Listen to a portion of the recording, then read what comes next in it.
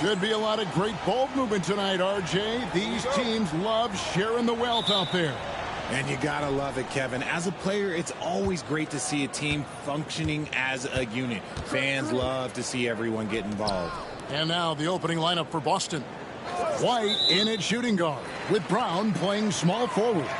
The post pair, Tatum and Porzingis. And it's Holiday in at the 1 spot.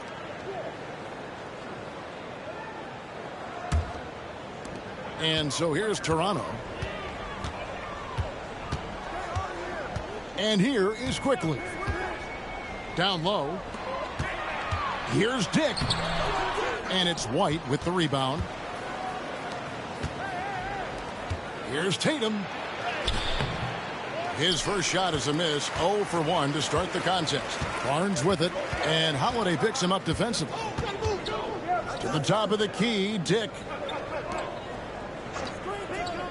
Pass to Quickly.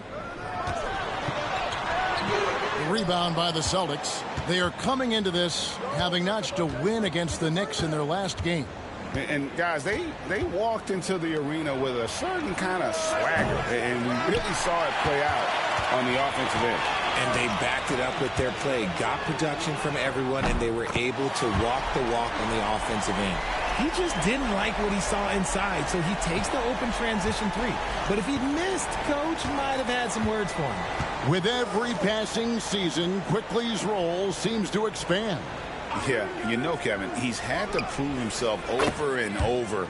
And now that he has, I don't think you'll find nearly as many doubters as he had when he first came into the league. And here is Quickly. After Jason Tatum getting his shot to go from deep. Dick wide open. No good on the 3. Boston's gone 1 or 2 from long range in the first quarter. White the pass to Holiday. The 3 from Tatum. Offensive rebound. And the dunk by Porzingis. The height of Porzingis gives him an edge on that offensive glass, and he uses it. Pass to Quickly. Now Dick. 9-point game his last outing. Barnes passes to Quickly. Offline with his 3. Just haven't found their offensive footing yet, only managing to sink 1 of their first 5 shots. Barrett against Brown. The 3. Toronto grabs the miss. Last time they met was right here, and they came out with the win. Yeah, and in that one, they caused a lot of misfires with their intensity on the defensive end. They were hustling to get in front of every play they could, always getting a hand in the shooter's face. And Barrett gets it to go. Can't allow Barrett that kind of positioning. He's just too skilled at finishing, even when you try to get physical with him. Holiday, the pass to Brown. To the inside, Tatum. The shot's good. Brown making the play. Tatum's got 5. And once he got to the 10, I think he was surprised to find himself that wide open. Easy possessions like that literally are just a gift. You just dream of them. He'll gladly take those. Barnes sets a screen for Barrett. From outside, off the mark. That is not a guy you want to allow open looks from range. Lucky for the defense, he just couldn't get it to go. That's a guy you want taking shots, a quality offensive player. Raptors trail by 4. And the timeout called by Darko Rajakovic. He wants to regroup and go over the strategy.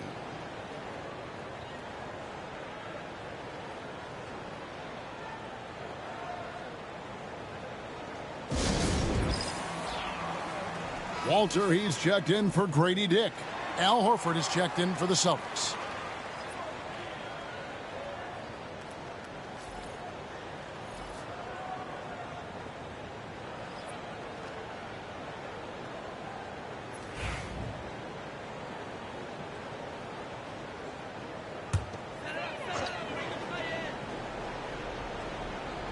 Just over 3.5 minutes gone here in the first.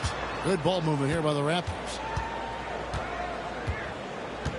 Birtle sets the pick for Quickly. Good on the triple. And the lack of effort to fight over the screen there makes that an easy shot. Yeah, as soon as these guys feel contact, they are just disappearing like they're not even there. You got to show some fire and keep defending. And the Celtics with possession here after Toronto got the three-pointer. Here's Brown. Goes up and lays it nice and easy. Muscling that one in. JB is a strong individual. And the defense of this Raptors team, Greg, they are built to switch. And it's no accident with their roster construction. They like having wings that can guard all 5 positions. Makes defending a much easier prospect. Now, here's Barrett. Coming off a solid outing against Phoenix.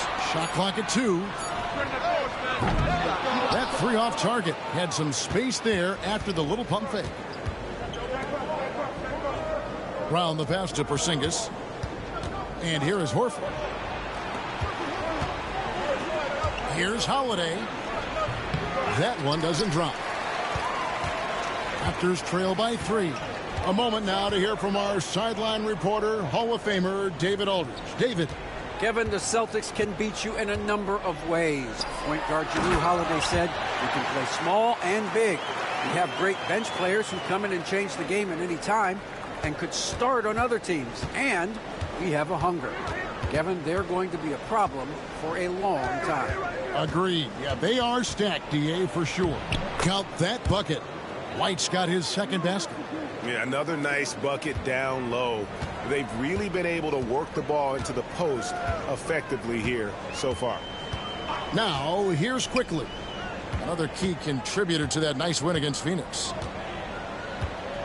Hurdle with a screen on Brown. To the paint. Another shot. The kick out to Barnes. Quickly up top. Steady offensive output from him, averaging more than 16 points a game.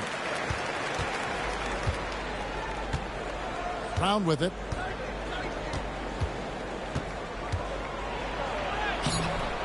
Nice D from Barrett. Just enough resistance to force the miss. Barely. That's one he'll generally make. A good close contest so far as we finish the first quarter. Celtics lead by 1.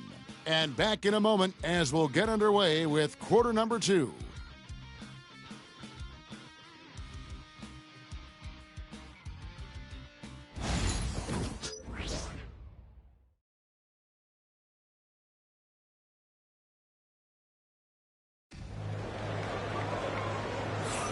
And close game underway so far. We'll see if either of these teams can jump out in the second quarter.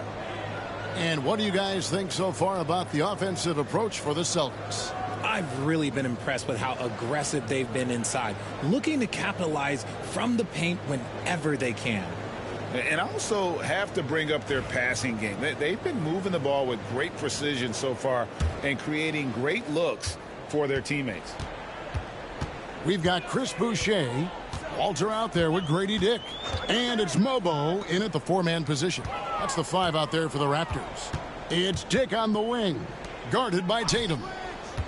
Here's Shed, and he banks in the layup. In so many different ways, Dick gets the ball to his teammates, always on time and on target. Boston trailing. Here's Pritchard. Driving the lane. Shooting foul as the whistle blows. He'll shoot 2 free throws. And awards now have a minimum amount of games needed to qualify. An interesting twist in this whole story. Yeah, and it seems logical because of the uproar from the fans and the media that they implement this. And how can you be that impactful in reality, though, if you only play half the year?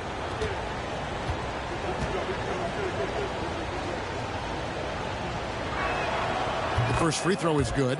And RJ, the combination of Jason Tatum and Jaylen Brown winning a title together. That's something else. There was some small talk going around about breaking them up. Good thing for the Celtic front office, they kept them both. In their first 7 seasons as a duo, they have 5 trips to the conference finals. That is a ridiculous run. Both shots good from the stripe. For a star like him, you get lots of opportunities at the line, and he's great at cashing them in. Here's Shed. He averages a bit over 6 points a game. Pass to Pritchard. Back to Tatum. Outside, Horford. And a miss there on the triple. And you don't want to give up that kind of look too often. Here's Walter. Nothing on the board. For three. Al Horford with the rebound. The Celtics with the lead. Pass to Tatum. A minute and a half gone here in the second quarter. Tatum downhill. And the call on the shot that sends him to the line.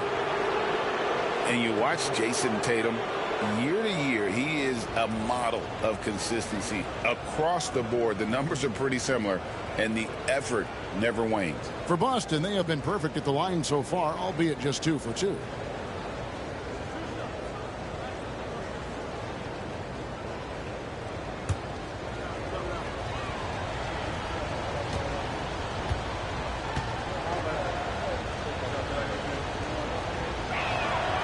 And that one falls for Tatum. Richard, the Celtics have been among the NBA's elites for quite a while now. Well, they've been a title contender every year for almost a decade now. Even with several coaching changes over that time, they've been the model of consistency. Porzingis is checked in for Boston. Holiday comes in for Al Horford.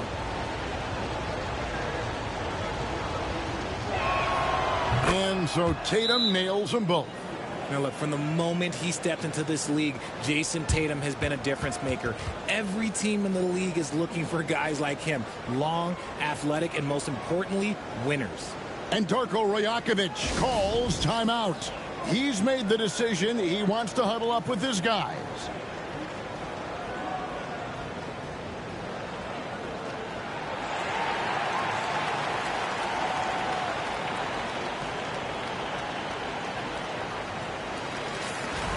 And taking a broader look here at the year-over-year scoring trend for Drew Holiday. And looking at his offensive numbers from the past few years, it seems like teams around the league have kind of figured him out.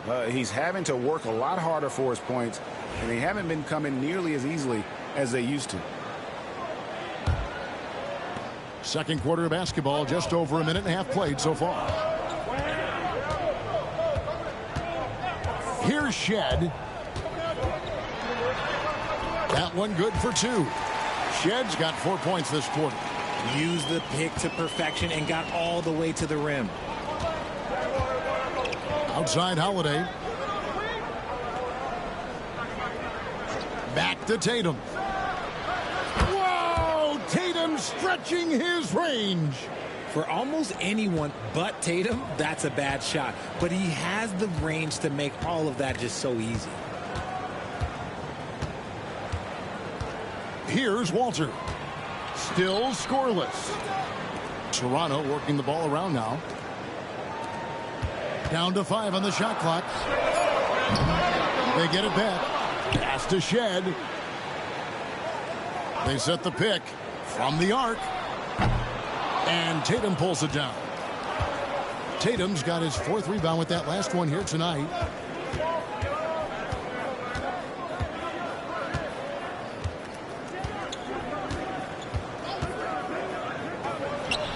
That's good, and it's his 4th basket of the game. He's a strong 4 for 6. And shooting-wise, he's been fantastic, helping to build this lead. Pass to Battle.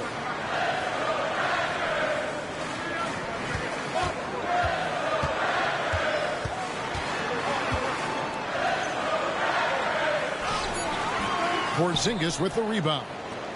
And here's Tatum. He'll bring it up for the Celtics. They lead by 6, their biggest margin. They've got the Pistons ahead of them in their next game in Detroit. That will conclude their brief 2-game road trip. Toronto's gone 0-3 from beyond the arc to start the second quarter. Closing in on 4 minutes played here in the second quarter.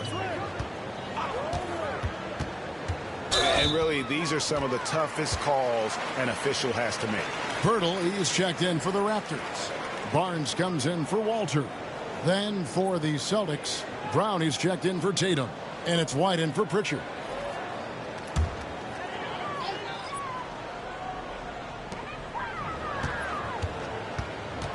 on the wing, Barnes. White covering, count the basket. Just tough, gritty play there by Barnes. That's how you deal with physicality. Outside Holiday. Pass to Porzingis. Three-pointer. They grab their own miss. Here's Brown. That one drops, and he's now 2 for 5. I love seeing Brown get it done inside. He's more than just a jump shooter. Raptors trail by 8. And Derek White, he's one of the most valuable guards, Richard, in the NBA. White can play the one, he can shoot the ball, plus he is an all-league defender. So Derek White gives you everything you want in your backcourt. Luke Cornett, he's checked in for the Celtics.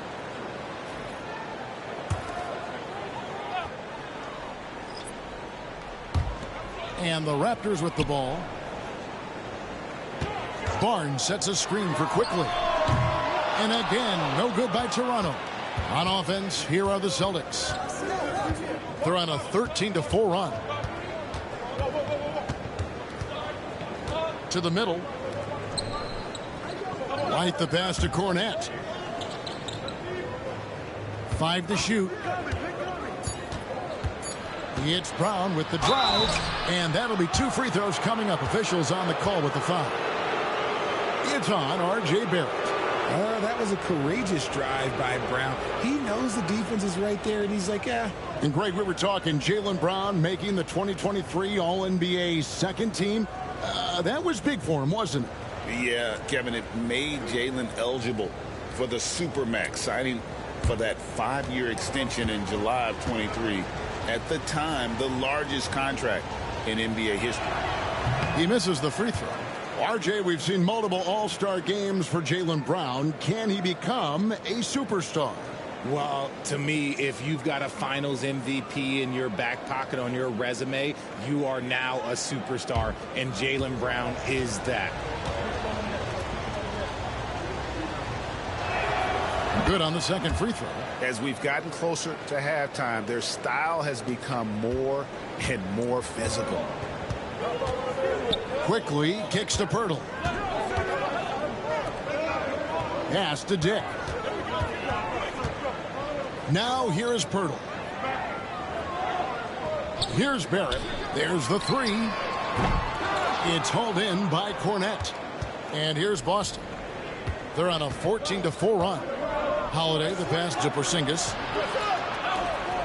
On the wing, Holiday. White finds Porzingis. Boston needs to get off a shot. Takes the 3. And it's Toronto with the rebound. Pirtle's got his 4th rebound in this one. Here's Barrett. That one misses. Some solid defense from Brown.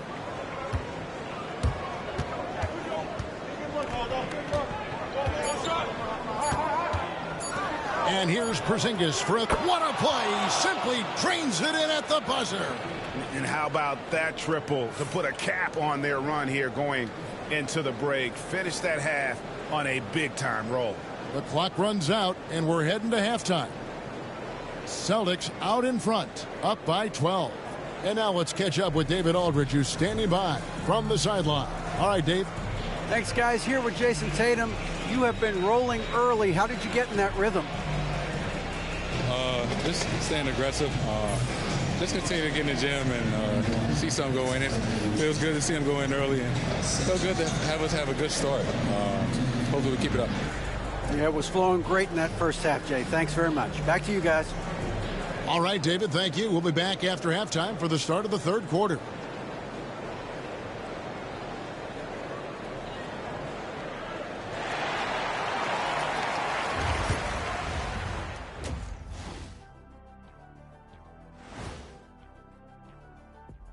Welcome, everyone. Let's first get an update on the other games happening in the NBA. Out in Los Angeles, the Lakers have the lead against the Mavericks, out in front by 6 points in the second quarter of play.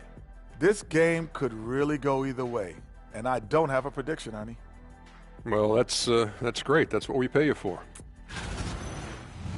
Now we'll take a look back at that first half. What an all-around performance it was for the Celtics. When you take care of the boards, usually things turn out well, unless you're getting shot out the gym. Which hasn't happened yet. And that is it for halftime, folks. It is back to Kevin Harlan and the crew for the second half.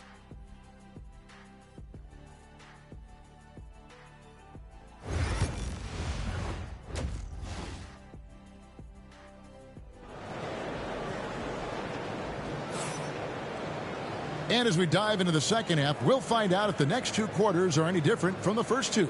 So far, it has been a runaway. You know, guys, Jason Tatum has really been making it happen. Man, he's been running wild on them through that first half. Absolute dynamite on offense. If they don't change their approach in the second half, let's just say his success will continue.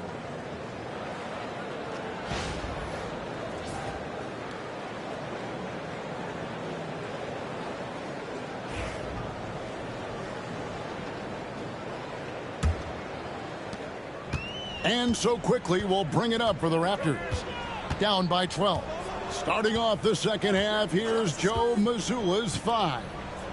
The small and power forwards, the star pair of Brown and Tatum. Holiday in the backcourt. To his side is White. And it's Porzingis in at the 5 down low. Clock is at 3. Quickly with it. Now guarded by Porzingis. It's a +5 advantage for them in rebounding after that one. Up top, Tatum. Over Barnes. Here's Porzingis. Count it. Good. Porzingis has got the lead up to 14 now for the Celtics. That's just too easy for Porzingis. He just powers through that contact.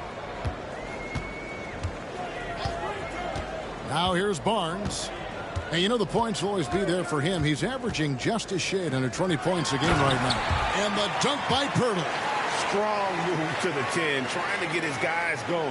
Hard not to get motivated, GA, right when your teammate makes that kind of play. And that could be the spark they needed to make a little run as they try to even this thing up. Here's Tatum after the Raptors pick up 2. Tatum gets it inside.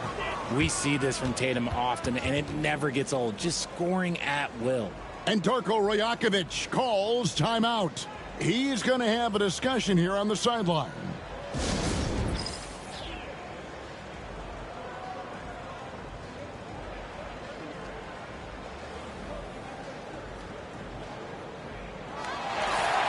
Already it's February. Let's see how the East is matching up. You look at Boston. Right now they've acquired the second best record in the conference. And checking out Toronto, they're much further down in the standings right now.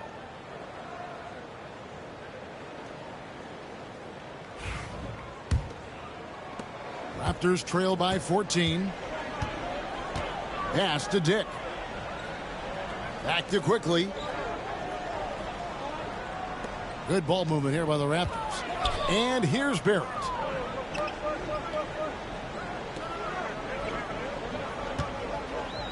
Barnes sets a screen for Barrett. From deep. Rebounded by the Celtics.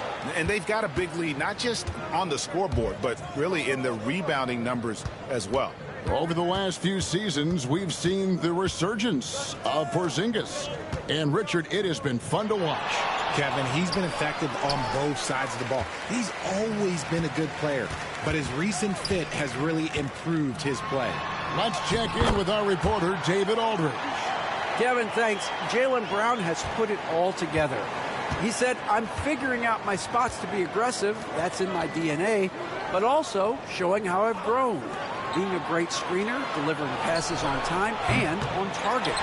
That's important to being a great teammate. I'm focused on being a better basketball player. Kevin? Yeah, and he's a smart one too, right, David? He is something else. Outstanding stuff, DA, as always. Celtics leading by 12. Over in the corner, White. Pass to Brown. Now here's Tatum. The shot's good. Brown making the play. Brown's got his 3rd assist on the night. What's special about him is he is a natural leader and an active scorer. When Tatum is firing off the catch, you know he's feeling it. Now, here's Barrett. He's got 6 for the 3. Here's Pirtle. Nice D from Porzingis. The defense ready for him on that possession. They had to be because he is so strong in the paint. Outside Tatum. And again, Boston with the triple. He's found his rhythm from deep, and you can see the confidence. And, of course, it helps space the floor, which gives this offense more room to operate. Now, here's Quickly. He's got 5. Dick can't get it to go. And here's White inside. Here's Porzingis. It's hauled in by the Raptors. Barnes has got 4 rebounds now tonight.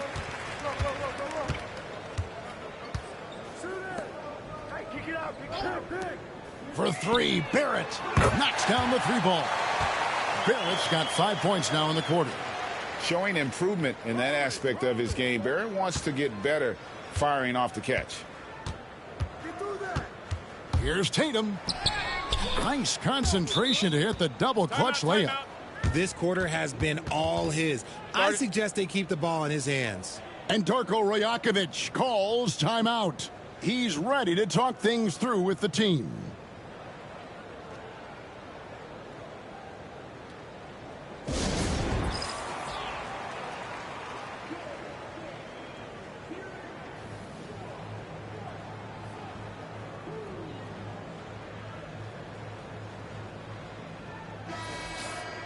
While there's a break, let's take a look at this past month's assist leaders among small forwards in the NBA.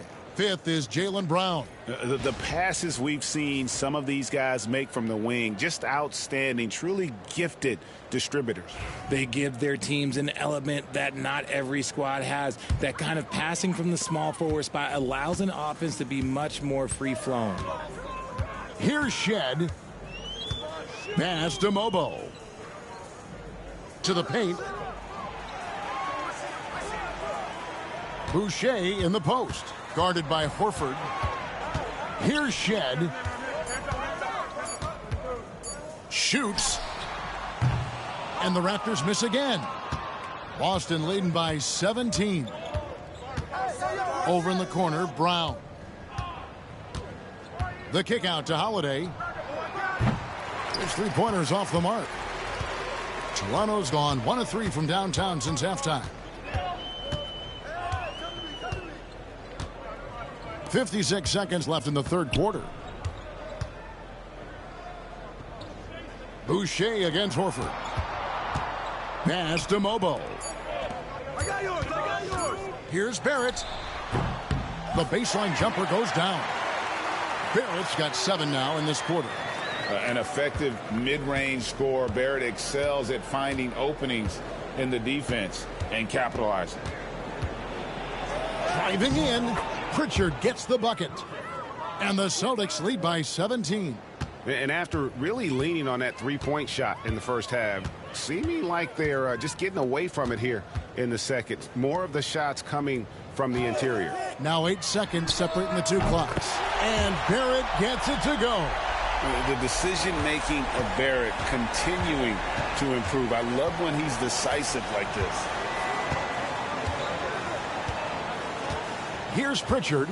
The scoring numbers have been solid for him. He's averaging just under 14 points a game. Here's Brown. And no good on the last second attempt this time. And so it's Boston, sitting with a comfortable lead up by 14. They've been playing some ferocious defense. Back right after this.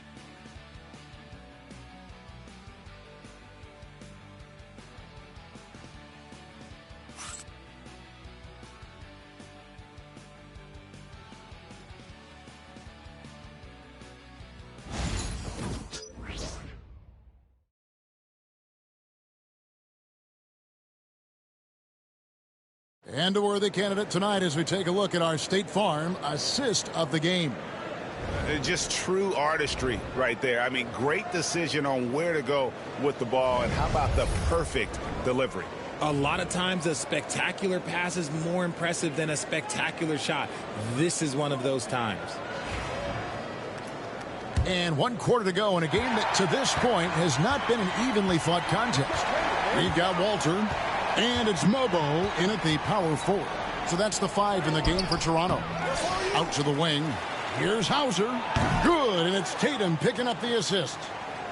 Tatum's got 3 assists in the game. Raptors trail by 17.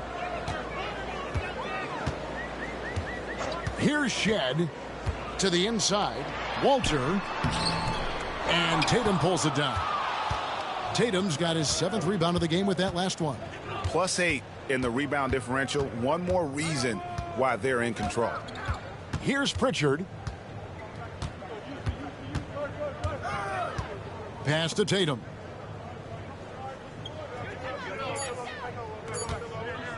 Driving inside. So agile on the drive. When Tatum puts it on the deck, man, he is a major problem. The Raptors shooting poorly, just 35% so far. Beyond the arc. And it's Shed missing. Celtics leading by 19 points. Here's Hauser. Walter pulls it in. Here's Shed, guarded by Horford. And they call the foul, so a chance at the line for one more coming up. And, you know, he's not usually the guy to break out the crossover. Worked for him that time, but I'm not sure I would be doing that consistently. And a look at how the offensive approach has been going here so far for the Celtics. The name of the game in the modern NBA is making threes. Space in the court, and that's exactly what they are doing tonight. And another thing, they continue to work it inside and score. It's clear their game plan is attacking the paint as much as possible. About a minute and a half into the fourth quarter now. Outside Tatum. That one finds the mark. It's the 10th time he's done that tonight on 14 shots. The efficiency from Tatum on the offensive end is terrific, not letting any scoring chances pass him by. Pass to Battle. Boucher with a screen on Tatum. Battle misses. And, guys, not sure where his head was on that shot. Not what this offense was designed to create. And you couldn't get a better shot off? Like, come on, you got to make the extra pass. Like, being a teammate will go so far in this league. And so here's Toronto after Jason Tatum missed on that last three-pointer. Great job of screening there. Nice job to take it to the rim and get the finish. A little over 2.5 minutes have passed here in the fourth quarter. Raptors trail by 16. Down low. Pass to Shed.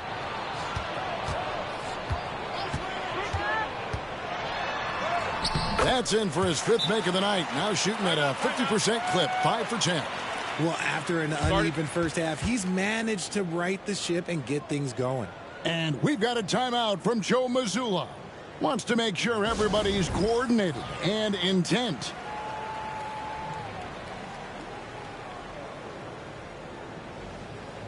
And it's a completely new group for Toronto. Then for the Celtics, Porzingis, he's checked in for Luke Cornett. Brown comes in for Al Horford. And Derek White subbed in for Pritchard. With a short break in the action, gives us a chance now to send it over to David Aldridge. Thanks, guys. During the break, listened in with Joe Mazzulla and his team.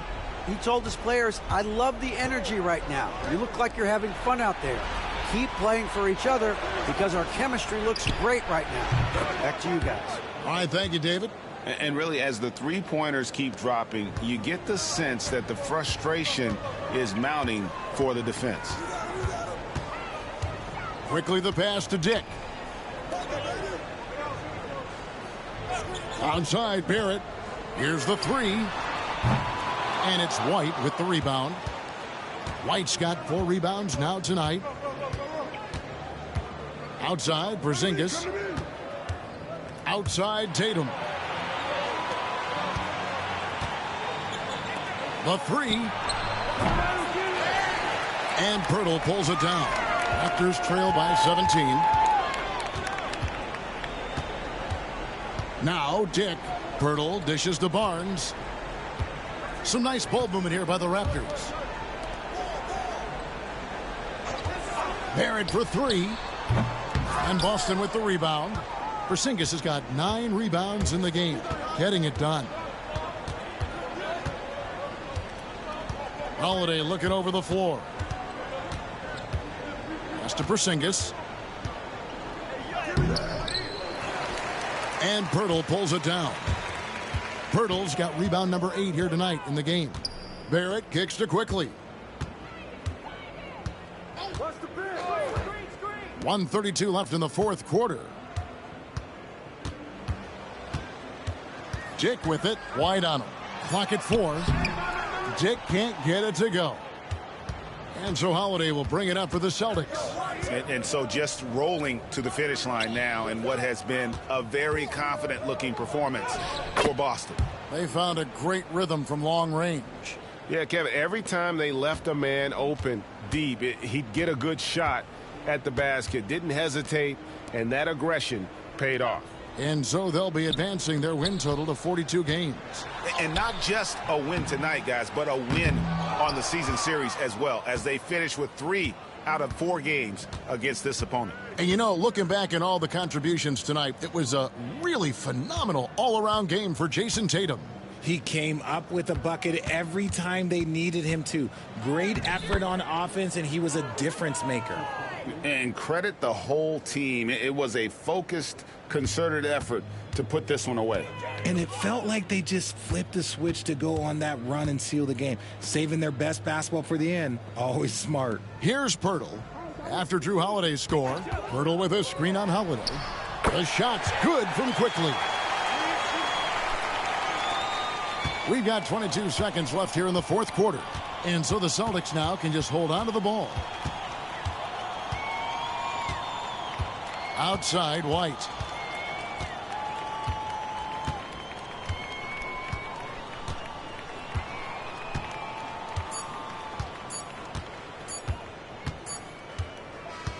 And so it's Boston easily grabbing this one. This one was over well before the final buzzer. The fans were waiting for something to get excited about, Greg, but they never got it. And they sure didn't. I mean, they just rolled to this win. They made it look really easy. What an efficient performance at both ends. And a chance now to send it over to David Aldridge, standing by courtside. David. Thank you, Kevin. KP, you guys did a great job contesting shots and disrupting their offense. What did you like best about the defensive effort tonight? I think from the beginning of the game, we just started off aggressive. We were connected defensively, and that's why we were able to stop them. You got it done when it counted, Kristaps. Thanks a lot. Back to you, Kevin. Thank you for that, David. Thank you for joining us. That'll do it for now. For Greg Anthony, Richard Jefferson, and David Aldridge, this is Kevin Harlan. We appreciate you tuning in tonight. And now we present the player of the game, Jason Tatum.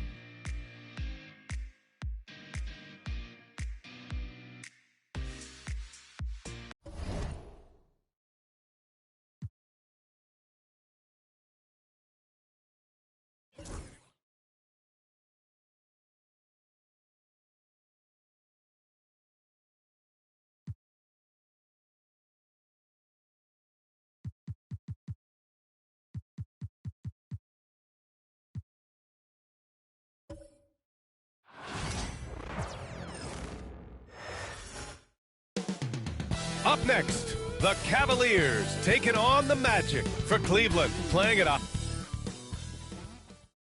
Welcome, everybody.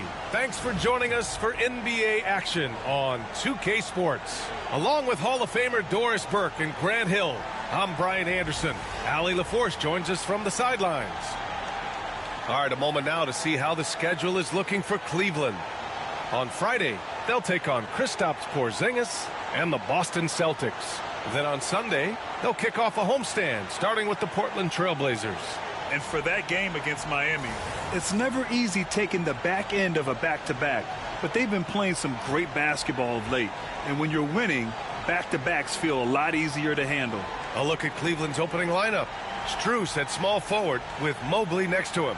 Garland and Mitchell, the talented 1 and 2. And it's Allen in at the center position, locking down the middle. And for Orlando, on the wings, it's Caldwell, Pope, and Wagner. Paolo Banchero is out there with Goga Batadze. And it's Suggs in at the point. And coming down the home stretch of the regular season, Grant, have modern training methods help players get through it in one piece, you think? Without a question, B.A. At the same time, it's a keeping up with the Joneses situation. If the guy you're guarding is in top form, that wears you down, too. And here's Caldwell Pope. To the paint. And he caught that pass in full stride on his way to the big slam. I'd say watch out when Jalen Suggs gets downhill. The athleticism is on display. Garland with the ball. An effective score for them, scoring around 21.5 points a game. Allen finds Mitchell. Oh, and Mitchell powers it home. Well, why did Donovan Mitchell win the dunk contest? Case in point right there. Ooh, a great look there. Brought to you by the AT&T 5G Slam Cam. And just over a minute played here to start the game. And keeping us updated from the sideline, Allie LaForce. Jamal Mosley gave me a few minutes to catch up with him. And I wanted to know, how do you slow a guy down like Jarrett Allen? Coach said we have to hassle him as much as possible on both ends of the floor. We really want to limit him, not just his points, but more importantly, his rebounds. So keeping Allen off the glass is a primary focus. Okay, good stuff. Thank you, Allie. I'll say this, Banchero is a guy that opponents can't forget about for a second. And you see it in all the defensive attention he gets. Teams show him all kinds of different looks, and he draws a bunch of double teams in isolation.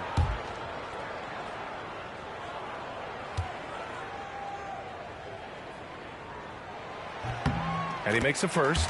And Doris, who can forget the 2016 Cavs, the team that brought Cleveland their first NBA title? And not just basketball. The city hadn't won a championship, BA, in any sport for over 50 years. And for LeBron, a homegrown talent, to do that with Kyrie, that is a team that will always have a special place in Northeast Ohio lore. Well, after a decade of uncertainty, Magic fans now have a lot to cheer about. This is the most optimism they've had around the team since the Dwight Howard era. And it centers around their young star, Paolo Banchero. He is going to be a force for a very long time. And you just can't afford to give up that kind of look very often. Pass to Batadze. Suggs surveys the D for three. And the rebound goes to Cleveland. Outside Strus. Mobley, a screen on Caldwell Pope. Mitchell's shot is good. And here's Wagner. He'll bring it up for the Magic. It's a three-point game. And Carroll passes to Suggs. Well, if you're just tuning in, we've played about 2.5 minutes here in the first. Well, you're trying to answer the three, but you force up a shot that he would have been better off passing up. And he's going for the oop here. And Carroll against Garland from 10 feet away. And the shot is good, dropping it off the front of the rim. He can play big and tough. I mean, Banchero bangs his way in. Garland, the pass to Allen. Outside Mitchell. First quarter of play, and we're about 3 minutes in. And this is exactly who you want taking that shot. He just missed it. To the inside. Oh, Banchero throws it down. But with his bigger build, Banchero sets a solid pick, and then he quickly rolls into open position. Pass to Mitchell. And it's Allen who slams it home. Well, what he lacks in size for a typical center, he makes up for with all that athleticism. Boy, can he elevate. Now Suggs, guarded by Garland. Banchero outside. The three ball. Knocks down the triple. Banchero's got his third basket on the night right there. His ability to shoot off the catch is a big plus. Banchero has quick reactions, a really versatile scorer. Pass to Allen. Mobley outside. Back to Strus. Here's Mobley. Shot clock at 6. Off target with the 3. Banchero against Mobley. Banchero in the post. 9 points in the game. No good. 3 for 4 in the game now. It's rebounded by Batase. The Magic have gone 4 of 7, shooting a solid percentage. Outside, Caldwell Pope from 20 feet. And it's Banchero again missing. Well, certainly not the best defensive effort, but this guy can't make them pay for their laziness. Garland, no good. Well, the defense flat out awful right there, and he couldn't punish them for their mistake. And it's Banchero again missing. The Cavs trailing. And the foul called on Jalen Suggs. That's his first foul. And we've got a timeout called by Kenny Atkinson. He wants to give him a breather and talk things over. Last time they met was in Cleveland. Because they took initiative and went right at the defense, a lot of the calls went in their favor. 2 things are a product of that. 1, you shoot a ton of freebies. 2, the other team goes deep into its rotation. Neither one of those 2 things is going to work.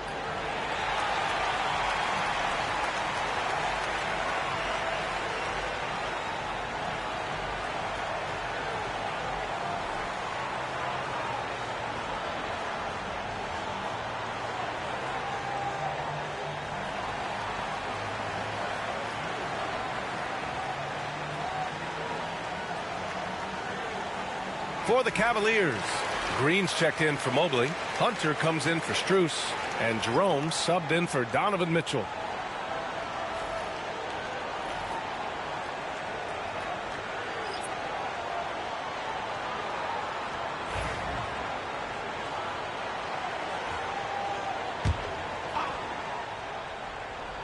Set it up. 58 seconds left in the first. Outside Garland. Shot clock at 5. Takes a 3. De Silva with the rebound. 2-for-1 opportunity here. Hey, if I'm in their shoes, I go for it. Here's Black. Playing Washington, he was nearly unstoppable. Now here's Anthony. And he gets it to go off the front iron. Boy, tough shot for a young player. No hesitation in the mid-range by Cole Anthony. 20 seconds left in the first quarter of the game. Now Hunter. He had a 12-point outing in their last game against Memphis. To stop the drought. Got it. Well, there's an unpredictability to his offensive game. He is always keeping the defense off balance. Paolo Banchero getting it done for Orlando. Hunting for opportunities, leading to 9 points in the quarter. We'll be right back with you shortly.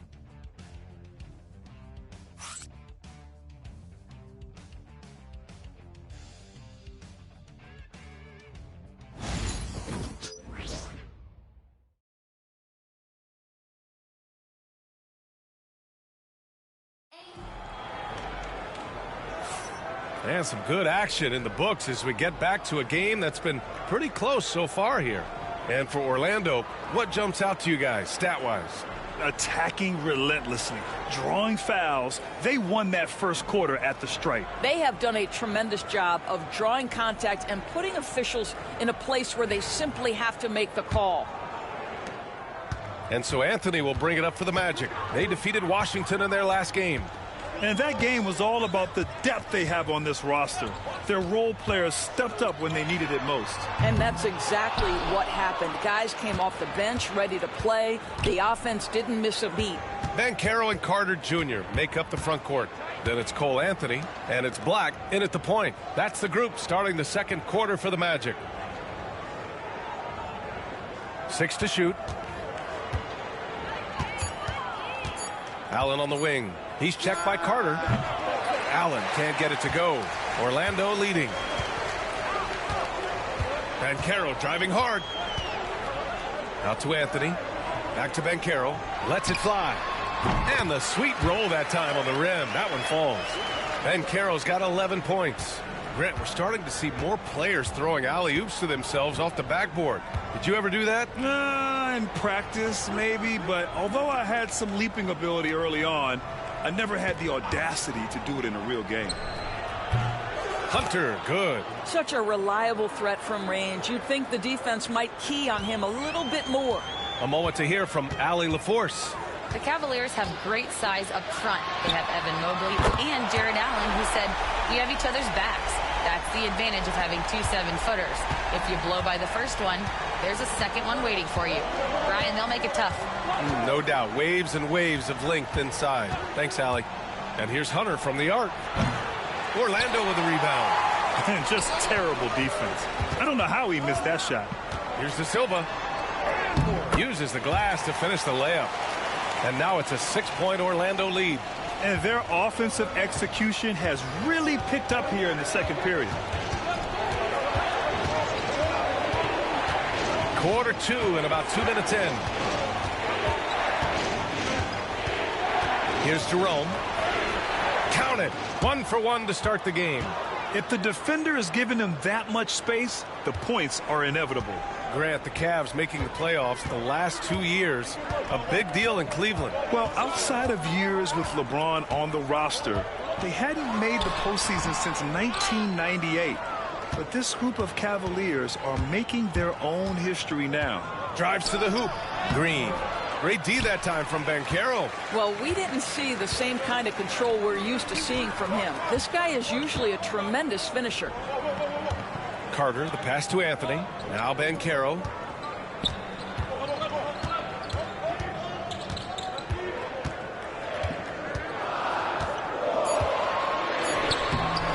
The rebound by Allen. Allen's got 4 rebounds in the game. Right side, Hunter. Here's Jerome. A 26-point game for him in the win against Memphis. Well, in addition to the scoring, he found ways to initiate contact from the defense and get himself to the line. The defense clearly frustrated trying to get a way to stop him. Left side, Carter. From the baseline. The rebound by Allen. Cavaliers trail by 4. They're searching for a way to score. Yeah, buckets have been very tough to come by. Back to Okoro. Pass to Hunter. Now Allen.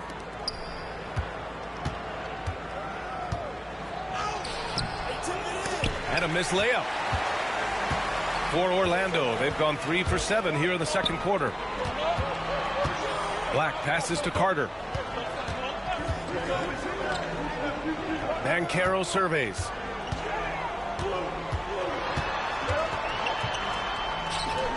Over Hunter, and Banchero delivers inside.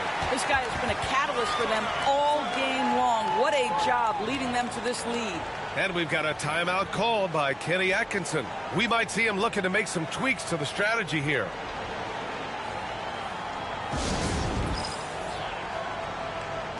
A line change here for Orlando. And a new group getting ready for the Cavaliers. Thompson, he's checked in for Allen. Strus comes in for Green. Mitchell's checked in for Okoro. And Garland is subbed in for Jerome.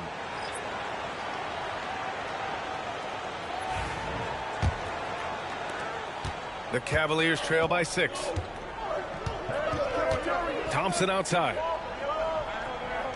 Pass to Mitchell. Here's the floater. Mitchell showing some muscle. This is what makes him so dangerous. He's not just a shooter. Donovan Mitchell, adept at scoring in the paint. Doris, back in January 2023, Donovan Mitchell became the 5th player to ever score 71 in a game.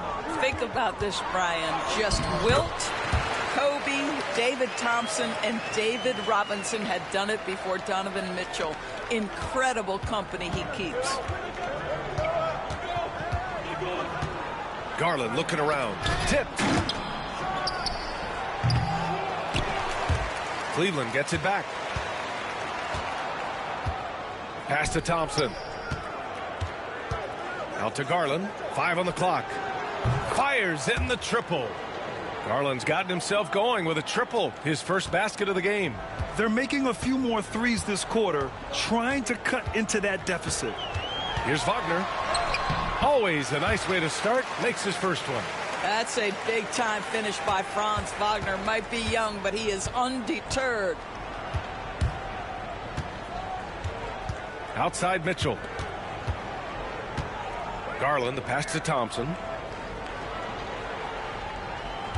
Mitchell with the ball. Thompson's shot is off. The battle of the boards has been something to watch. Isaac, the pass to Suggs. Rejected by Mitchell. And he gets it back. From deep. No good. Would have counted had it gone. And we're through the first half of play here in what's been a good one. Orlando ahead, leading by 5. And join us right back here after the break for the start of the second half.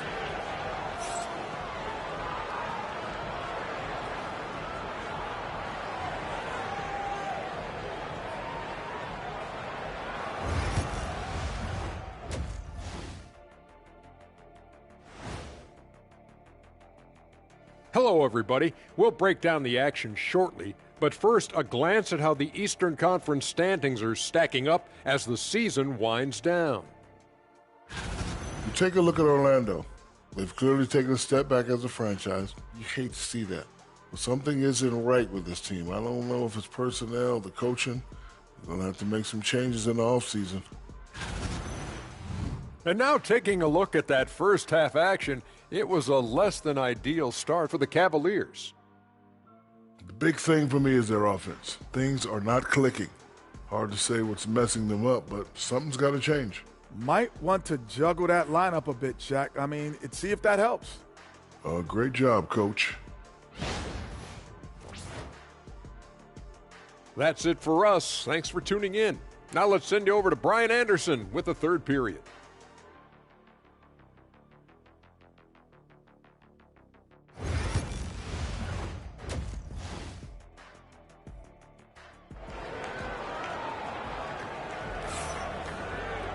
Second half of basketball is upon us, and we may be in for an exciting finish based on how close of a game we've seen so far. Paolo Banchero with a strong contribution so far in this one.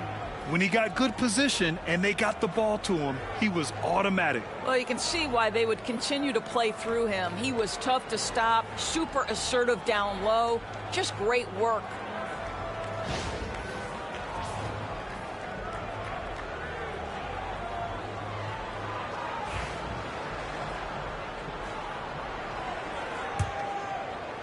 Magic leading by 5. On the court for the Cavaliers. At the 4 and the 5, the lengthy pair of Mobley and Allen. Mitchell on the wing with Strus. And it's Garland in at the point guard position. That one is off. Cleveland shooting around 39%. They'd like to get that higher. Right side Strus.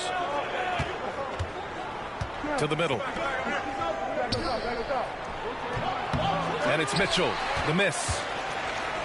And Orlando has possession. Banchero outside. Natase with a screen. The 3 is up. On the wing, Caldwell Pope. Pass to Suggs. Now Banchero takes the 3. The Cavaliers pull it in. Allen's got rebound number 7 tonight. Wow, another empty possession out of the gates. 0 for 4 in this half. Brutal. Assertive move. You can tell the game's heating up a bit. Magic leading by 3. Banchero outside. Now here's Wagner.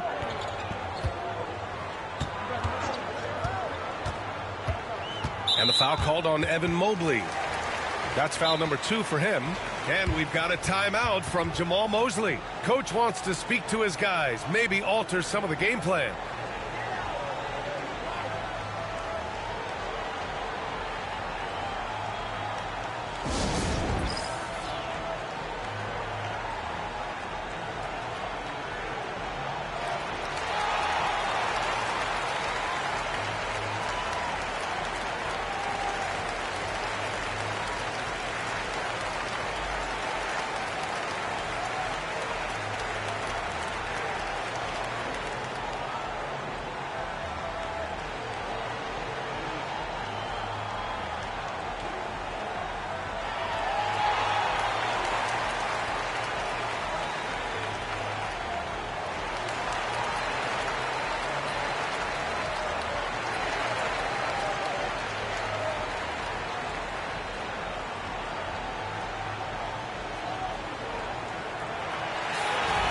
right, let's take a look at some numbers for Jared Allen. And over the last 5 games, his field goal percentage has increased. And you can make a case his confidence as well because of this.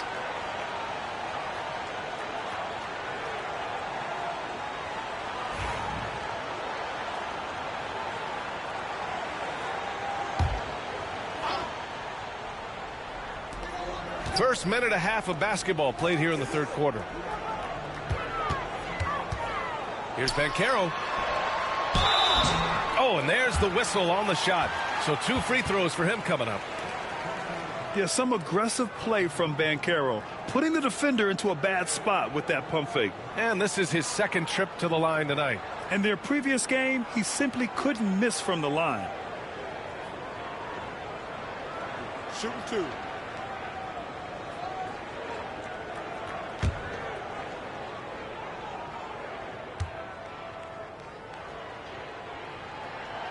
The free throw drops for Banchero. Paolo Banchero, a guy who not only has the frame, but he's got the mind and the work habits to be great in this league. Can't wait to watch.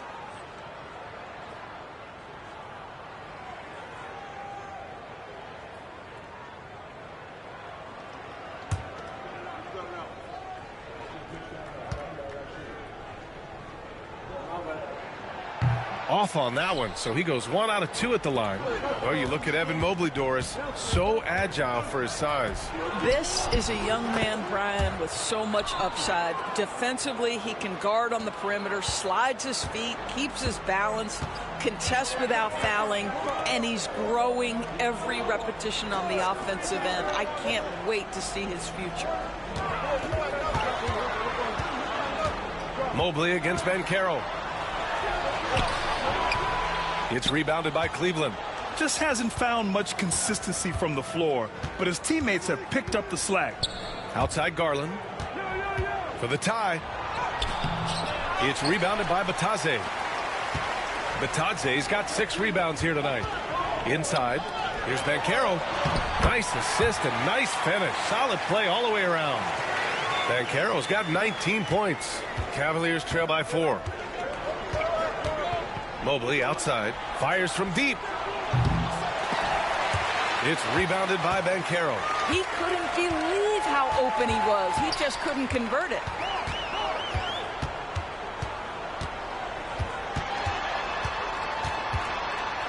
"11 feet out. Banchero missing again. It's been that kind of quarter for him. The shot has just been unreliable. Let's go now to the sideline and catch up with Allie LaForce. Brian, Donovan Mitchell wears number 45 because that was Michael Jordan's number when he played baseball. Mitchell's father was a pro player, and Donovan said, "Baseball was my sport. I had my mind made up. I wanted to make the majors, but in high school, a broken wrist on the diamond caused his focus to shift." Brian, I'd say it worked out. Yeah, I'd say so. Thanks, Allie. And so Garland will bring it up for the Cleveland Cavaliers.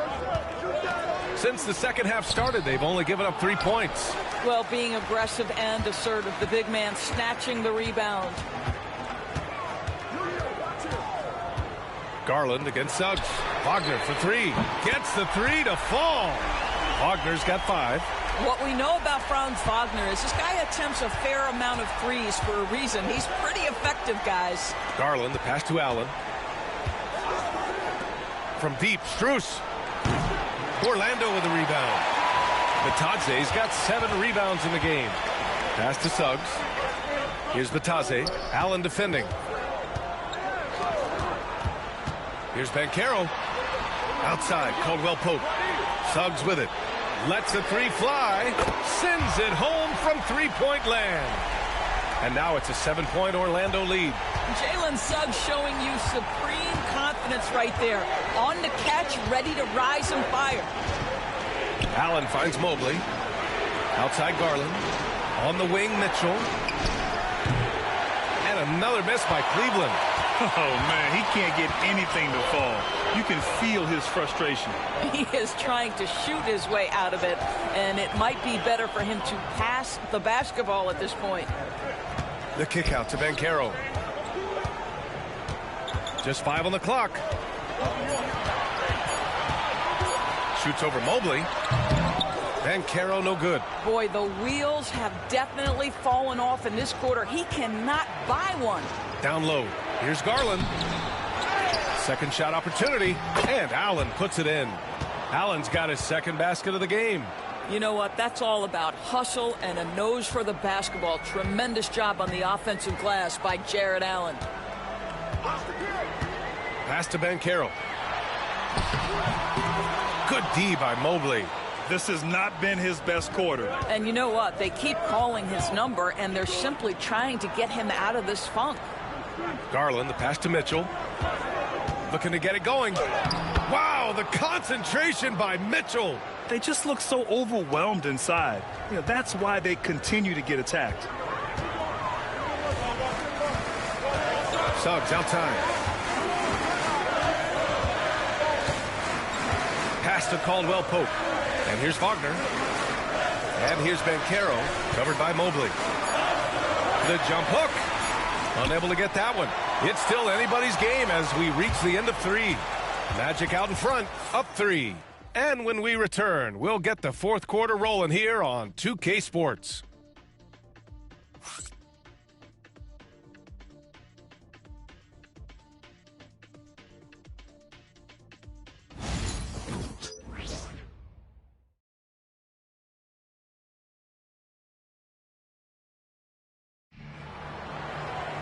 Well, this has been a great contest so far. I imagine the fourth quarter could have more action in store for us. Here's Garland. Banchero and Carter Jr. make up the front court. Then there's Anthony, and it's De Silva in at the small forward. That's who's out there for Orlando. And here's Hunter from the arc. Buries it from 3. And it's a tie ball game. That's a clutch shot by a big-time shooter. And where's the D? Picked by Carter. For 3, Anthony. Carter controls the rebound and the putback. Well, in pursuit of the basketball, that extra effort paying off for Wendell Carter Jr. And for the Cavaliers, they're shooting the ball at around 42% for the game. And here is Green. Green, a screen. And here's Hunter for 3. Hits a three-pointer. Hunter's got 6 in the quarter. Gotta fight harder to get over those screens. You know, we see this all the time. You're basically, as a defender, hoping the man misses rather than putting in the work to get over screens. Three-pointer, Anthony. And the three-pointer goes. And the Magic lead by 2. And looking to shoot as many threes as possible. This kind of confidence, impressive to see. Outside Garland. And there's the drive. And another basket for Cleveland. Well, if you're a point guard like Darius Garland, at his size, you've got to be able to get into that mid-range bag. Very well done. Here's Anthony. He can't get it to go. Cleveland has got 6 out of 15 threes so far in this game. And he lobs it up, and it's hammered home by Green. Boy, pretty pass from Max Strus. You think of him as a shooter, but don't sleep on the passing game. For Orlando, they've gotten half of their attempts to fall in the fourth. 2 for 4 now. Pass to Anthony.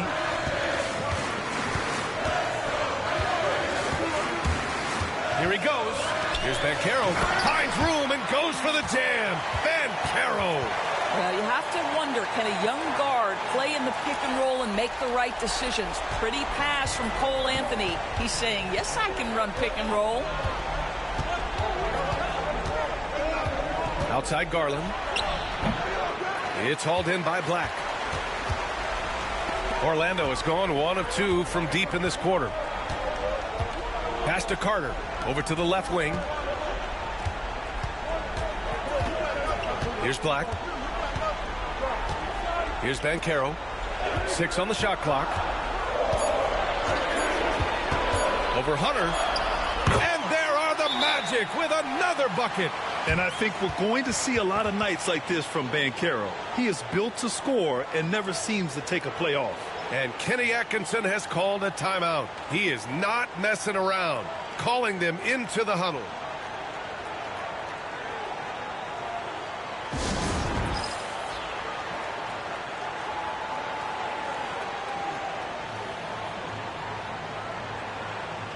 Both teams will make substitutions. And from the sideline, let's catch up with Allie. Well, over the break, I did listen in on Kenny Atkinson's huddle. He likes the way they're finishing inside. Coach said when we get close, we are golden. They can't stop us in there. Let's keep pounding it as long as we can. Allie, thank you. And here's Strus outside. Nails it from 3. And the Cavaliers lead by 1. This guy is absolutely automatic. Strus's motion just so repetitive. Banchero in the post. Mobley's on him. And denied. He sends it right off the glass. Pass to Mitchell. The 3. And it's Orlando with a rebound. Banchero's got 6 rebounds here tonight. Well, after hitting 1 triple in the first half, it's been all radio silence since. Here's Suggs. So it'll be 2 free throws. He was fouled in the act of shooting. That one's on Darius Garland. Despite his young age, we know Jalen Suggs has proven to be a tremendous leader. His teammates love playing with this guy.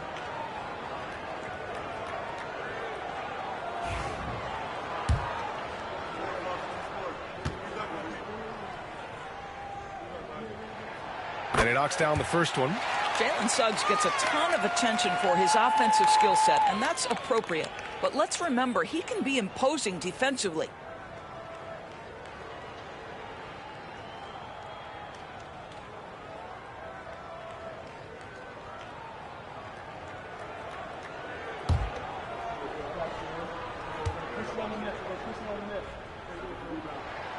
Suggs hits them both. Well, this is the kind of player he is. The tougher the moment, the more he elevates his game. Garland, the pass to Mobley. Now here's Mitchell. He's covered by Caldwell Pope. And it's Mitchell, that time on the assist by Strus. Such a clutch shooter. This guy lives for these kinds of moments and delivers. Up top, Suggs. And he banks in the layup. Jalen Suggs, a big-time bucket. This guy is fearless. And so it's Mitchell who brings up the ball for Cleveland.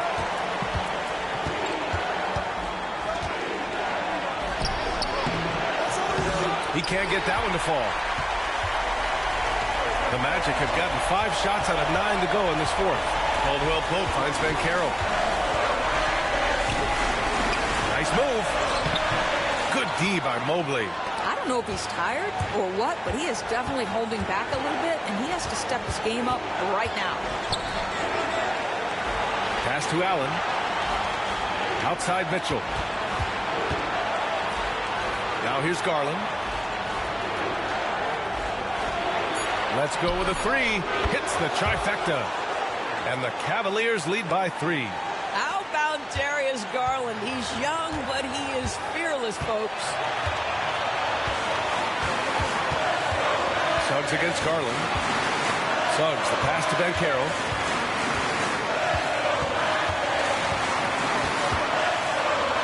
Pass to Wagner. Over Strus.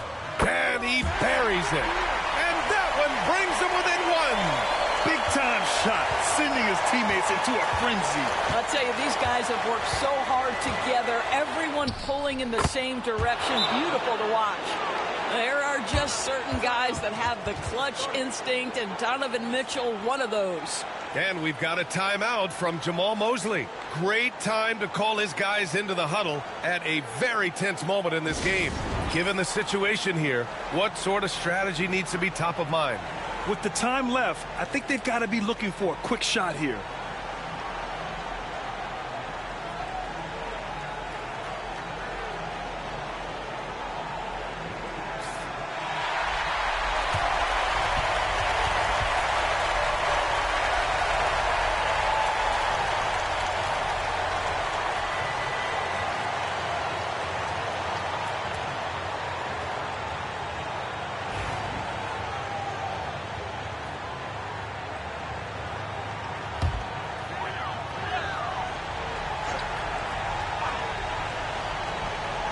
Here's Wagner.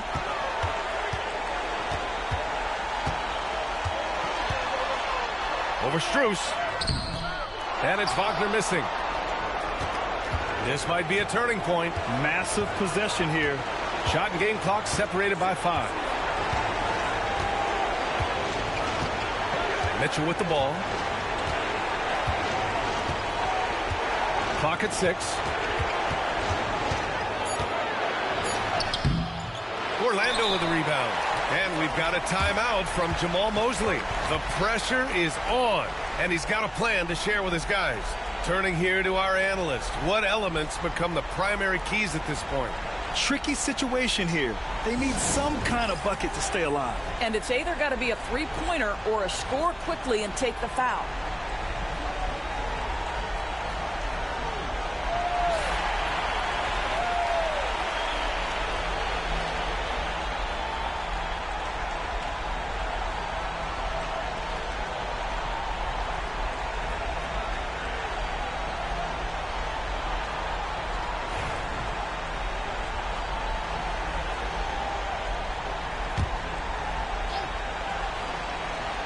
And there's only one option. They need a triple. You've got to keep your composure and execute to get a quality look from 3.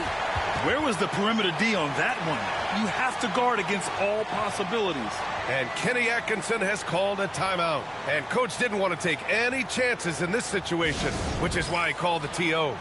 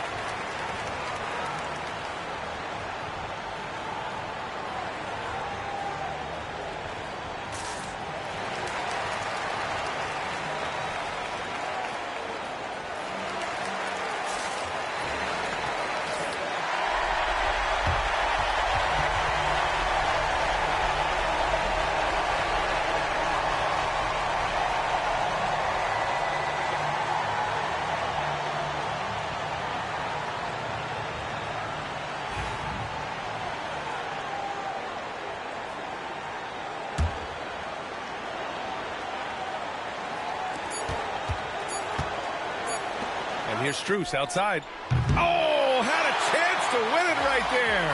Couldn't get it to fall. Time expires. We're going to overtime. And we've got more action coming your way after this break.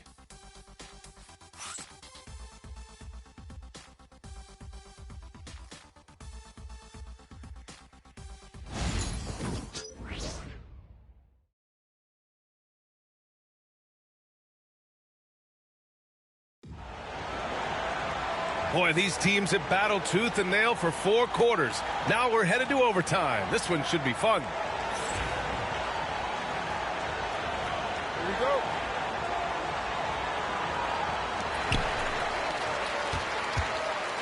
Wagner and Banchero, the talented forward pair. The backcourt is Suggs and Caldwell-Pope. And it's Batadze in at the center position. Here's Suggs. And he misses the go-ahead basket. The Cavaliers shooting the rock well at 46%. Outside Strus.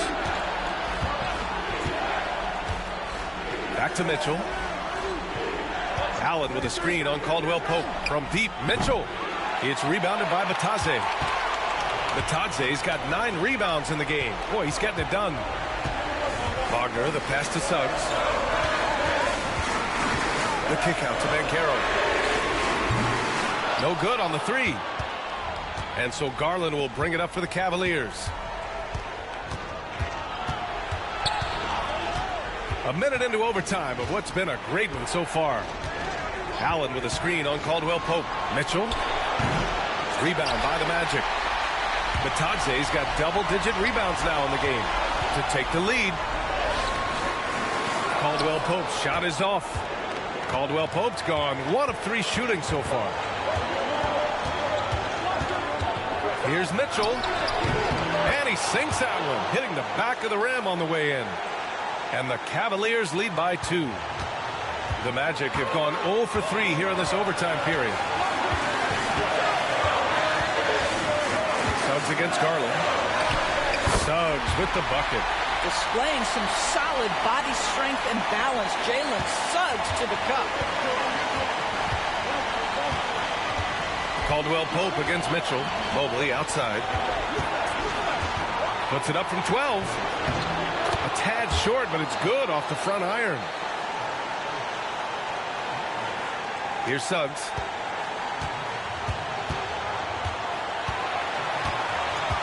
Pass to Banchero.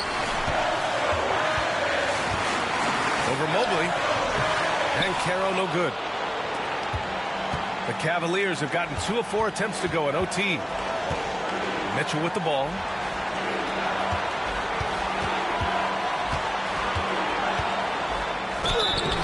And he was fouled while in the act of shooting, so he'll take 2 free throws.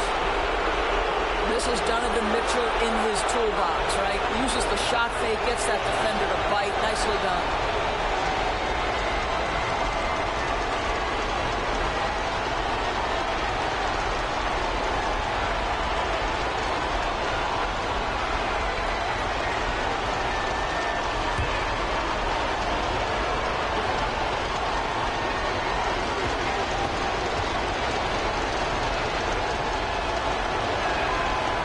He doesn't hit the first. That was the one they really wanted. He's got one more, though.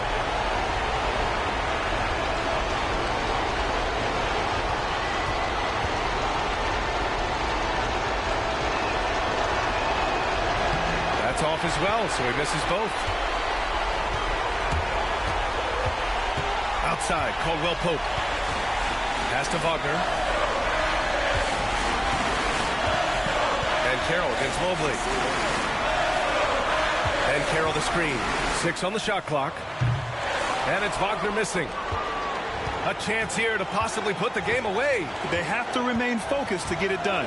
Now 5 seconds separating the shot clock and the game clock. Mitchell deciding where to go with it. Shakes him. Oh, and he got fouled on his way up. He'll head to the line to shoot 2. It's on Contavious Caldwell Pope.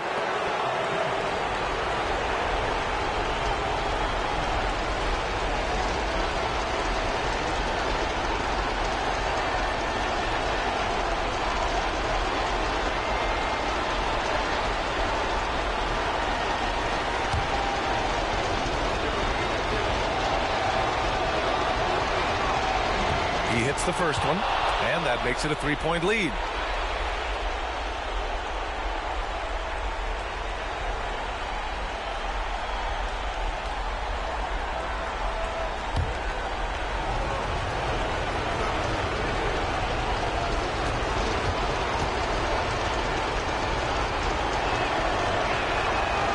So both free throws good, and it's a 4-point ball game.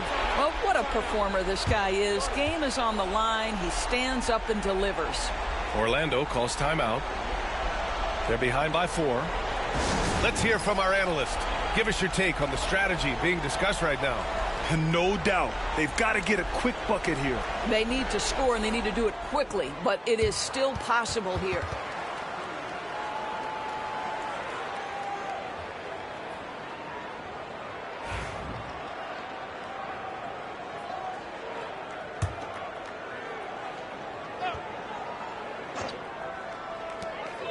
Caldwell Pope for 3. Oh, he nails it! Oh, what a sensational bucket! That brings him within 1. And we've got a timeout called by Kenny Atkinson. There is a lot on the line, and he is determined to make sure everyone's on the same page.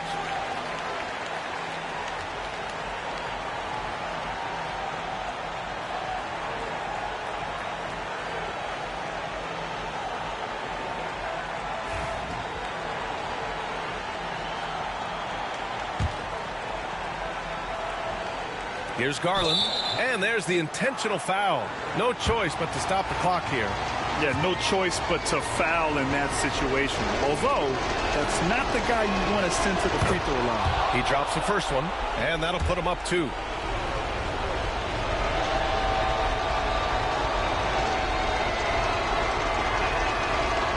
Second one is good, getting both at the line. And it's a three-point game. A bit of heroics at the line right there as he bumps their lead to 3 and makes things a little easier for them defensively.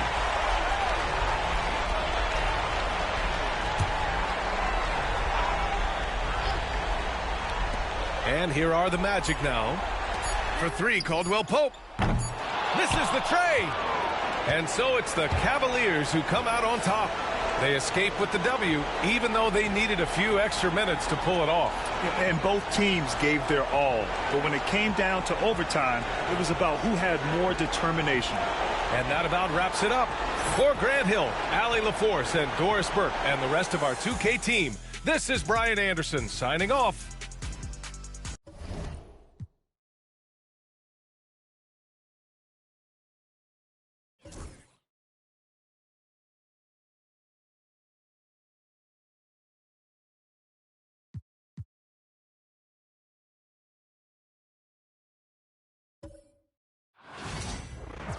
Hi and welcome everyone here on 2K Sports. Can't wait to get some NBA action going. In this game, we'll see the Phoenix Suns against the Memphis Grizzlies here in FedEx Forum. I'm Kevin Harlan. With me tonight, Greg Anthony and Coach Stan Van Gundy. And on the sideline, our Hall of Famer, David Aldridge.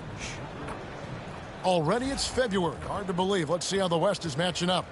You look at the Grizzlies. Right now, they're locked into 3rd place in the conference, looking to get a high seed for the playoffs. And, of course, the Suns, right now, quite a ways down below. And seeing where the Suns are, their place in the standings would be a disappointment for just about any team, but especially one with such high expectation. I agree, guys. I thought they'd be a lot better. Sometimes you can have disappointing years like this, though, and they're not a lot of fun to be a part of. And now the opening lineup for Phoenix. Durant is out there with O'Neal. Then there's Devin Booker. Then it's Jones. And it's Richards in at the center, locking down the middle. And for Memphis, the forwards for him, Bain and Jackson. Wells is out there with John Morant. And it's Edey in at the center position. And Stan, it seems like the key matchup tonight is down inside in the paint. Oh, yeah, Kevin. Expect this one to be really physical. If either team backs down, they can just get run over tonight, but I don't expect that to happen. It's going to be a slugfest. Ah, we love those kind of games. They're a lot of fun. Well, you aren't kidding. And it's Morant missing. And the Grizzlies, they come in off a loss to Cleveland. And the latest now from our sideline reporter, David Aldridge. David, it's all yours. Take it away.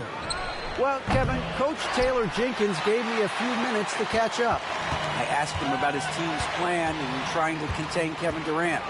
He said, I don't think you can contain Kevin Durant. Our focus is trying to have him take tough shots and hope he misses most of them. We'll see if they can put any pressure on KD tonight, guys. Thank you, David. Booker finds O'Neal.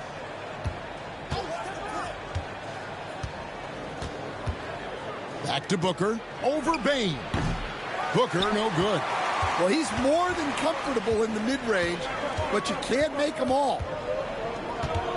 Morant passes to Wells.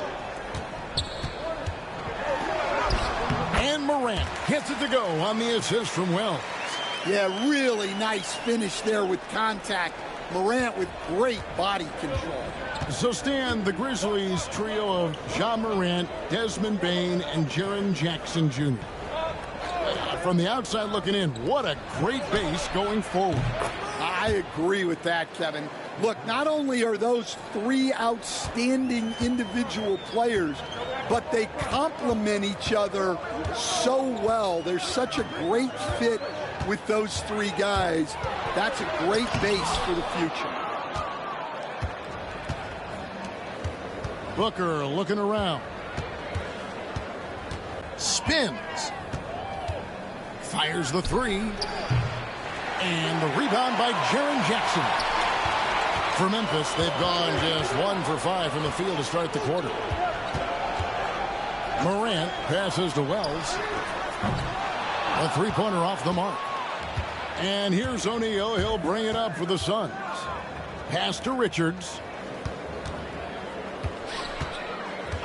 And here's Jones. hoping to put that miserable performance against Toronto behind him tonight. No good with the triple. And I thought that was going to drop. It looked good from here. Wells kicks to Morant. Pass to Jackson. Over Durant. And another miss by Memphis. Yeah, tough to make those jumpers when you are guarded that closely. And finished off by O'Neal. Not the kind of aggressive defense they need to cut into the lead. Yeah, you have to protect the rim, Greg, a little better. Yeah, I'd consider calling timeout right away after that one. The defense has to be better there. We've got a timeout called by Taylor Jenkins. He wants to talk to his guys.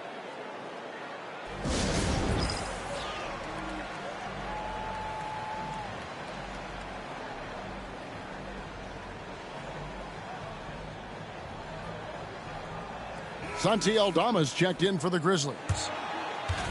And let's check out a breakdown looking at some of the stats for Jaren Jackson. And guys, his effective field goal percentage is trending in the wrong direction over the past 5 games. Shot discipline hasn't been the best. He'll be looking to play a smarter game tonight.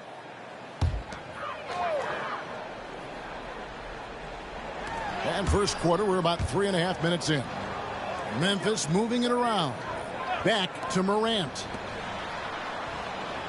Morant sets a screen for Bane. Bane drawn the double team.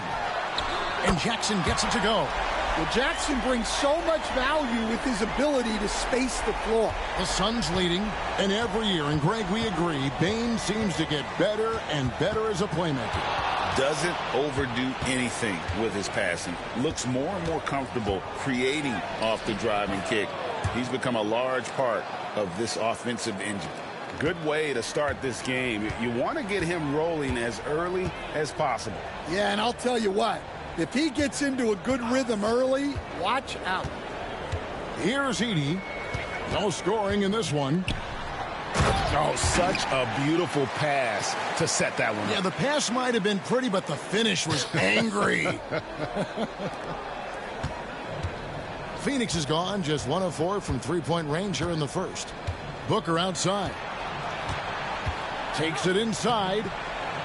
It's rebounded by Memphis. Morant outside. They set the pick. Fires for 3. The rebound by Richards. Richards got his 4th rebound with that last one here tonight. Well, they desperately need him to get going offensively. He's got to refocus and just start taking better shots. And so it's Memphis with it. Following the shot by Kevin Durant. Pass to Edey. Outside for Jackson. Hits the three-point bomb. Jackson's got 6. Yeah, I like the assertive approach from Jackson Jr.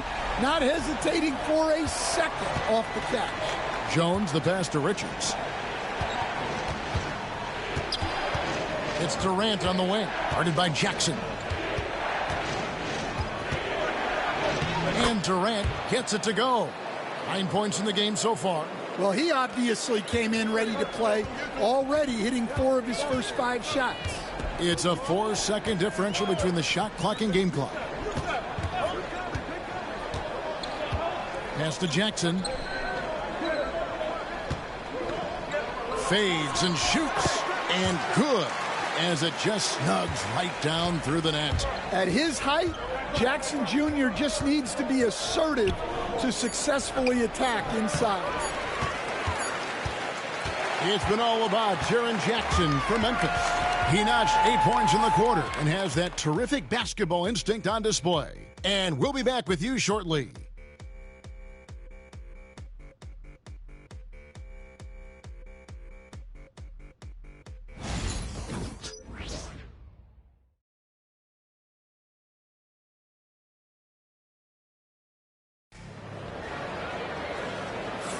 And some good action in the books as we get back to the game that's been pretty close here so far. And for Memphis, guys, what jumps out to you stat-wise? In that first period, they showed a willingness to make the extra pass. Yeah, it's the kind of offense every coach loves to see. Selfless and smart. Here's KD. He had 15 points last outing. On the court right now, second quarter starting for the Suns. We've got Grayson Allen. Plumlee out there with Durant. Then there's Bradley Beal. And it's Morris in at the point. Plumlee, no luck. Well, give credit to the defense for cutting him off.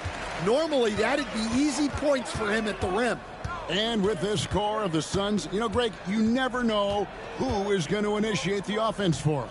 And that can cause problems at times, Kevin. Can run you into issues keeping the ball moving.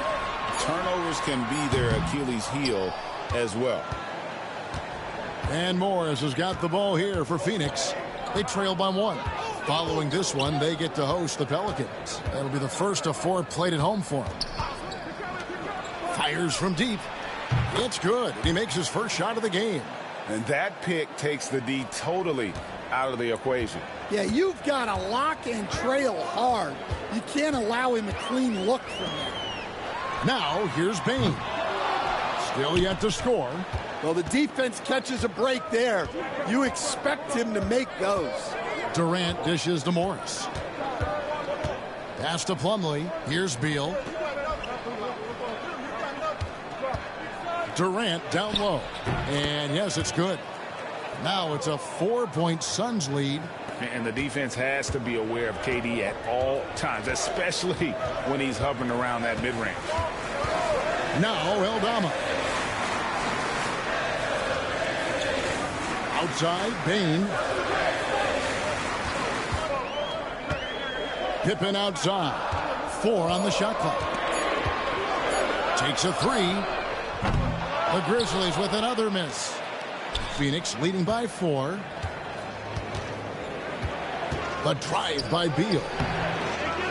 And Bain pulls it down. For Memphis, they've gone 0-3 and are still looking for that first bucket here in the second quarter. Pass to Pippen. Now, here's Bain.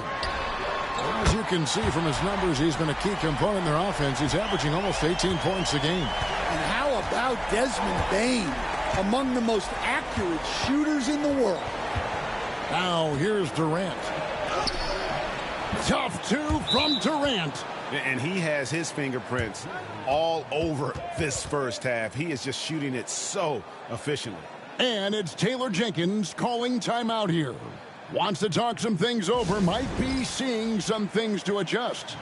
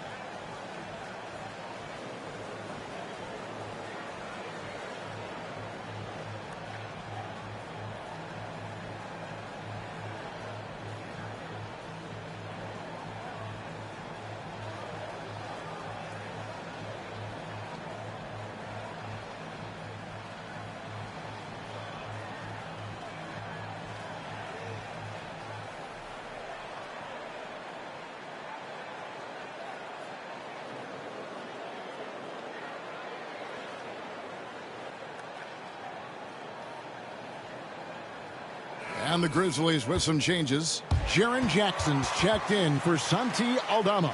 Wells comes in for Luke Kennard. And it's Morant in for Pippen. And the Suns here with a different look. Nick Richards, he's checked in for Plumlee. O'Neal comes in for Beal. Devin Booker, he's checked in for Allen. And Tyus Jones subbed in for Monte Morris. Here's Morant. The shot will not fall. Phoenix leading by 3 and always hovering around the 50, 40, 90 mark. Kevin Durant is both prolific and Greg efficient. And Kevin, you want to talk about guys in this league who make winning plays time and time again? KD is right at the top of that list. Now here's Bain. Following the missed shot by Tyus Jones, Clark sets a screen for Bain. That doesn't go on the chance to tie. Well, he certainly had trouble finding the mark this quarter. And a little under 3.5 minutes elapsed in the second quarter of play. Here's Jones, and he's fouled pretty hard on that shot, but he's got the chance to pick up the points at the line. Greg, what a great time to be a fan of basketball. Not just in the NBA, but all over the world. Absolutely, Kevin. The sport just continues to grow, and there's increased value being placed on all-around skill, even in youth basketball. And I think that bodes well for the future of the game.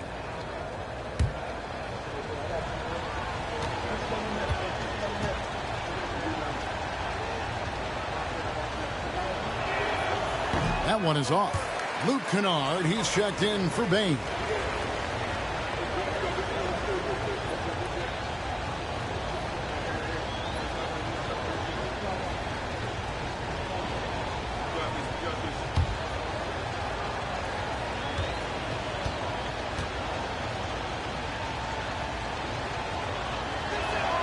He hits the second from the line. Here in the second quarter, just under 3.5 minutes played. Pass to Wells. And here's Kennard. Jackson kicks to Morant.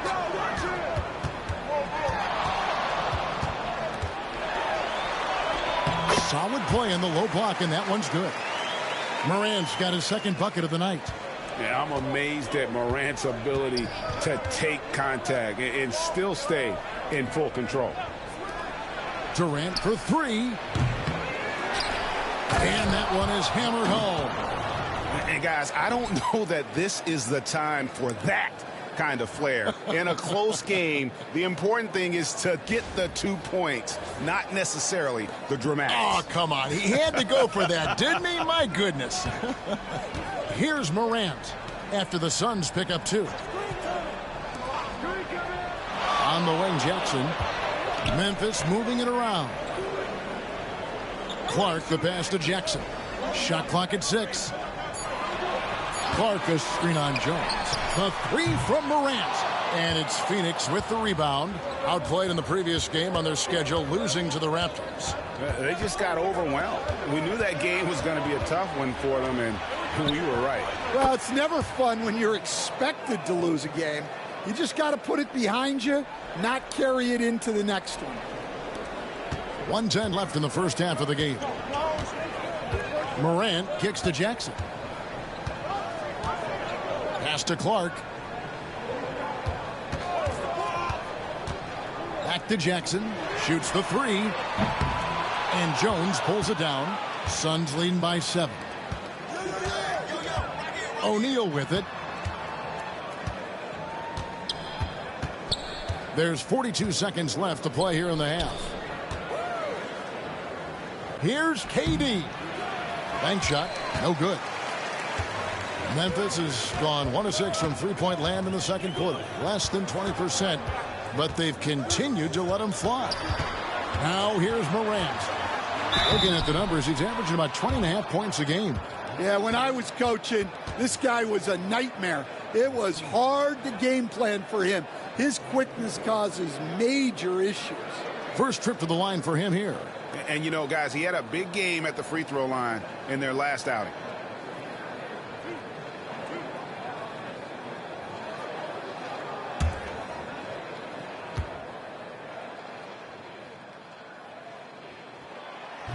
And he makes the first. One of the most explosive players to have ever entered this league. Morant shows out every night. Catching up on the changes for Memphis. Edey comes in for Brandon Clark. And it's Bain in for Kennard. Bradley Beal's checked in for the Suns. Both free throws good from Morant. Suns leading by 5. Booker outside.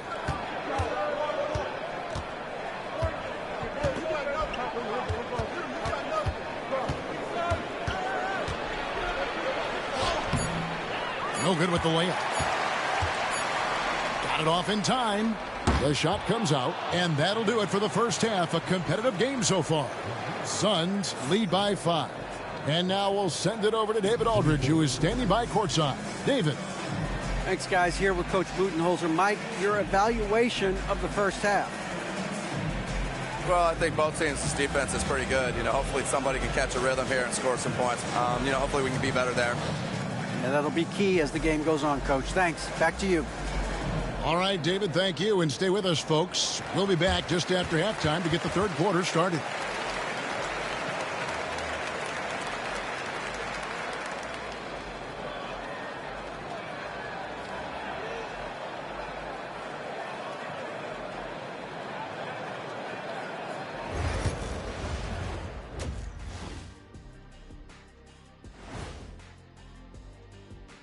Hello, folks. Is this the halftime show?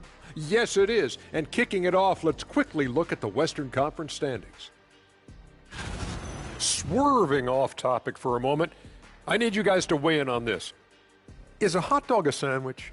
No, man, it's a hot dog. Jeez, it's right there in the name. Well, it's got meat, correct? Right.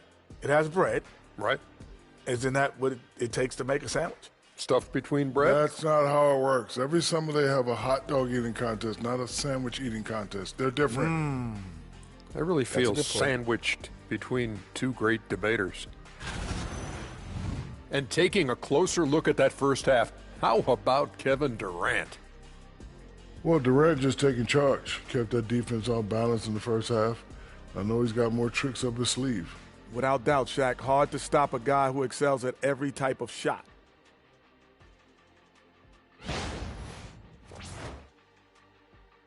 And that's all for us. Now it's time to send it back to Kevin Harlan for the beginning of the third quarter.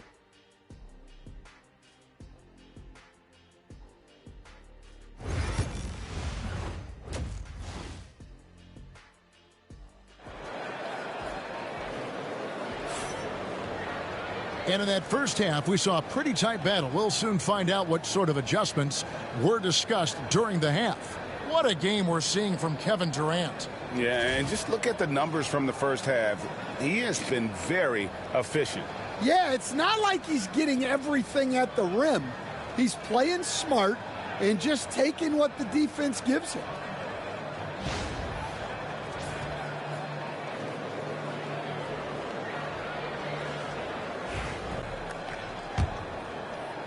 And it's the Suns with the ball, leading by 5. The forwards for him, Bain and Jackson. Morant is out there with Wells, and it's Edey in at the center. And that's the group for Taylor Jenkins as we begin the second half. And the jam by Kevin Durant. There is no limit to what KD can do scoring the basketball. Morant, the bounce pass. And a wide open look for Bain. Hits it from three-point range. Bain's got 6 points. And that pick takes the D totally out of the equation. Yeah, you've got to lock and trail hard. You can't allow him a clean look from that. Pass to Durant. And he can't answer back. The three-pointer offline. The Grizzlies trail by 4. Now here's Morant. And about a minute of action so far in the third. Oh, wow, what a great move inside. That is incredible. Yeah, Morant's got to get himself in that dunk contest. I mean, look at that. And on the AT&T 5G Slam Cam, you can see how impressive that move was. Now here's Jones. He's a good contributor to his team, averaging about 10.5 points a game. Pass to KD. Releases. That shot off. And for Memphis, their shooting has been a little ragged, just 38% from the field. Here's Morant. And he gets the whistle. 2 free throws coming up. Stan, I've always admired you. Come from a coaching family. Was there a point growing up you knew you wanted to be a coach? Yeah, I loved being around the game. And so 2 things happened that drove me into coaching. Number one, I loved baseball and I couldn't hit one. So that was out. And I wasn't a good enough basketball player to go on that way. So if I wanted to stay involved in the game, that's when I knew I wanted to be a coach. But your dad had a little bit of that in his background. I say in a little kind of tongue-in-cheek, right? He was a guy that led the way in your interest there. Yeah, my dad coached for over 40 years, and I think he had a great passion for it and always used to tell us that he never actually felt like he worked a day in his life. He loved it so much. Following in his footsteps. Terrific score. And timeout is called by Mike Budenholzer. Looking for a breather and maybe just one or two things to talk about.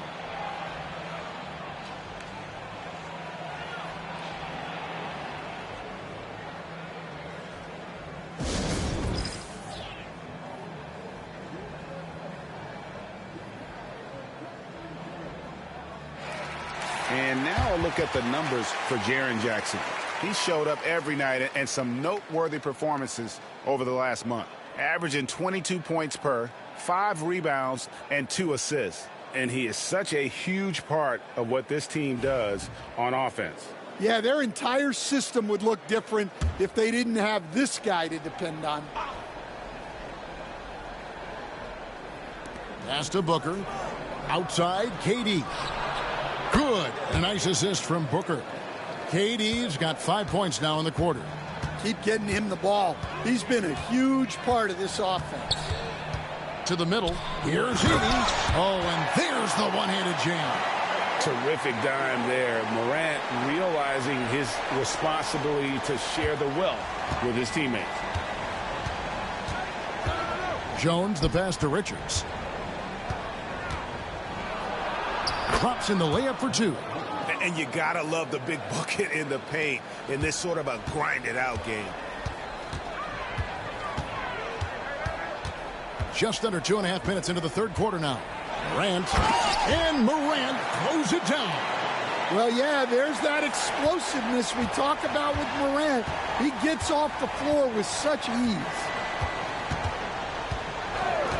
Outside, KD. And it's off from three-point range.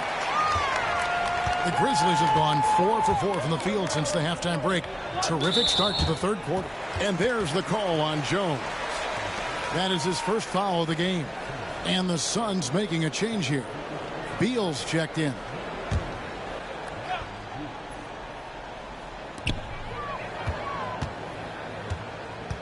Right around 3 minutes into the second half. Pass to Jackson. Outside, Bane. And no good. Had a chance to take the lead there.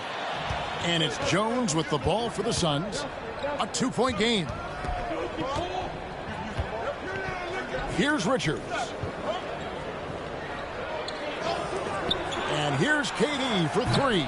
And it's Morant with the rebound. Morant's got his 5th rebound right now in the game. Wells kicks to Bane for the tie. And the layup is up and in. Bane's got it all tied up now for the Grizzlies. Well, that's not what the defense wants to see. Bane is dangerous when he gets downhill. Back to Jones. KD on the wing. That's in, coming off an assist from Jones. KD's got 8 points in the quarter. Well, he's going back to the arc. He might be building some momentum from range here in the second half. Here's Morant. Out of the rafters, he punched it in. Are you kidding me? Yeah, Morant just continuing to assert himself offensively. Outside Durant. Outside Beal. Oh, good on the triple. The Grizzlies have gotten 6 of their 7 shots to go down in this quarter. What a fantastic start to the half. And foul on the shot, so he'll get a chance at the line. And, you know, Stan, we've watched Desmond Bane evolve into a number 1 option on offense. He's always been there, but now he really is at the top of the heap. Yeah, he sure is. Look, Kevin, you know, he came into the league as a three-point shooter, and he's a great one. But he's developed his game off the dribble, very good mid-range shooter, and he's strong enough to finish around the rim. He's off on the first. Hey, Stan, I've always wondered, back when you were coaching, college or pro, what was your defensive philosophy? Well, I think, first of all, Kevin, we always wanted to take away the easy baskets. In other words, we're going to get back in transition, not give away fast breaks. We are going to try to protect the paint and make sure we're not giving away layups. And we didn't want to foul unnecessarily and give away free throws. And timeout is called by Mike Budenholzer. He wants to check in with his team and regroup.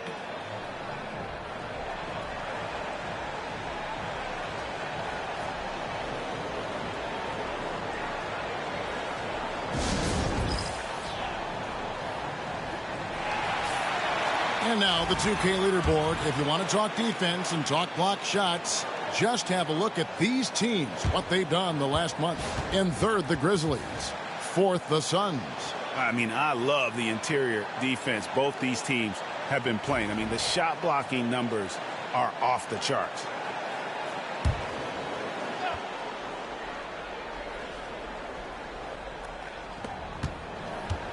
Jones kicks to Beal. Pass to Bull. And he drops in the layup off the glass. Yeah, inside, Bull does a great job just making subtle adjustments and utilizing that length. Jackson passes to Bain. That's good, and it's Jackson with the assist that time. And now that's 11 points for Desmond Bain. There's 53 seconds left in the third. Beal, that's for two. Bull, and he floats in for the easy two. Credit the assist on that one. And selfless play by Beal, using that pick and roll action to create for a teammate. Pass to Edey. Inside. Here's Jackson. Tried to bank it in, but he misses. Phoenix has gone a less than productive 2 of 6 from three-point land in the second half. Now Beal. And finished off by Beal. Beal has the athletic ability to finish strong at the rim. Got to run the clock and wait for the last shot. Yeah, unless it's a gimme, there's no reason to put up an early shot here. Morant outside. And he comes up with the deuce. Morant's got 9 points now in just the second half. And boy, he's really in a groove. Dominant performance last game. Same thing this time out. Yeah, for sure. He is just oozing confidence. Thinks every shot is going in. They should just keep running sets for him. And so it's Kevin Durant making headlines and highlights for Phoenix. It's been an excellent game for him offensively. He's got 21 points and counting. And don't go away. We'll be right back.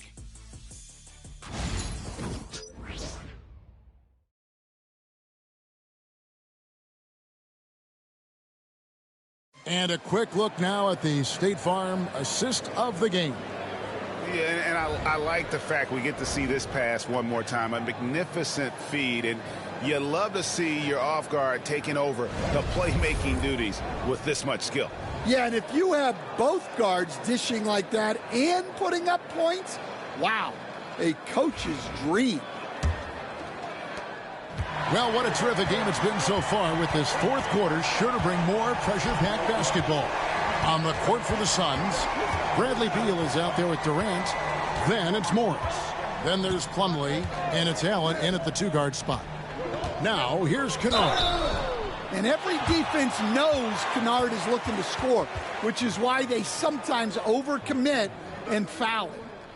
And let's take a moment, guys, to get your take on the scoring so far for the Suns. Well, they've been hitting threes at a high clip, and the defense hasn't done enough to challenge them at the line. They need to close out and run them off the three.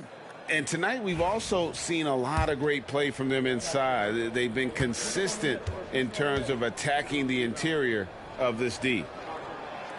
And that one misses. Well, you talk about Luke Kennard. He shot 49% for a season from beyond the arc. Led the league in three-point percentage back-to-back years. Kennard is so valuable. Pass to Beal. Beal with a screen for Durant. Misses the three. And on an open look like that, he's very gifted at making the weak coverage pay. Now Jackson. Got a piece of it. Just 5 to shoot. That misses off the backboard. Well, credit the defense there. Bothered him enough that he couldn't get it to go down. Morris looking over the floor. KD sets the pick for Beal. Gets the three-pointer to fall. And the Suns lead by 4. And certainly they are not hesitating, letting it fly from deep here in the second half. Morris against Pippen. Final quarter of play, about a minute and a half off the clock into it. Misses from short range. Here's Allen. It's deflected to the paint. A second chance effort. And KD the bucket on the assist by Allen. And now a 6-point Suns lead. Yeah, so skilled offensively. Getting the ball in his hands is generally a good idea. We've got a timeout called by Taylor Jenkins. He's not taking any chances and wants to huddle them up right away. And Memphis making a change here. Edey's checked in. Phoenix also making some changes. Bol comes in for Plumlee. And Tyus Jones subbed in for Monte Morris. And let's head over to the sideline and catch up with David Aldridge. Thanks, Kevin. Well, Coach Taylor Jenkins talked to his team during the break. And he begged his guys to get after it on the break. He said, let's keep up the tempo, guys. You know how dangerous we are on the break. Be confident with the ball. Take risks. Move it, guys. Thank you, David. Now here's Pippen.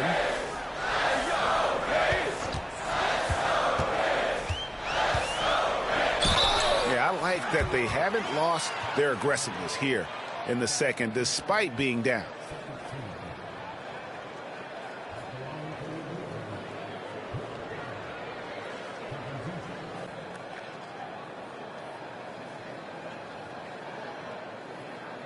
Shooting 2.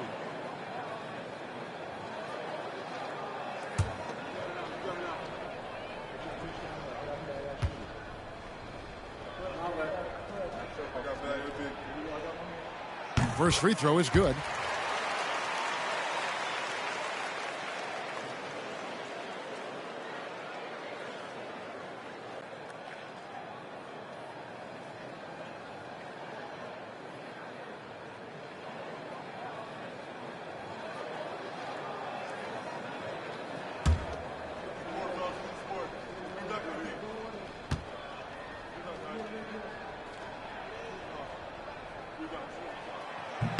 And both free throws good for Pippen.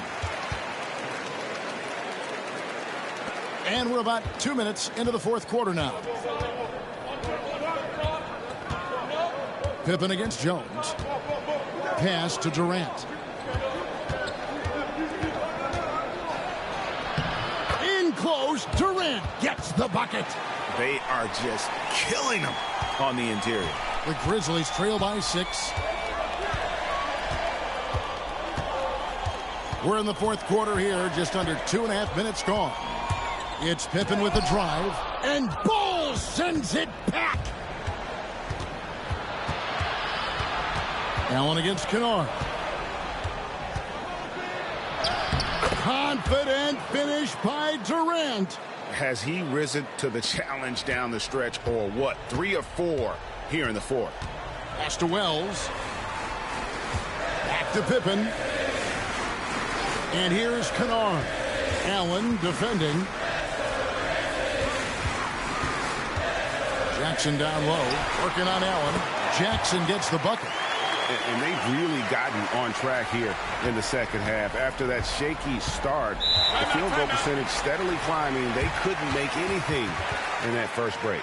And timeout is called by Mike Budenholzer. And that timeout by Coach was carefully measured, wanting to make sure that everybody is on the same page here.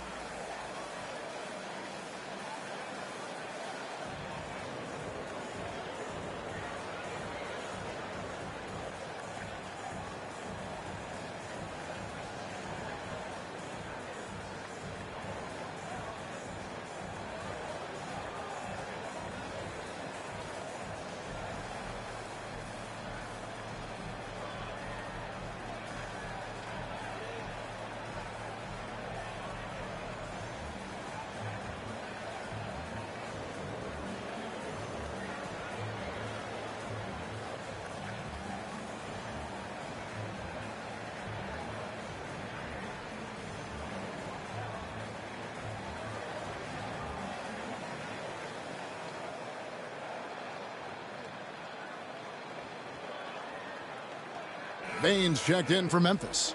Morant comes in for Pippen. And for the Suns, Nick Richards. He's checked in for Bol Bol. Royce O'Neal comes in for Beal. And it's Booker in for Grayson Allen.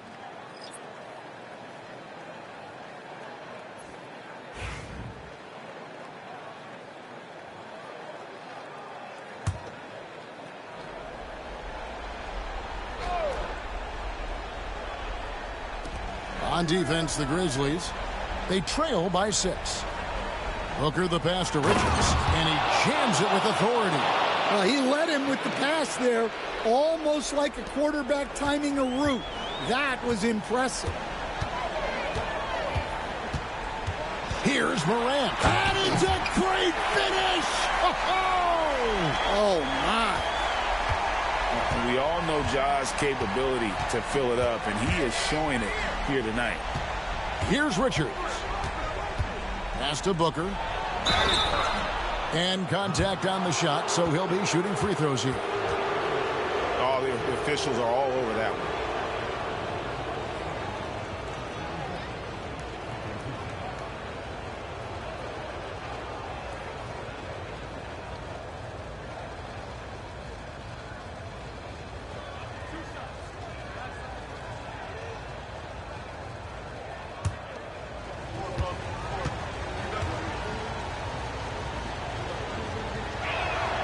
Free throw good, Booker. Anytime Devin Booker is sent to the line, it's a win for his offense. He's pretty much automatic, and it's been that way since he entered the league.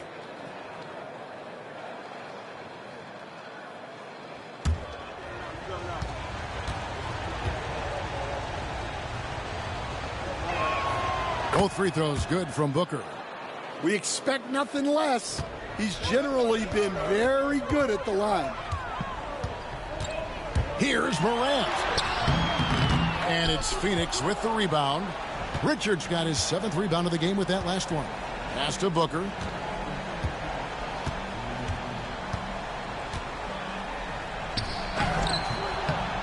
A chance to extend the lead to double digits, but it's no good. The Grizzlies trail by 8. Pulls up on the wing. And bang, the bucket on the assist from Wells. Wells has got 3 assists tonight. Stepping in from the line. It's easy money for Bane now. Now here's Jones. Booker in the corner. And it's Desmond Bane with the foul. That is his first foul of the game.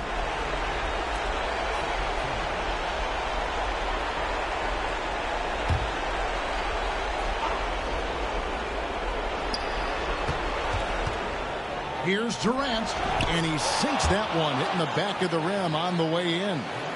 Durant's got the lead, back up to 8 now for the Suns. For Memphis, they've gone 3 of 7 from the floor in the 4th.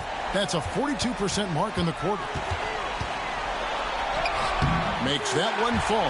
It's his 8th bucket in 15 shot attempts. Well, the defense can't let Morant get comfortable down there, or he'll just continue to torture. Booker. Fantastic finish by Booker. Yeah, it took just enough off of it for the floater. And Morant's got the ball here for the Grizzlies. 1:06 left in the 4th quarter. Off target at the rim. Durant kicks to Jones. Pass to Durant. Shoots over Morant. And good, and it takes a nice bounce off the right iron and down. And now a 10-point Phoenix lead. And it's Taylor Jenkins calling timeout here. And clearly an important juncture. He's going to have some choice words with his team.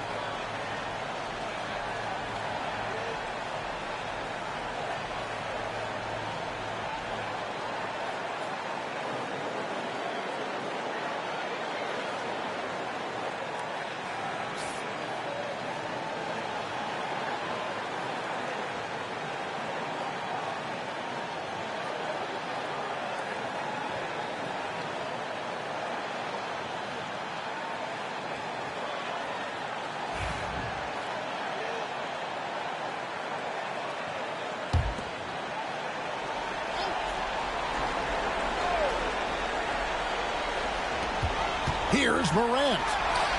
And that one, good. Morant using that quickness to his advantage. That time he gets that one to fall. And it's Phoenix's ball. There's 42 seconds left to play here in the fourth. And here's Booker from the arc. 80 with the rebound.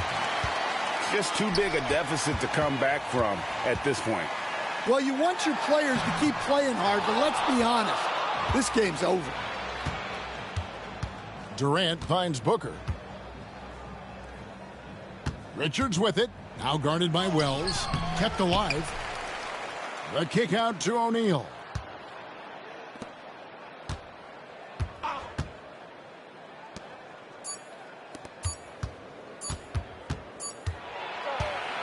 So the Suns win it. They came in here and took care of business like they were the home team. And Kevin, how about the mental toughness that this group showed? They were never rattled at all by the opposing fans.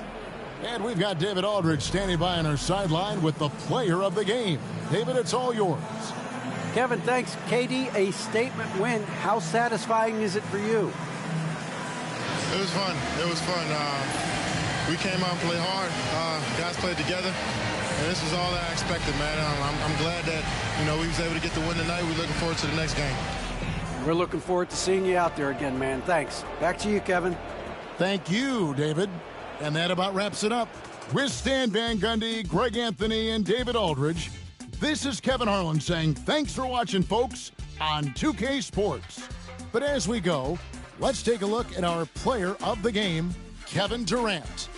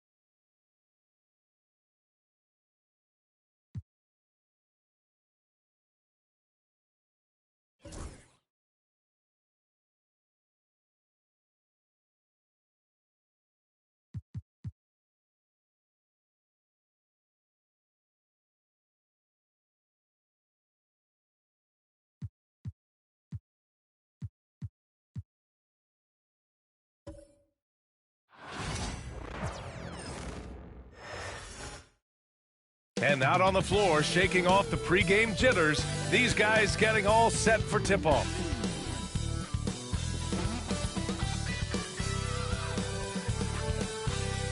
Good evening and welcome. Glad to have you along for this Tuesday edition of the NBA on 2K Sports. Hi, everyone. Here with analysts Grant Hill and Clark Kellogg. I'm Brian Anderson.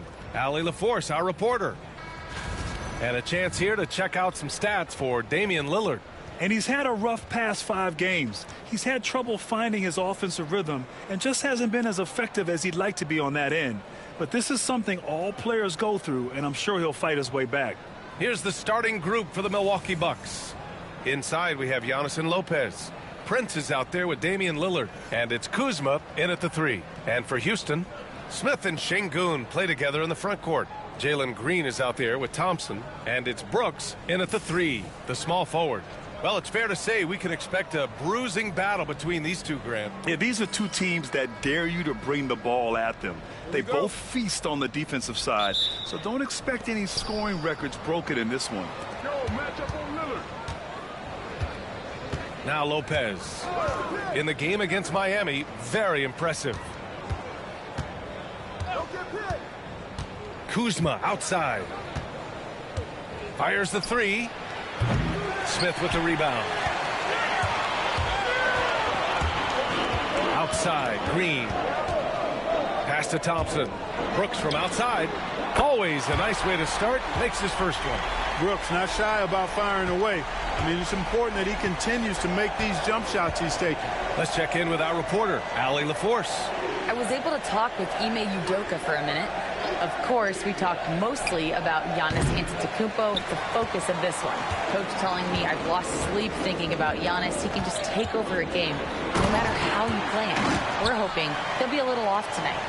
Do off nights exist for Giannis, guys? We'll find out. Thanks for that, Allie. Here's Lillard after the basket by Houston. Prince, the pass to Lillard. Over Green. He hits the back iron and sinks it. What's incredible, he doesn't need much space to let it fly. Lillard's shooting touch does wonders for his team spacing. And Grant, you look at the Rockets' additions over the last year or two. There's an emphasis on toughness. Yeah, toughness, both physical and mental. Those are the kinds of veterans they've brought in. And that extends, of course, to the coaching staff, too. A rare miss for him at point-blank range. That's one he'd like to have back. Brooks finds Thompson. Outside for Green. Fires the 3.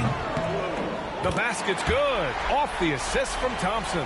No wasted motion or hesitation there. Green ready to shoot as soon as he caught it. Antetokounmpo outside. Lillard against Green. Lillard passes to Lopez.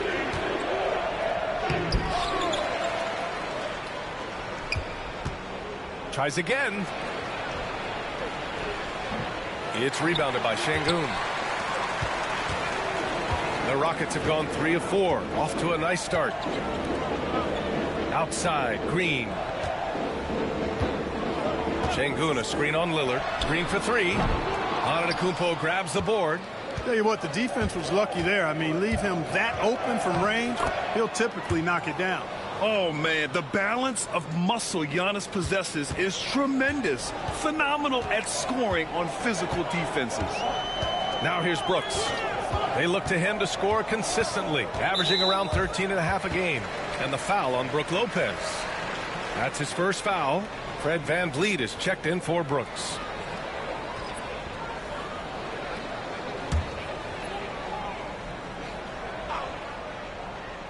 And in the first quarter, about 3 minutes played, VanVleet misses.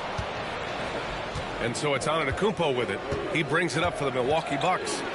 4-point game. No luck on that one. Thompson against Kuzma. VanVleet up top. A steady force on their offense. Recording around 14.5 a game. Shot clock at 6. To the inside. And Şengün throw it down. Read the defense and executed. The IQ showing through for Şengün. Since being selected in the 21 draft, Alperen Şengün has really improved. Yeah, from 9 points per game as a rookie to over 20 in his third year, Şengün has averaged about 5 assists per game over a season. A huge number for a 6'11 post guy. He is so skilled. And Doc Rivers calls timeout. He's going to gather the troops and talk it over. Eason's checked in for Houston. The Bucks also with a sub. Green's checked in for Antetokounmpo.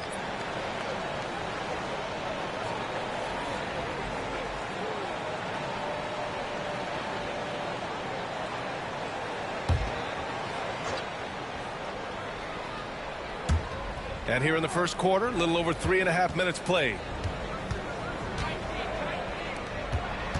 Smith against Kuzma. He drains out one after 2 misses. Now 1 for 3. The passion Kuzma plays with inside rubs off and makes his whole team better. Outside Eason. Now here's Van Vliet. He's scoreless. Oh, and the jam by Thompson. That's unreal. I mean, Thompson, that boy's going to hit his head on the rim one day. Oh. There's the AT&T 5G Slam Cam, capturing the moment. Bucks trail by 6. We've got 1:48 left in the first. And here's Lillard from beyond the arc. Counted from distance. Lillard's got 5 now. And that's what they want to do. Get him open looks early. Out to the right wing. Here's Şengün. 27 points his last game. Thompson outside. 6 to shoot. And so he draws the foul, headed to the line to shoot a pair. Well, Grant, from roster to coaching changes, the Bucks have been trying to become an even more elite team. Yeah, teams are always tinkering now these days, B.A. The Bucks know they are a high-level team, but they want to dominate the competition on another level.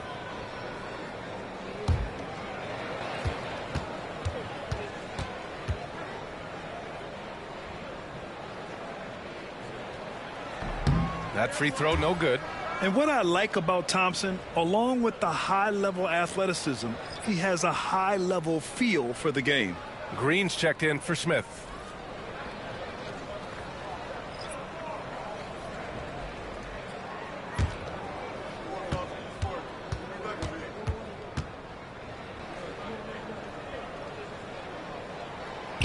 And he misses the second one as well, so 0 for 2 that time.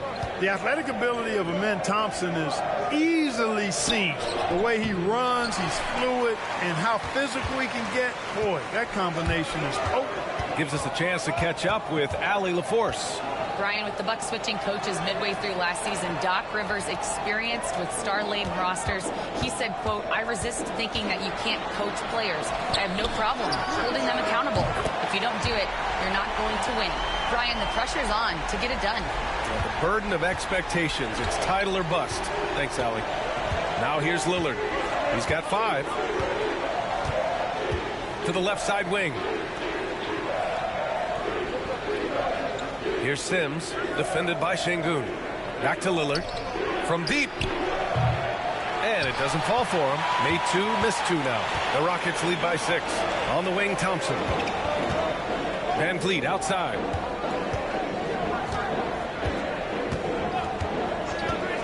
Back to Thompson. And you can count it. He'll go to the line with a chance at a 3-point play. And they've settled in quickly today. A nice flow and rhythm to their offense. Yeah, they're lasered in. I mean, really making the most of their possessions. Houston shooting their 3rd free throw shot of the game. One shot.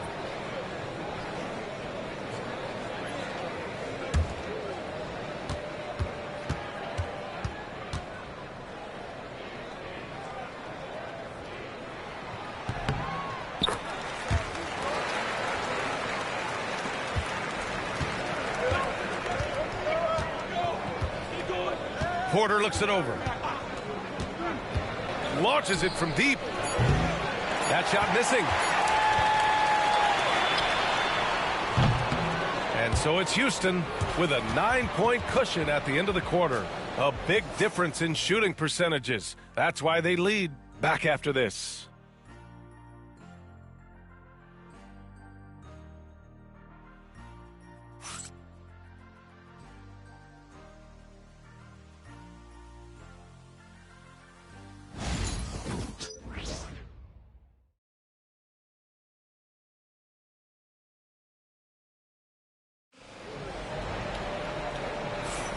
And so far through one quarter, it's been a lopsided game.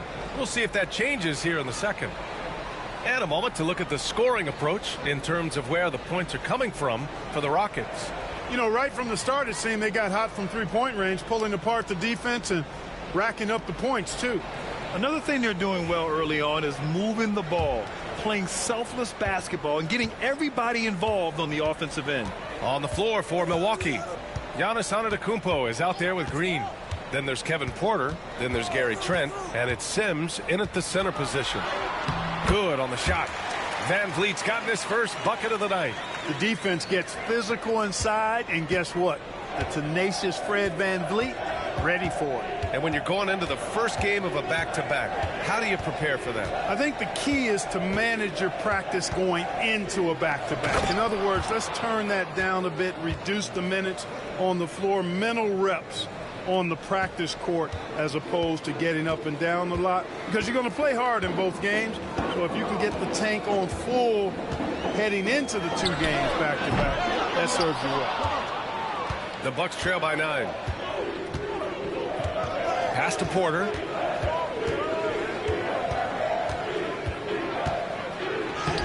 It's hauled in by Houston. They'll face the Spurs at home after this one.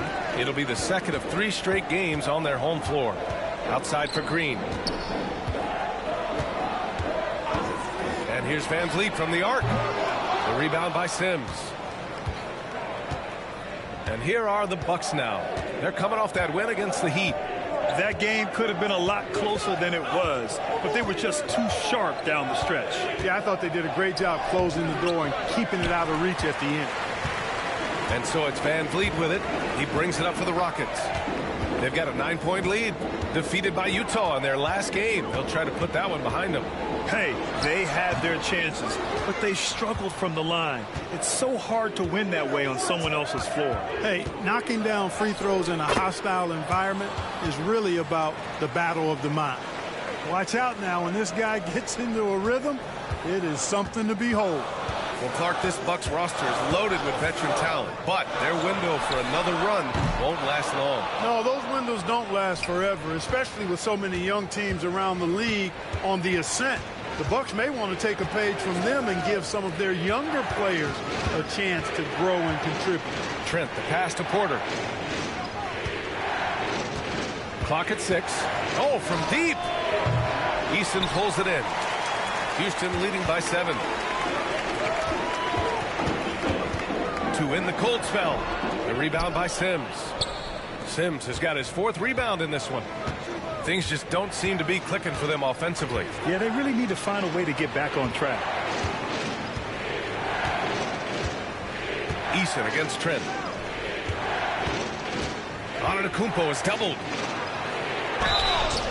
And he got the whistle on the way up. So he'll be headed to the line for a pair. It's going to go on Jalen Green. Man, that was a remarkable pump fake from Antetokounmpo. I mean, he's really good at selling that shot fake.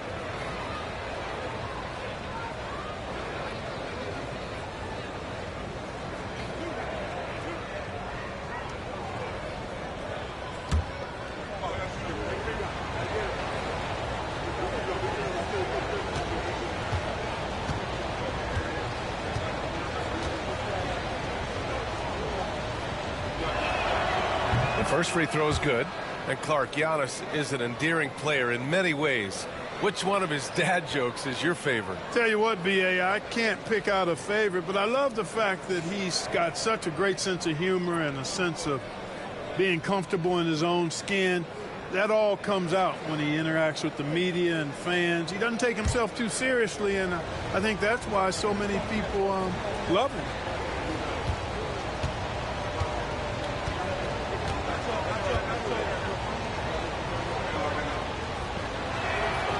And so Antetokounmpo nails both of them. Well, Grant, they say early in Giannis's career, he had to work not just on his game, but his attitude. And that's true, B.A. It wasn't a bad attitude. He just lacked an edge. The ruthless mindset that all great players have. But, man, once he got that edge, he never lost it. Green lethal off the catch. Good rhythm on that play. And a timeout called here by Doc Rivers.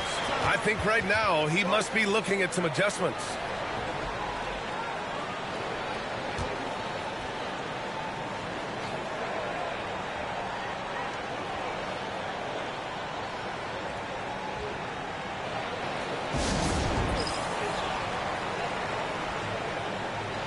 And the Rockets making a change here. Whitmore's checked in. And now it's time to take a look at who the top rookie passers were over the last month. Third is Amen Thompson. I really like how he sees the floor. A selfless distributor who enjoys hitting those guys in their spots. He's a fantastic facilitator. I mean, just makes everyone around him better with the willingness to play unselfishly. Well, it's been a great month for him. Now here's Lopez. Still without a bucket. Pass to Antetokounmpo. Here's the three. It's rebounded by Houston. They've led by as many as 11. They just couldn't come out on top last time they took on the Bucks. That one in Milwaukee. They really struggled to find their footing throughout the night. But towards the end, they got into a flow and almost won it. Yeah, a lot of character on display, a lot of guts. You're right. Even as shaky as they were, I would guess they felt they let one get away from them. Gets the three ball to go. He drops yet another dime, just facilitating this offense like a maestro. Well, when you look at the assist totals, heck, they've been clearly the better team. Drains the triple. Lillard's got 8 points. The ultimate competitor who loves getting the payback bucket. That's who Lillard is. And let's swing it over to the sideline and hear from Allie. Well, similarities in the games of Alperen Şengün and Nikola Jokic. A couple years back, Jokic suggested that Houston run their offense more through him, and they have. Jokic said that's going to benefit the whole organization. He wants to pass and play for the team. They'll move when the ball is in his hands. Brian? Well, Jokic would know. Thanks, Allie. And there's the call on Dylan Brooks. That's his first foul. Smith, he's checked in for Houston. Green comes in for Van Vliet. Green's checked in for the Bucks.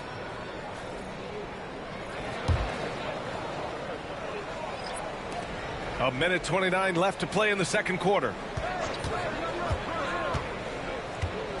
Kuzma against Smith. 5 to shoot. Here's Lillard. Tipped. Lots of athleticism for the long center. Şengün getting it done.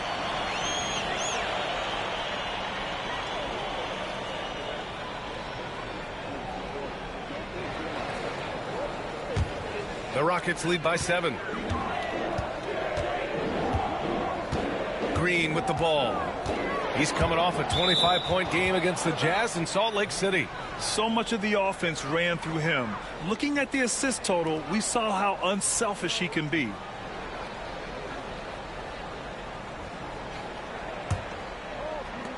.107 left in the second period. Outside, Green.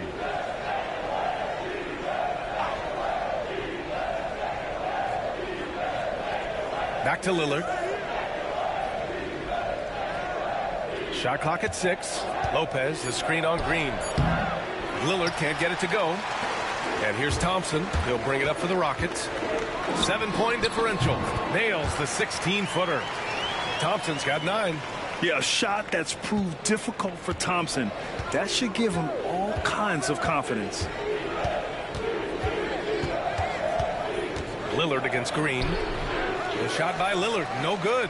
Boy, just not scoring with the efficiency he'd like to. Tough quarter for him. Three-pointer, Brooks. Yes, and a nice assist from Thompson. Thompson's got his 5th assist in this one. The Bucks trail by 12. Lillard outside.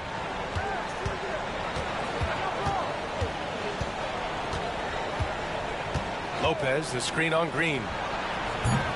The shot by Lillard, no good. And so it's the Houston Rockets going into the break up 12.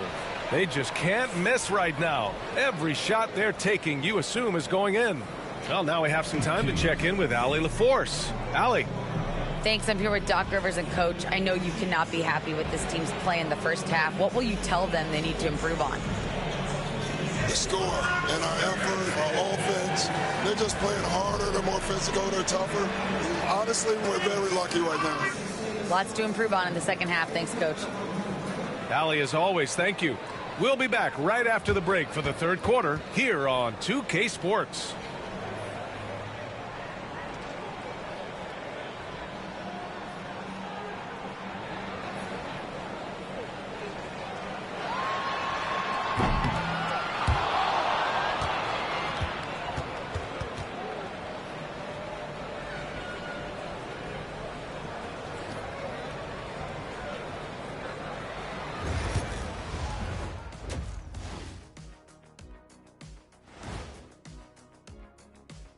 Hello, everybody.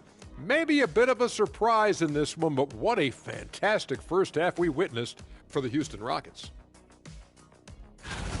One big reason they're up, they're controlling the glass, both boxing out and crashing in. Yeah, you could tell rebounding was a point of emphasis for them coming into this game.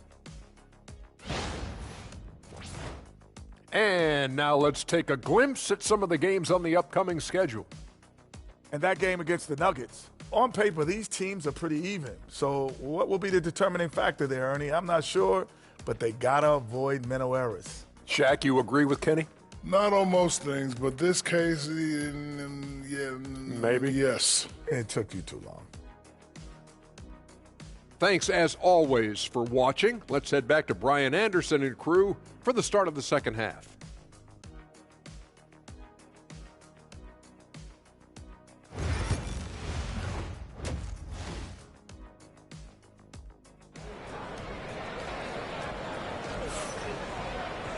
And as we dive into the second half, we'll find out if the next two quarters are any different from the first two. So far, it's been a runaway. Well, you got to like what we're seeing from Amin Thompson. Through the first two quarters, he's been on fire. Explosive offensive performance. And you know what? I'll be interested to see just how much he's got left in the tank. That first half had to take a lot out of. Clark, one topic that gets its share of attention, illegal screens. And with good reason, because guys are bigger, stronger, a lot of pick and roll action. So you've got to be more diligent in cracking down on those screens that are illegal. The game is extremely fluid. Guys are in constant motion. But I think it's a hard call to make consistently, but the officials have to keep working at it. At small forward and power forward, it's Brooks and Smith. Thompson out there with Jalen Green. And it's Şengün in at the 5. That's the 5 for Houston right now. Now here's Antetokounmpo. Pass to Prince. Back to Lopez. The Bucks need to get up a shot here. Again, the miss by Lillard. I'll tell you what, they've rebounded the ball tremendously well. Yeah, you look across the board, it's actually sizing up, shaping up to be a great game. I mean, strong performances throughout, and they've really been strong on the glass. They've been having major problems offensively. Definitely in a bit of a dry spell. And he lobs it up. Whoa! Antetokounmpo flying. How about the springs of this guy, Antetokounmpo, also known as the Greek Freak? I mean, he just gets up off the ground like a rocket on these alley-oop chances. Back to Green. And it's hammered home by Green. He's pouring it on at a nice clip, and the rest of the team is stepping up as well. Bucks trail by 14. And Doc Rivers calls timeout. He wants a few moments to regroup with his players. Failing to find a rhythm offensively. Something that needs to change, and change soon. And I think this timeout, guys, is where you draw up some plays that are guaranteed to create some high percentage shots. All right, now we have a moment. Let's take a look at the rookies putting up the best field goal percentages this year. Number 1, Amin Thompson. And looking at those numbers, how can you not be excited about this guy's future? For a rookie in this league, he's scoring the ball at an efficient clip already. Yeah, excellent footwork he has. I mean, terrific in his shot selection for such a young player. He's dependable, coachable, steady. This kid's going to really go far. Now here's Lillard. Give him 8. Kuzma outside. Three-pointer, no good. Houston leading by 14. Grant, Kyle Kuzma is an instinctual scorer who gets it done in a variety of ways. He's especially skilled inside the painted area, but he's a capable shooter from mid-range and beyond the arc. Plus, he's someone you can rely on in the clutch. Now here's Antetokounmpo. Big-time offensive force he's been. He's averaging just over 31 a game. And here's Thompson for 3. Antetokounmpo grabs the board. Antetokounmpo's got his 8th rebound here tonight. Lillard left side.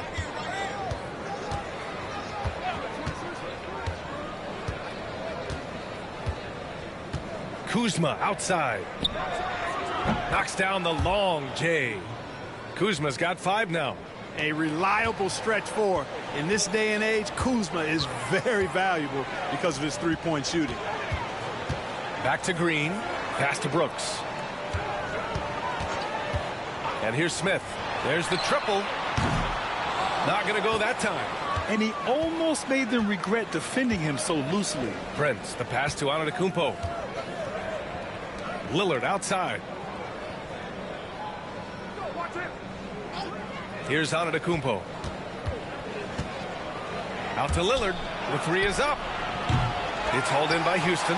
Sengun's got rebound number 7 tonight. Yeah, just hasn't been able to find his rhythm offensively, and that's having a ripple effect. Here's Green. Takes the hit and scores inside. Green. Well, we're seeing validation as to why Green went 2nd overall in the draft. He's got a unique ability to score the ball. Lillard passes to Prince. Antetokounmpo with it. Sengun with a steal. Fast break. Here we go. And the slam dunk by Thompson. Be careless around Sengun at your own peril. He'll pick your pocket if you're not careful. And Doc Rivers calls timeout. He'll take the opportunity to regroup. The NBA becoming more and more global, Clark. Sengun, a perfect example of that. Yeah, Alperen Sengun out of Turkey. Right now on the fast track to being the best player to ever come out of his homeland. So still very young, but boy, his future is quite bright. Fred VanVleet is checked in for Brooks.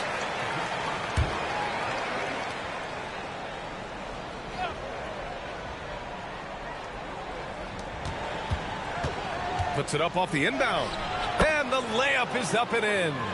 Trent's got his first bucket in this one. And, you know, coaches will take possessions like that all day long. Phenomenal use of the screen there. Smith outside. And that comes off the assist by Green. And the Rockets lead by 16. Yeah, looking so comfortable out there on the perimeter. Smith has really invested in getting this shot dialed in. Lillard can't get it to go. And they're +5 on the boards after that rebound. Pass to Green. Up top, Sengun.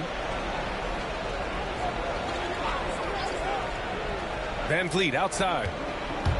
Over Lillard. Rebound, Milwaukee. Sims has got his 5th rebound in this one. And here's Green from the arc. Nails it from beyond the arc. Green's gotten himself going here. His first points of the game on the deep ball. Outside, Green.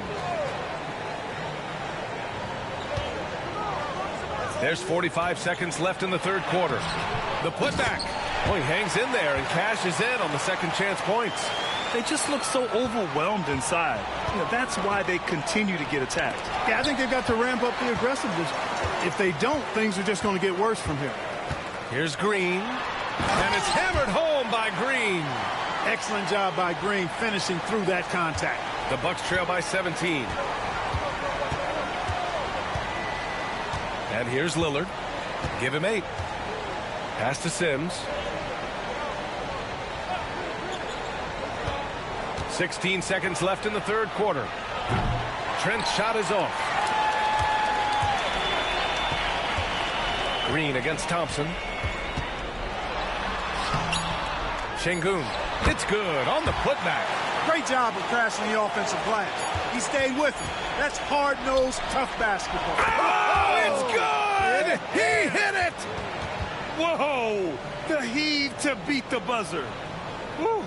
That's an impossible shot, man, even when you don't have the clock to worry about. And so it's Jalen Green making highlights for the Houston Rockets. 8 points in the quarter, showing how effective he can be. We'll be right back.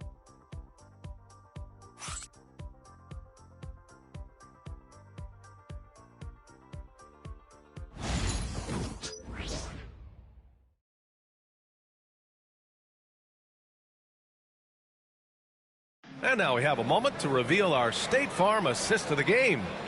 Yeah, just shredding the defense with that feed. Zero chance to stop that. Yeah, that's just a brilliant read of the defense. I mean, it was also excellent anticipation of the movement of his teammates before the pass. Just great harmony on all sides. And with the fourth quarter upon us, time is running out for this game to become competitive. On the floor for Milwaukee, they've got Kevin Porter Green out there with Giannis Antetokounmpo. Then there's Gary Trent, and it's Sims in at the center position. And right now they're +8 in the rebounding category. That's helping them run away with this. Yeah, double-digit advantage on the scoreboard. They've taken the initiative. They've played, I think, with more purpose so far. And very elusive. Van Vliet slipping through the defense and drawing contact.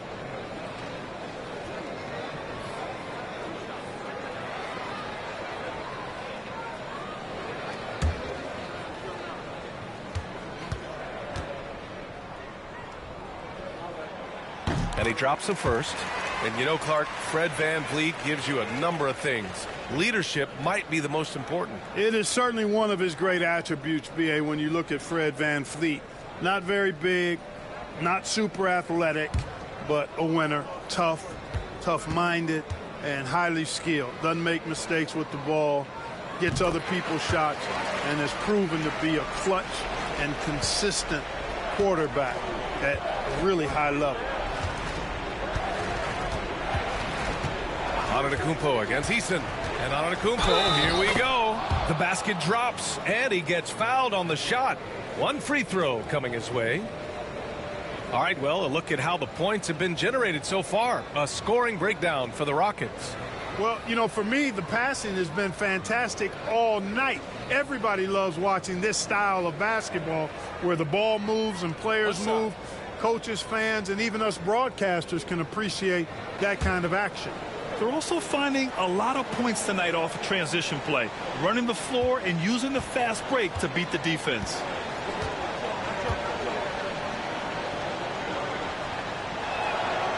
And that one falls for Antetokounmpo. You really have to appreciate and respect the spirit Giannis plays the game with, a beacon of energy and enthusiasm for his team.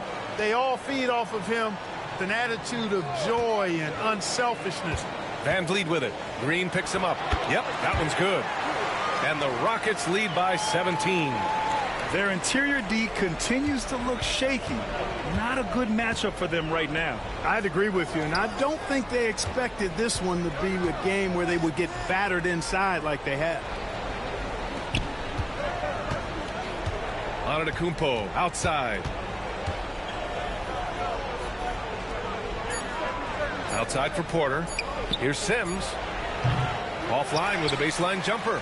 They really have a commanding lead, not just in points, but in rebounds as well. And what I like about it, it's been a physical brand of basketball. It's had a little sandpaper element to it. Gritty and rough, but that's how you win games. Bucks trail by 17. Eason with a steal. And here we go, the Rockets in transition. The rebound by the Bucks. Outside Porter.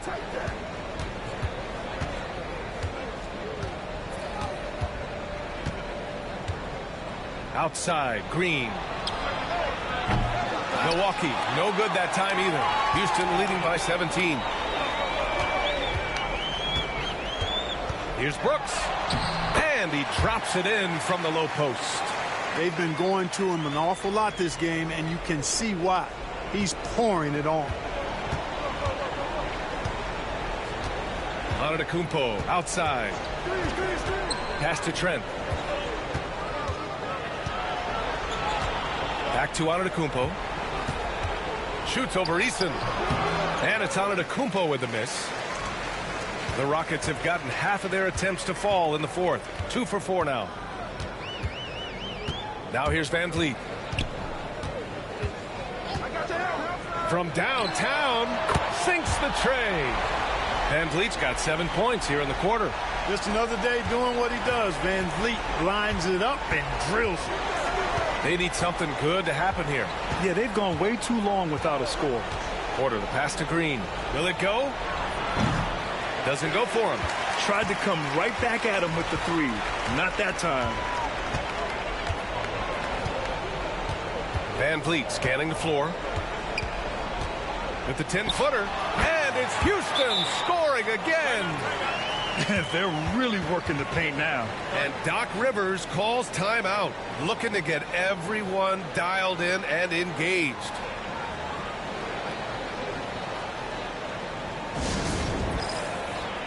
And now let's take a look at the New Balance player of the game, Alperen Şengün. With the way he shot the ball, he had to be the choice. His percentage was fantastic, and he's just done a great job of finding space and taking advantage of every inch the defense gives him.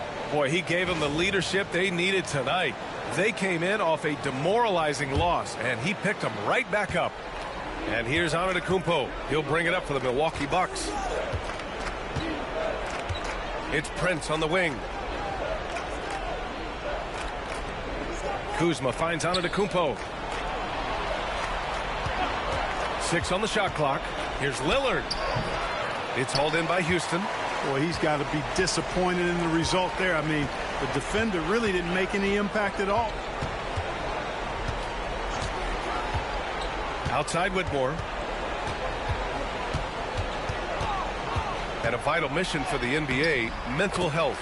Commissioner Silver has said it's the most important issue for the league. And I applaud Adam for those comments he's made about it. I mean, the season is so difficult. It can really take a toll on your mind. So it's great the league is trying to help players out through this. Prince, the pass to Lillard.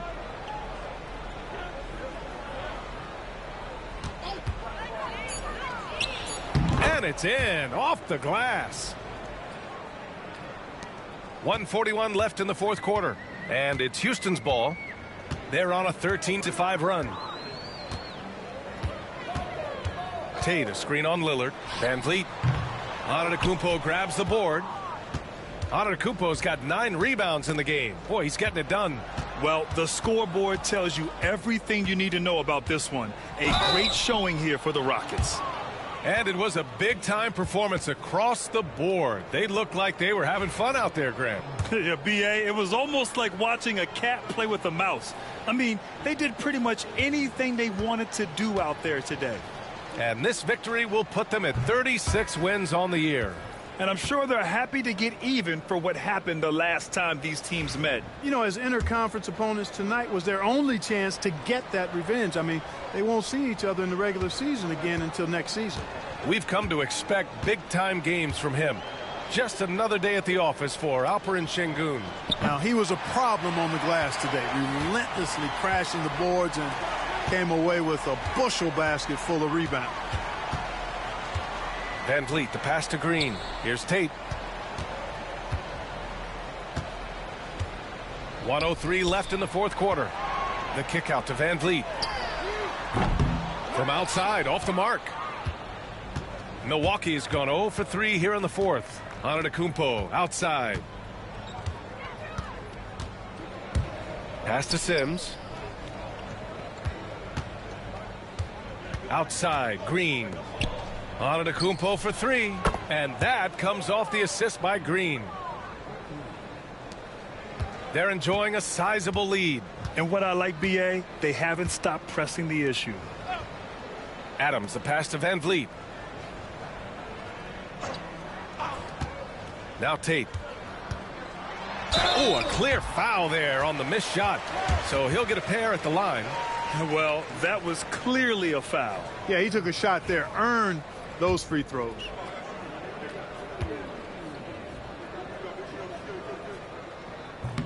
The first one falls.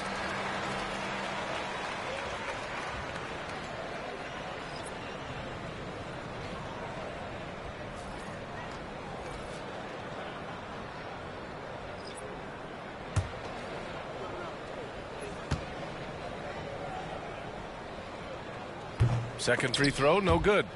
And the ball out of play. The Bucks will have it.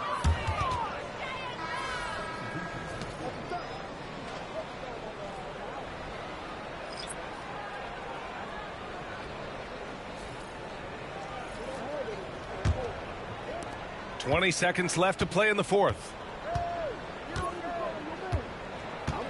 Now Lillard. Pass to Antetokounmpo. That three's off the mark. Now here's Van Vliet. And so Houston takes this one by a big margin. Well, this might not have been the most competitive game we've ever seen, but you've got to appreciate their masterful performance. And I'm sure their fans appreciated it too. We saw the outstanding defense and a loaded offensive effort, and they were just dominant out there. All right, now let's check in with Allie LaForce. Allie, what do you have? Fred, no surprise, a great defensive showing tonight. All right, Allie, thank you. Thank you for joining us. That'll do it for now. For Grant Hill, Clark Kellogg, and Allie LaForce, this is Brian Anderson, thanking you for watching. So long, everyone.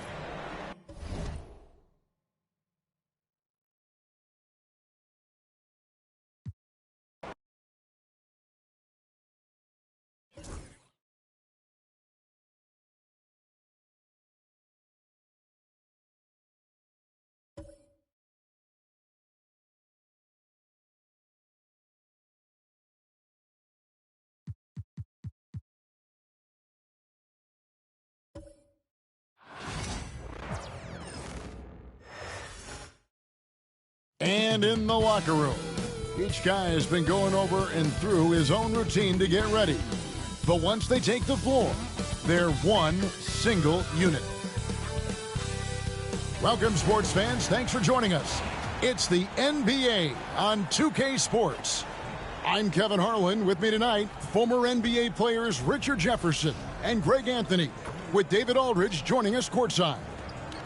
Confidence, and I expect this young man to get after it here tonight. Now a look at Dallas's starting lineup. They've got Edwards. Exum is out there with Kyrie Irving. Then there's P.J. Washington. Then it's Austin Reeves. And it's Doncic in at the point. Here we go. Richard, at what part of the season do these road trips become more grueling? I'd say right about now. You're over halfway through the season. The aches and pains start to set in. Not being in your bed, though, that can be the toughest part. Now, here's Doncic. Makes it off the glass. And inside, Luka knows the bucket is there, so he is willing to fight for it. Irving with it. Exum with a wide open look. Good on the three-point shot. And that's exactly what he's looking for, draining the triple. LeBron outside.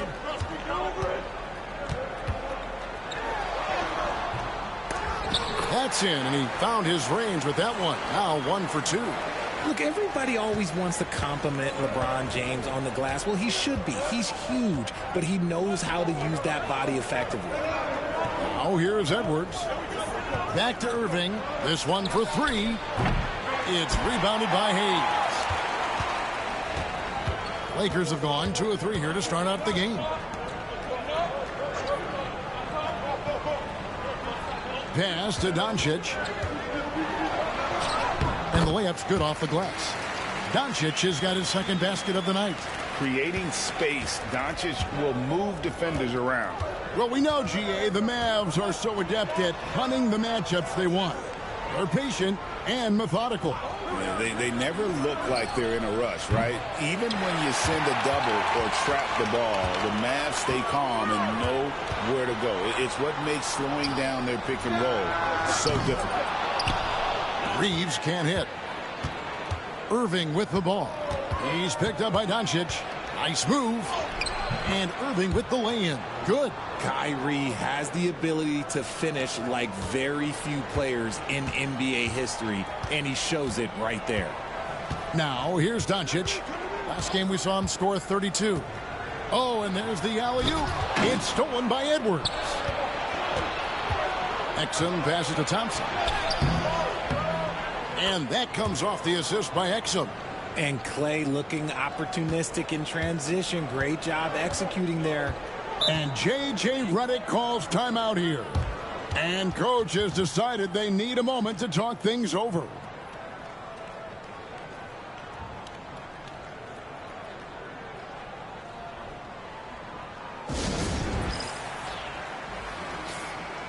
While we're in this quick break, and onto the small forward position and the hottest shooters among them over the last month. The fourth spot held by Rui Hachimura. And that tells you about their ability to slash through the defense and get to the hoop effectively. I mean, because you have to be getting a lot of layups to have that kind of a percentage. That's true, but they can also fill it up from outside. This is a group that can score from anywhere on the floor. On defense, the Mavericks.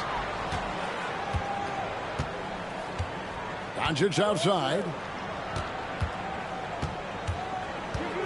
Reeves against Washington. And foul on the shot. He'll shoot 2 at the free throw line. I know Reeves has been accused of hunting fouls before. Richard, do you see that? Oh, I don't know if it's all on Reeves. It's just the way the game is played. Great players learn how to put you in position to foul them. The goal of the game is to score, and if that's hunting fouls, then hunt away.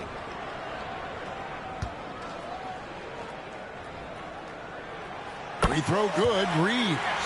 And something you see with the Lakers, they really trust their role players, don't they, Richard? Yeah, LeBron does a great job of empowering his group. That's why he's top 5 in the league all time in assists. If you earn his trust, he will give you a ton of space to work. The Lakers know that they can only go as far as their great group of role players.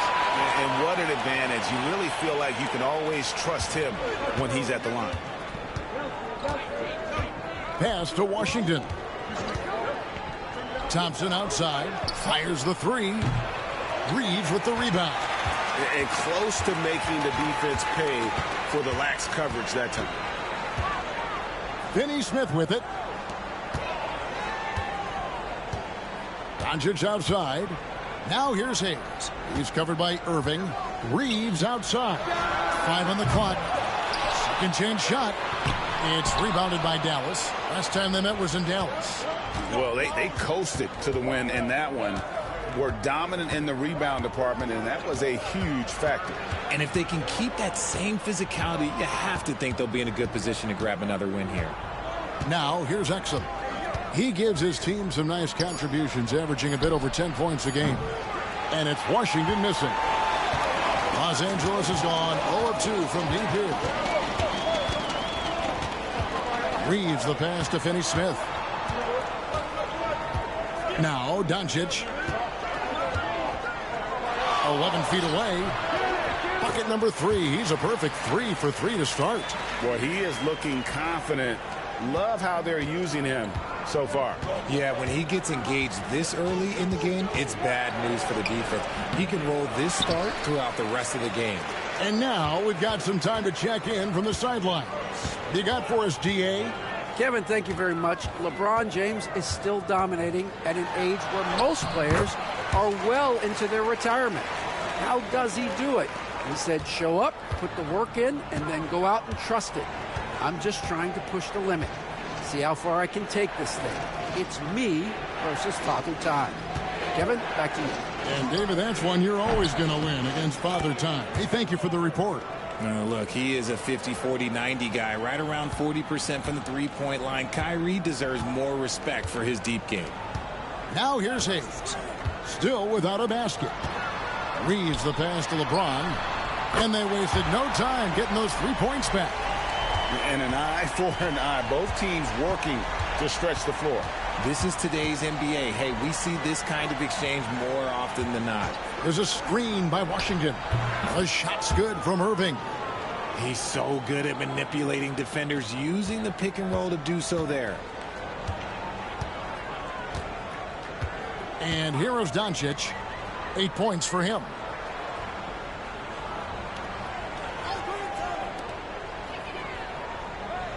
LeBron with a screen on Irving.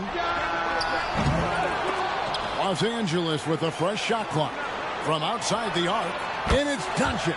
That time on the assist by Hayes. Doncic has got 11. Boy, has he put his foot on the pedal here this quarter. He's doing a terrific job in terms of leading their offense. 1 second separating the shot clock and game clock. Who's got the ball? Irving looking over the floor. Misses from close range. He got it up. Unable to get that one.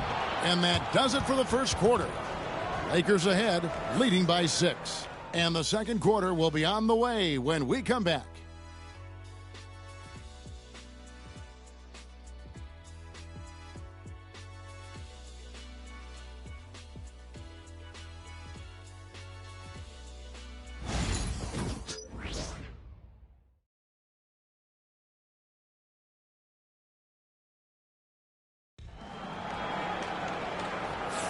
And hope you've enjoyed the broadcast so far. Halfway through the first half in this one. And what do you guys think so far about the offensive approach for the Lakers? The ball movement has been outstanding so far. They've come out of the gate looking for that extra pass. And on top of that, they've been asserting themselves offensively, getting a good chunk of their points from inside. Mavericks trail by 6. On the floor for Dallas. Christie is out there with Spencer Dinwiddie. Then there's Edwards. And it's Prosper in at the 5. Dinwiddie's shot is off. You often expect him to convert these types of shots, but the D must have made their presence felt to prevent that one. Here's Vincent. Mavericks with the rebound. They're moving on after the tough loss they took at the hands of the Warriors. And guys, there's really a fine line between being aggressive and being out of control. And in that one, they crossed the line. They never settled in defensively, and it cost them. How about the little guy throwing himself on the glass? For the Lakers, they won their last contest, that game against the Nuggets. Finney Smith finds Len. Here's Vincent. He's averaging around 5.5 points a game. A chance there to push it to double digits, but it's off the mark. Dinwiddie with it, defended by Reeves. And it's in there. Dinwiddie's got his first points in this one. Nimble move there by Dinwiddie, challenging his defender to keep up. Reeves the pass to Finney Smith. Offensive rebound. Here's Vincent. It's good from long range. Vincent's got the lead up to 9 now for the Lakers. Maybe he's not one of the elite sharpshooters, but even still, that's not a shot that D can afford to give him. And we've got a timeout called by Jason Kidd. This will give him a chance to discuss some potential alterations.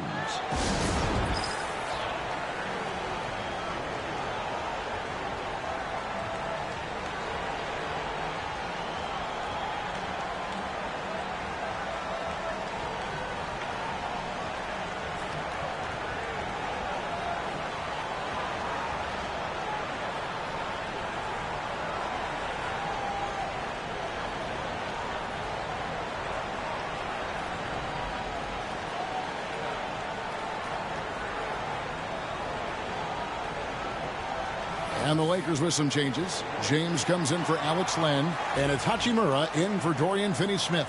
The Mavericks also with a sub. Dwight Powell's checked in for Edwards. On defense, the Lakers. They lead by their biggest margin of the game, 9. Powell against James. Back to Dinwiddie. Down low. Dallas moving it around. The three-pointer, no good. And to put things simply, this has not been his quarter.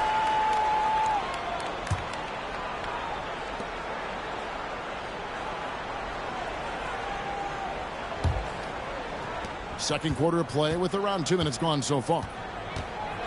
Pass to Vincent. And we see dunkers get technicals for hanging on the rim, slapping the backboard, or Richard even staring someone down. Should refs let that slide, or is that something they got to pay attention to? I don't mind the hanging on the rim, the smacking the backboard. I love that aggression. The staring people down, that's something you got to be careful with because that can cause some problems, and we don't want any of those issues on the court. Here's Hachimura after the Mavericks pick up 3. James slams it in. This is classic LeBron leaping off the floor for a powerful dunk. Mavericks trail by 8. Quarter number 2, around 3 minutes gone by. Pass to Christie. And looks like the illegal pick was set. Yep, that's right. That'll get their attention. And it's only their first turnover here, so they've done a great job of protecting the rock. Luka Doncic, he's checked in for Vincent. Lakers leading by 8. Now, here's Doncic. 11 points in the game.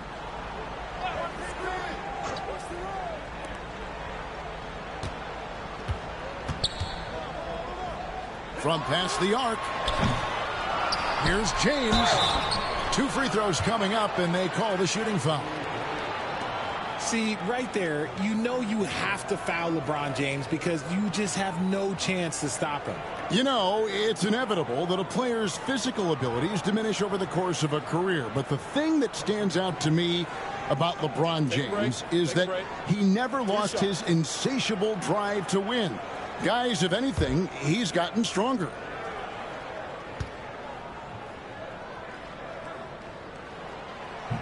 And he can't get the first one. Well, Richard, you were a teammate of LeBron James's, winning a title in Cleveland with him, playing with LeBron. What was something you learned about his game and about him? Well, I learned that he takes the greatness that has been bestowed upon him as a gift, and it is a curse, but he understands how to handle both. I think everybody knows how good LeBron James is, but the thing that makes it remarkable is the longevity of his talent, and he is still leading the way for his team. Now, here's Marshall. 9-point game his last outing. Thompson for 3. The rebound by the Lakers. LeBron's got rebound number 5 here tonight. And they hold a huge advantage on the backboard. Oh, LeBron's just too strong inside. A monster down low. LeBron James, the rare package of skill, size, and athleticism. Now Irving. 17 points for him last game against the Golden State Warriors. And he also chipped in with a couple of blocks in that game. Just a hint at the impact he had on the defensive side. And now the latest from our reporter, David Aldridge. Hey, Kevin, we all know the Lakers have to pound the ball inside. LeBron James says, we have attackers. That's who we are. That's what we do. We're not shooting 40 to 53s a game. We don't have the luxury of being that team. Working it into the paint, that's what we're really good at. Kevin, they play to their strengths. They got a lot of strengths. Got to do it. Thanks, D.A.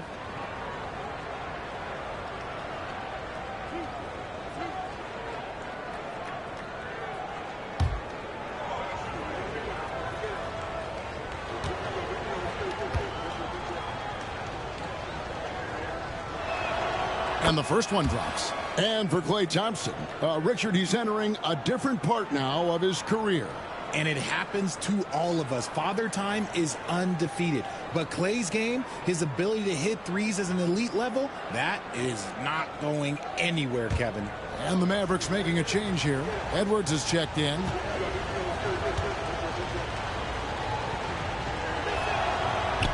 That one is no good. Well, Thompson is known for that shooting ability, but deserves more recognition for his defense. He's got the size, the lateral quickness, and most importantly, the desire defensively. Hachimura, no good. The defense just giving him the easy look there. He's not going to miss that. Out to Edwards. Nobody near Irving. That one's good from the corner. Irving's got it back down to a single-digit deficit for the Mavs. Pass to Vincent. The Lakers moving the ball around. And here is Vanderbilt. A three-pointer is right on target. Vanderbilt's got the lead up to 11 now for the Lakers. Oh, you expect Rui to finish that play, but when a guy is this open, he makes a quality pass. Washington with the screen on Doncic. Irving kicks to Exum. Shot clock at 5. Back to Irving. Lets it go from deep. Vanderbilt with the rebound. Not sure why he keeps trying his luck from deep here. It's just not his night. Vincent with it. Now defended by Exum. Fade away. And it's Doncic missing. Defense kind of rolled the dice there, and I'm a little surprised that it ended up going their way with the miss. On the wing, Irving. Guarded by Doncic. And foul on the shot, so he'll get a chance at the line. It's on Luka Doncic. Wow, he got whacked on that one. Shouldn't be much debate there. First trip to the free throw line for him in this one.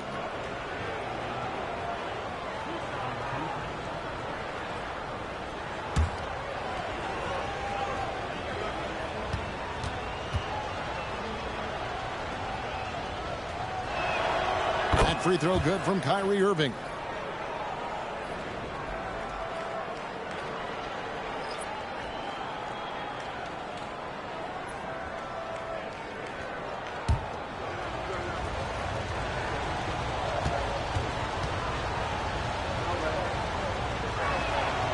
So he makes 1 of 2 as the second one misses.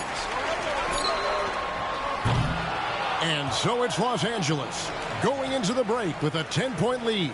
A good size advantage, and they'll look to increase it. It's time now to go courtside as we send you over to David Aldridge from the sideline. David, take it away.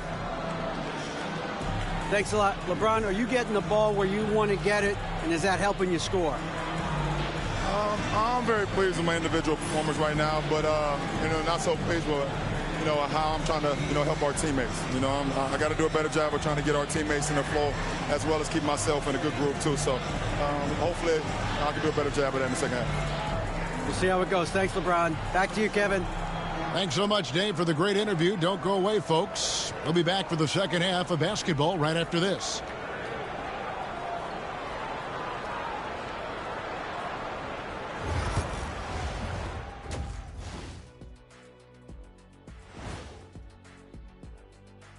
Thanks for tuning in. Did you miss us? Before we discuss the game at hand, let's first check out the upcoming schedule. And for that matchup with the Timberwolves, this looks like a complete toss-up to me. Talent level is similar. These games often come down to a few key plays. And if that's the case, we'll see who has the better closers tonight. And let's move on to that first half. Talk about a rough start for the Dallas Mavericks. I mean, it's pretty simple. More rebounds, more opportunities. Right now, they're getting crushed on the glass, Shaq. From where I'm sitting, I don't see the energy, and I do not see the effort.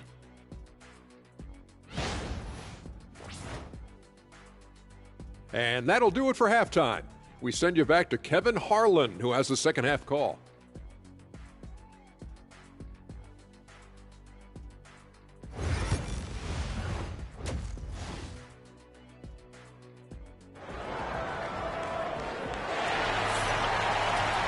And we hope you've enjoyed the broadcast so far. We're halfway through the game.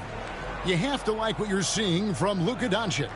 Man, he's been running wild on him through that first half.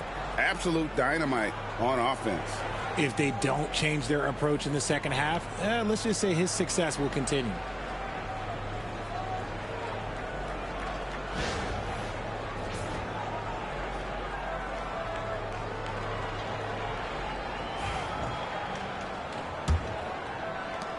Mavericks trail by 10.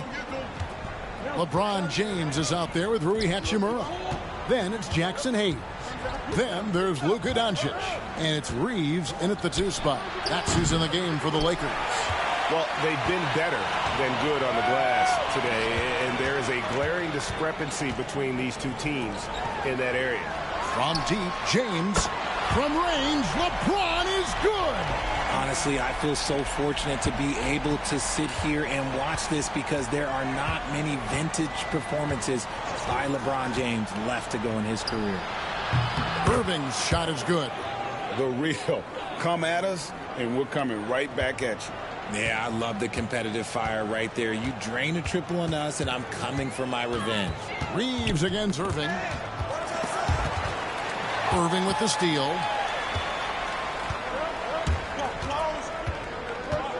To the inside. Out of bounds, the Lakers will take possession. Greg, you love this topic more than anyone. When you think about the best ball handlers of all time, where does Kyrie Irving rank on your list? Well, you know, I think, Kevin, he's at the very top. I've never seen anyone else pull off some of the things he does. Certainly makes a strong case for the best ever. Here's Reeves. His scoring totals are something to take note of. He's averaging over 19 points a game. And the Lakers turn it over again.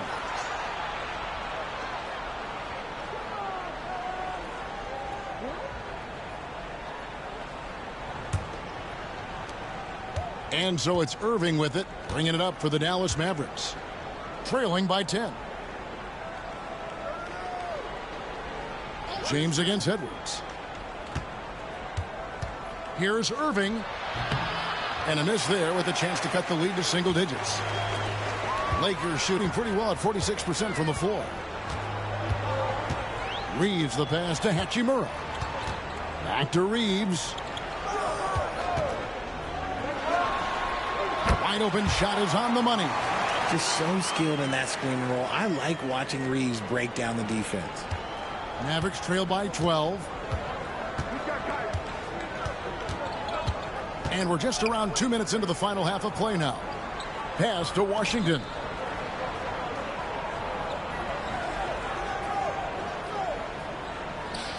Just 5 on the clock. And on the way from Irving for 3. Sinks the triple. Irving's got 6 in the quarter. And he's finally getting the feel from beyond. His second 3 of the half right there. Hachimura with it. Scoreless thus far. Nailed from three-point land. I love his shot selection today. He set the bar for the rest of the team. Outside Edwards. Back to Irving. Again, Irving missing. Los Angeles leading by 12. Reeves finds Hachimura. Lakers working the ball around now.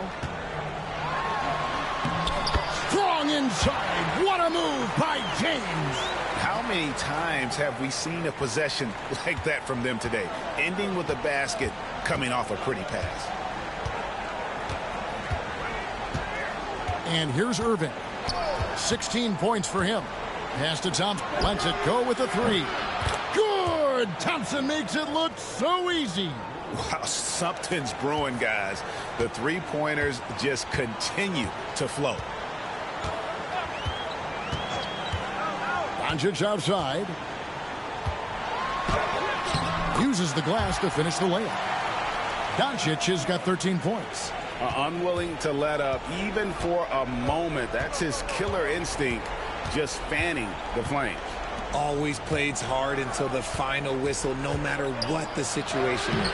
Irving's shot is good. So light on his feet. Kyrie can get around the defense on the drive. Lakers leading by 11. James outside. Pass to Hachimura. James looking it over. LeBron fakes his way through. Those defenders just look a little bit gassed. I mean, they're getting pushed around on that low block. And Jason Kidd is called timeout. He wants to make some adjustments to the game plan, clearly.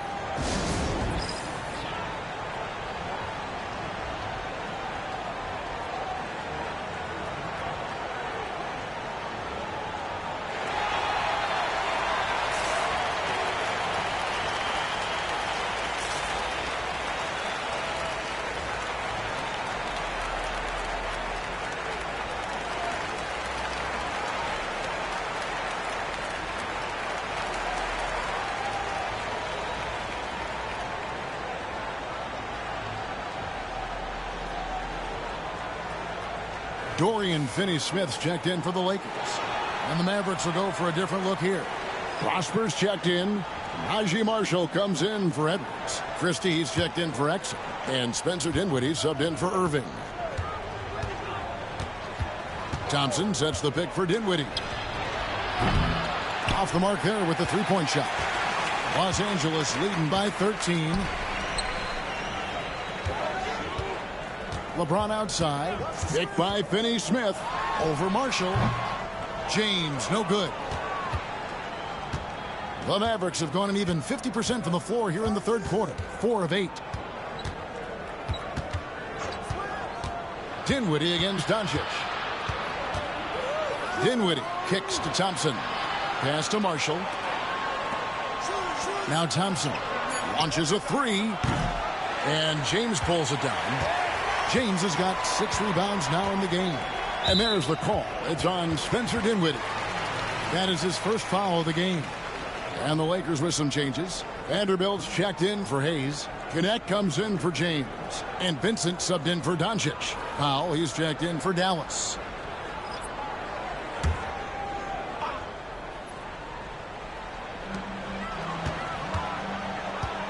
Here's Vincent. To the paint. From the line. Vanderbilt misses. And so it's Dinwiddie with it. He'll bring it up for the Mavericks. It's a 13-point game. Following this one, they get to host the Hornets. They start a 3-game homestand with that game. There's the pick. Now, here's Marshall. He's guarded close. Can't cash in from close range. Los Angeles has gone 2 of 2 from long range in the third quarter so far. Connect. No good. And he thought he had a clear path to the hoop, but the defense didn't give up on that play and cut him off. Powell kicks to Dinwiddie. Drops one in from the wing. When guys are moving the ball, sharing it, it makes the game so much more fun, both as a player and as a fan. And so it's LeBron James making things happen for Los Angeles. He's been a major threat from three-point range. Got 2 of them to fall in that quarter. We'll take a quick break and then back to the action here.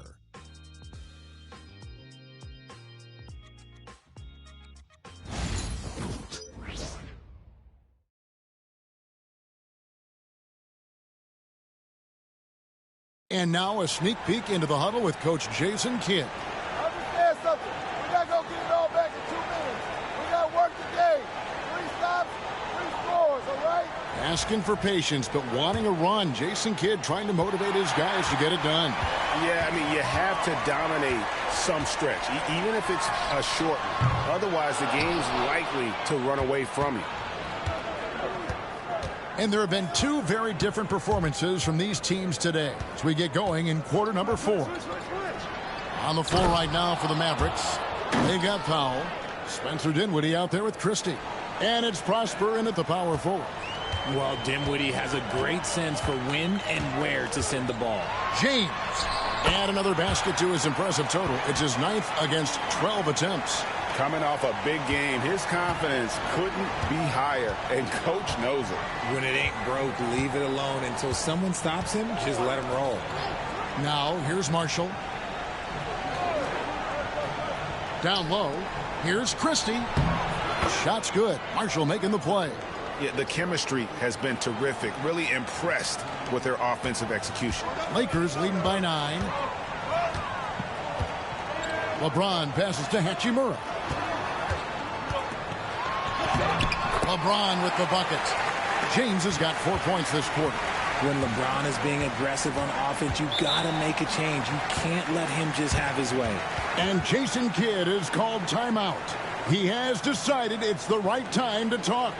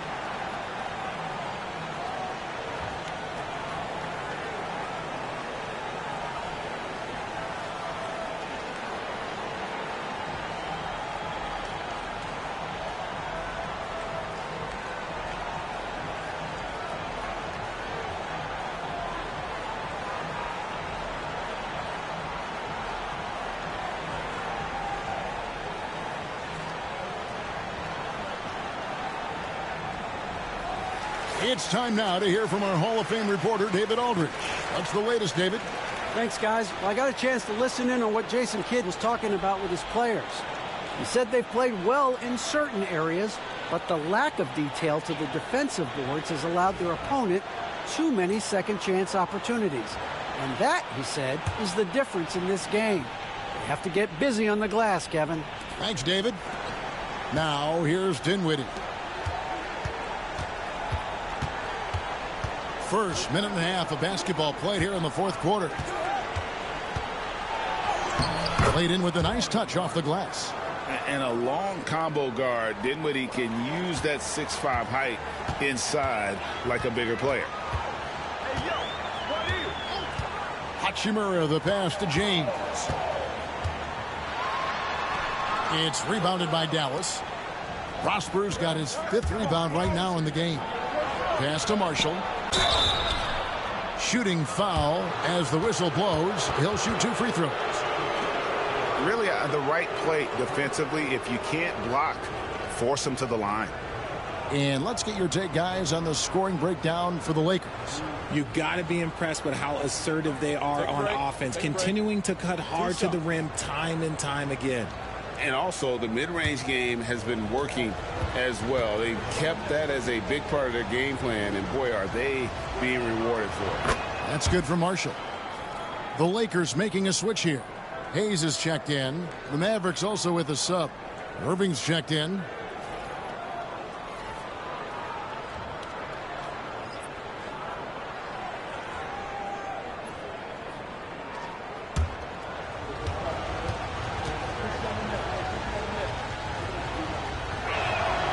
So he gets them both.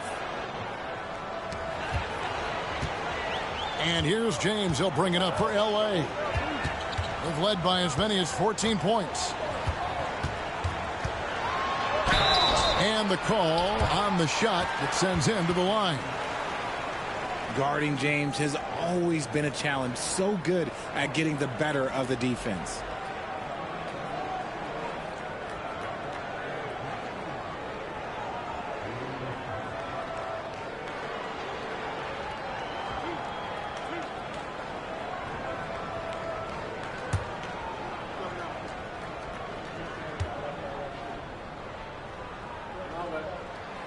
Free throw good, James. And when you think of LeBron, his competitive spirit is, to me, the first thing that comes to mind.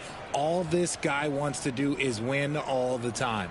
Catching up on the changes for Los Angeles. Austin Reeves comes in for Connect.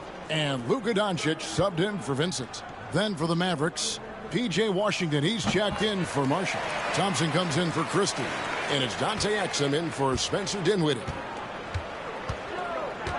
Pass to Washington. Here's Powell. Here's Irving. Guarded by Doncic. From 12 feet out. And misses it off the right side of the rim. Los Angeles leading by 9. To the middle. And they double up James. Three-pointer. Los Angeles with another miss. Shocking that he just bricked that one. The defense got real lucky there. Outside Irving. Dallas, no good that time either. And he didn't punish them for the weak coverage there, but they can't count on him to continue missing. And Exum comes to help. No one near Reeves as he lets it go. And again, the Lakers no good. Tries from 16. Pass to Exum. Thompson outside. That 3 off the mark. Lakers have gone just 33% from the field in the fourth quarter so far. They are 2 of 6. The triple! Doncic! 3-point shooting since the half has been about as good as you could ask for. And we've got a timeout called by Jason Kidd. Clearly, he's got something his players need to hear, and immediately.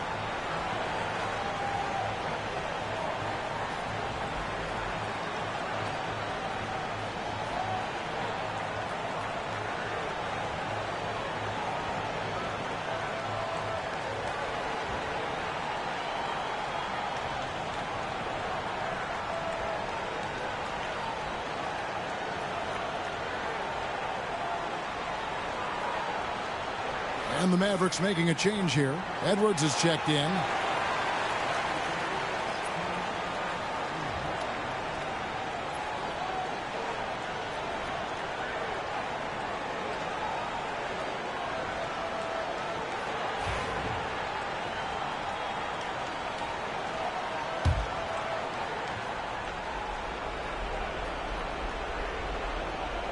We've played just over 3.5 minutes now in the fourth quarter. Here's Irving. Count that one. Irving's got 20. Man, Kyrie just has an unbelievable ability to finish in traffic. If they want to, they can milk the clock just a little bit here. Yeah, that's the best option. Doncic kicks to Hachimura. Reeves outside. Shot clock at 5. And there's the drive. It's stolen by Edwards. Here's Exum. And finished off by Exum. Ooh, that's a clever pass there by Kyrie. Getting the ball to the guy for the better look. And so it's Doncic with it. He brings it up for the Lakers. The 11-footer. No good there. Mavericks trail by 8. Exum passes to Thompson. Here's Irving. And that one clearly a foul. Gets the whistle and 2 shots coming up. You got to like how Kyrie just commits to his selection. Even the foul, look, that's not going to slow him down.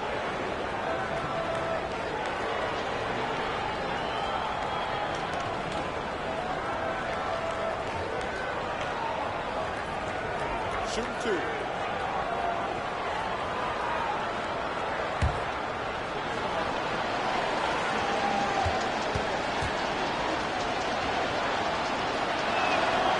Drops the first one, and that narrows the gap to 7. One of the most creative guards that we have ever seen. Irving is just so unpredictable with the ball in his hands.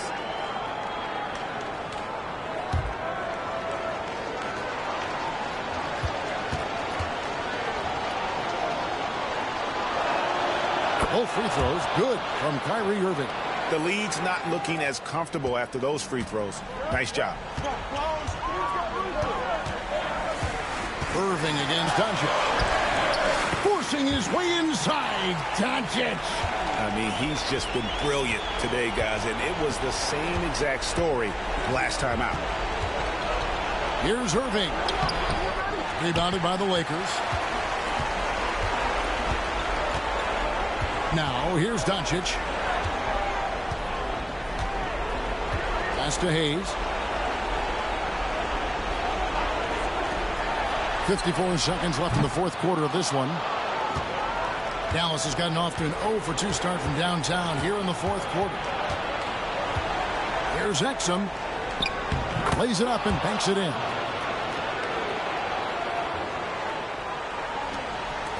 And so they choose to intentionally foul.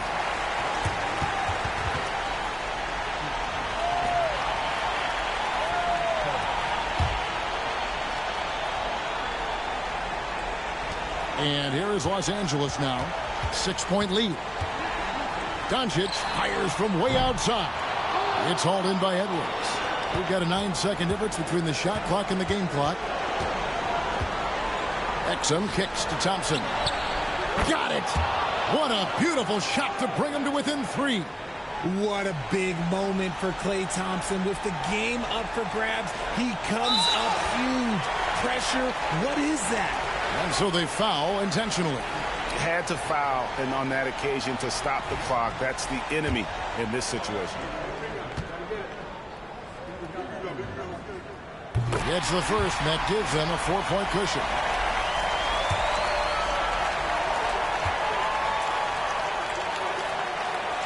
And he hits both free throws here. So now it's a 5-point game. Well, they wanted every last one of those, and he delivered, making it a 2-possession game. And the Mavericks call time here. 23 seconds left in the fourth. What do you think we're going to see coming out of this timeout?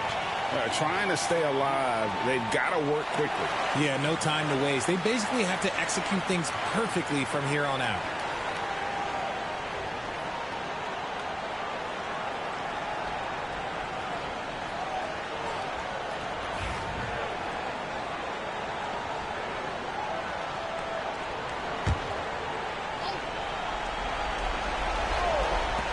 23 seconds left in the fourth quarter. And it's Washington missing. And now they decide to foul intentionally. You have to foul, but I'm sure they would have liked to foul someone different.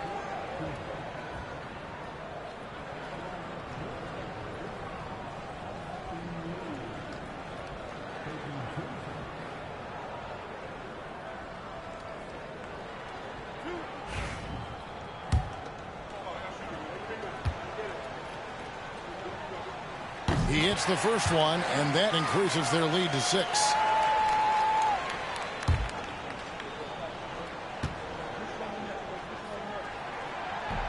Second one is good. Hitting both at the line, and it's a 7-point game. Taking full advantage of his opportunities at the line to extend their lead. And the Mavericks with possession. Thompson for the triple. That one's not going to go.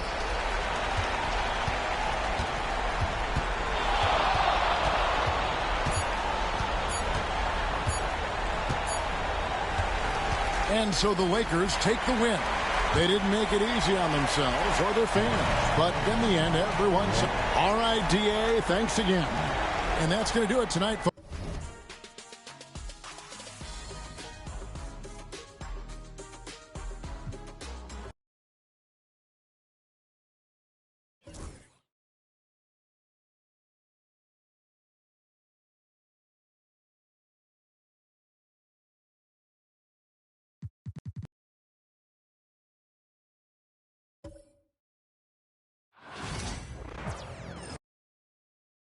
Hello, basketball fans.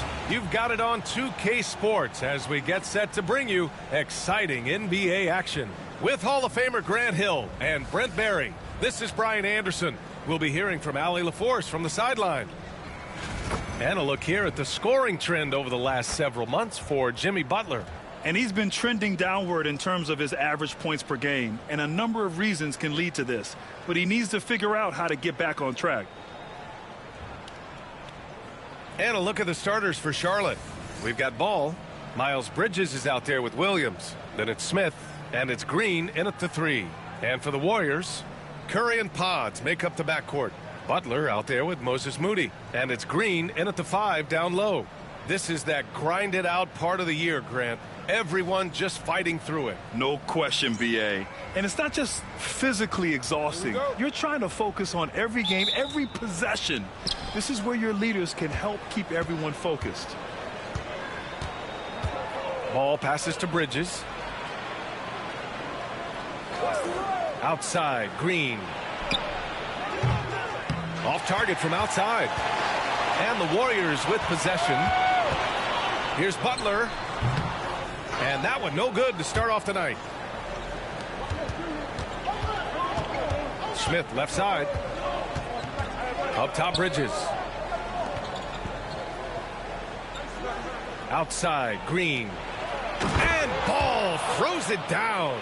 And look at Ball take off. Love seeing him use his athleticism to slam it home. Outside, Pajemski. Green with a screen on Smith. Pajemski. And it's off from three-point range. And here's Bridges. He'll bring it up for the Hornets. Inside. It's stolen by Green. In transition. Pass to Butler. Double team on Butler. And Mark Williams picks up the foul. That's his first foul.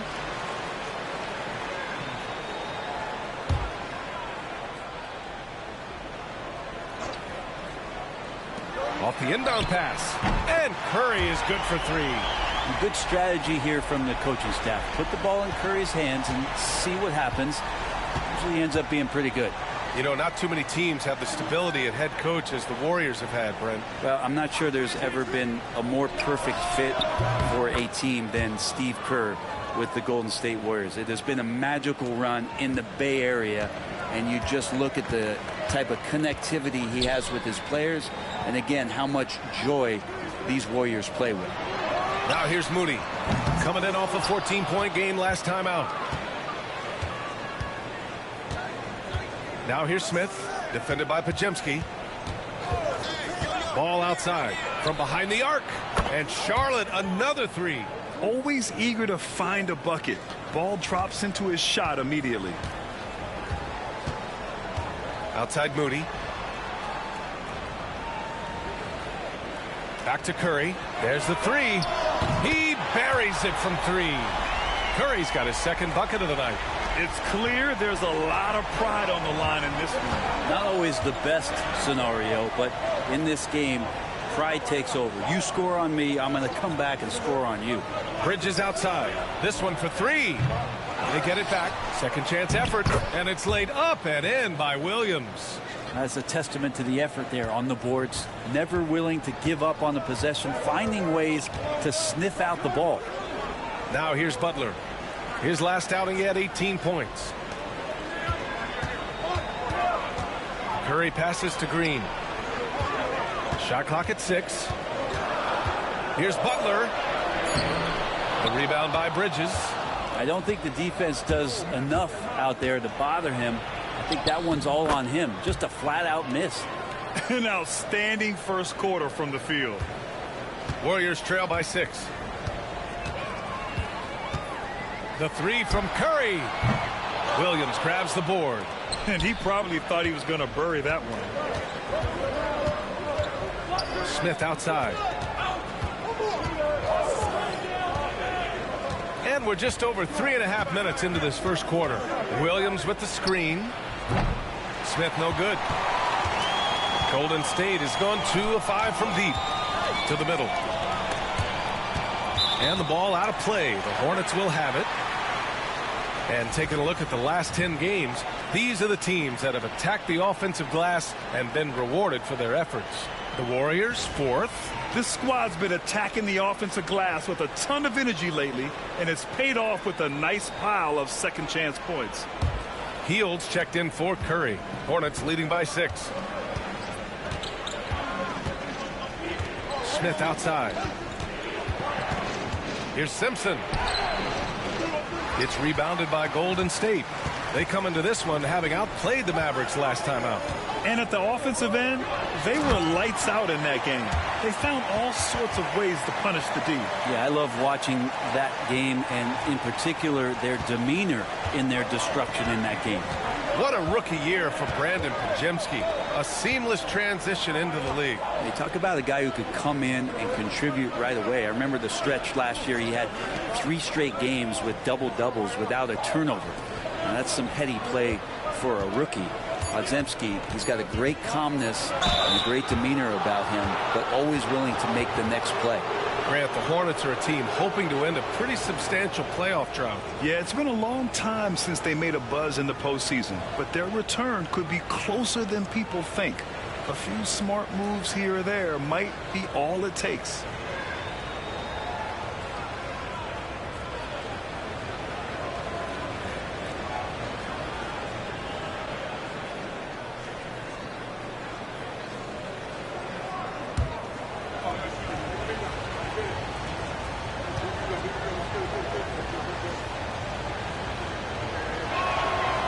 First one at the line is good. And Grant, despite the Warriors' success over the last decade, it hasn't always been this way for this franchise. Yeah, they didn't have many winning seasons before they got Steph, Clay, and Dre. And you know, BA, from 1978 to 2012, they made the playoffs just 6 times. Bridges hits them both. Well, when he gets into a groove at the free throw line, it doesn't just last for tonight. This might be 2 weeks, 2 months, something like that. Hield from outside. And the rebound goes to Charlotte. This game coming after the loss versus the Kings. Just a tough road loss. You're going against players who are comfortable shooting in their own building. You have to find a way to disrupt their focus. Yeah, they couldn't do it in that one. Always a step slow in closing out the shooters, and maybe even recognition of who was on the floor. Just not enough energy, and that's a tough way to win on the road. Now here's Butler. No made baskets yet. Pass to post. There's 39 seconds left in the first quarter. Collins passes to Hield. On target from range. Yeah, watching Hield shoot is quite astonishing. He does a great job of establishing his feet as a foundation for his three-point shot. Here's Simpson. And right now, he's currently putting up 6.5 points per game. Here's Bridges. And a foul called on the way up. So he'll take 2 from the free throw line. That's on Jimmy Butler. He's gone 2 for 2 at the line so far.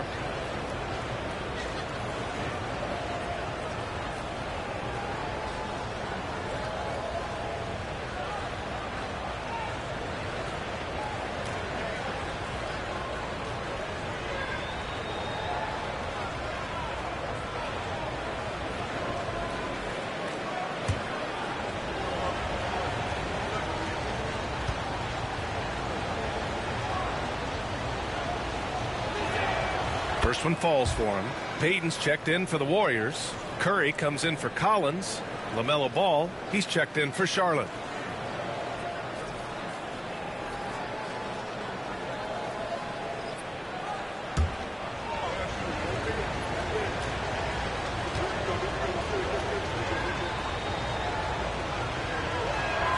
Bridges hits them both. And Curry's got the ball here for Golden State.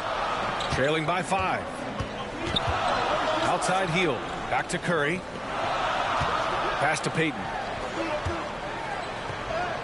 That drops, and it comes off an assist from Curry. Now that was a clever adjustment. I mean, that was a tough shot. Showing off a little bit on that one. That's a play when your coach goes, no, no. Okay, good play. Get back on defense. Oh, nice one-handed jam there, B.A. Hey, little exclamation point. LaMelo Ball getting it done for Charlotte. 8 points in the quarter, showing how effective he can be. More NBA on 2K Sports right after this.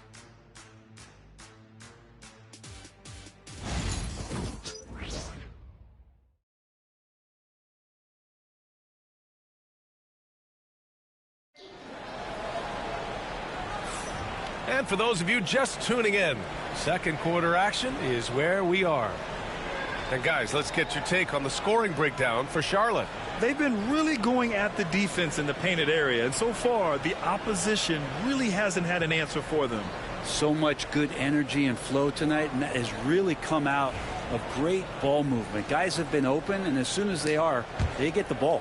Well, despite the effort to create super teams, the league has a lot of parity right now, Graham. It really does, and I like it. It's not quite like the 80s Celtics and Lakers or the 90s Bulls, partly because of the salary cap. It's so hard to pay more than 2, maybe 3 stars at a time.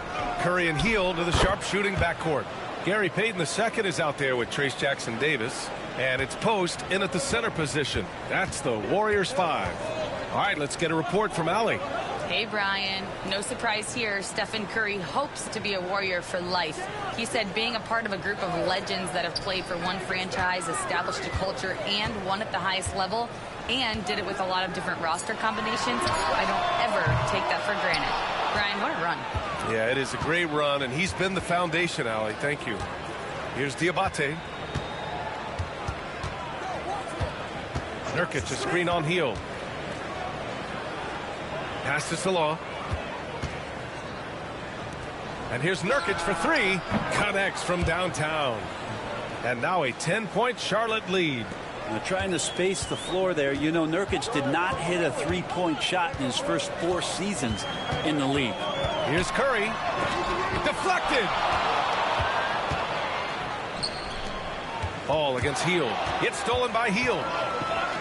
Oh, and a fast break for the Warriors. They get it again. Pass to Post. And here's Curry. Fires for 3. Curry with another miss. Well, after getting off to a great start, hitting those first 2 shots, he's definitely regressed a little bit in this quarter. Here's Simpson. To the paint. The kick out to Ball from outside the arc. The rebound by Post. Warriors trail by 10. Trying to find a spark here. Yes, indeed. A rough stretch offensively. They could really use a basket.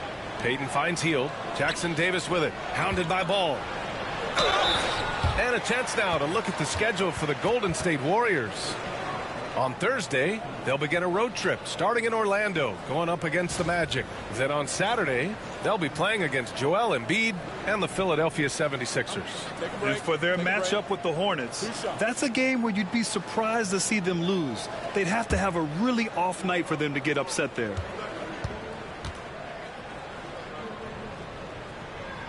First free throw is good. Draymond Green, he's checked in for the Warriors. Pajemski comes in for Peyton.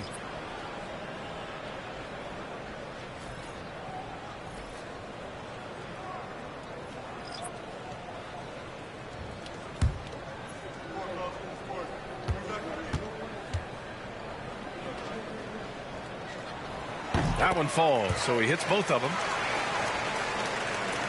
Charlotte leading by 8. Ball right side. Ball ventures inside and converts. And I love how Ball will fight for it, getting around that inside physicality. And given LaMelo Ball is 6'7", how does this give him an advantage at his position, Greg? Well, B.A., he's able to score on smaller guards as well as see over them and find his teammates. His height and quick decision-making are real weapons. And Steve Kerr calls timeout. And we might see some changes. Coach potentially looking to adjust.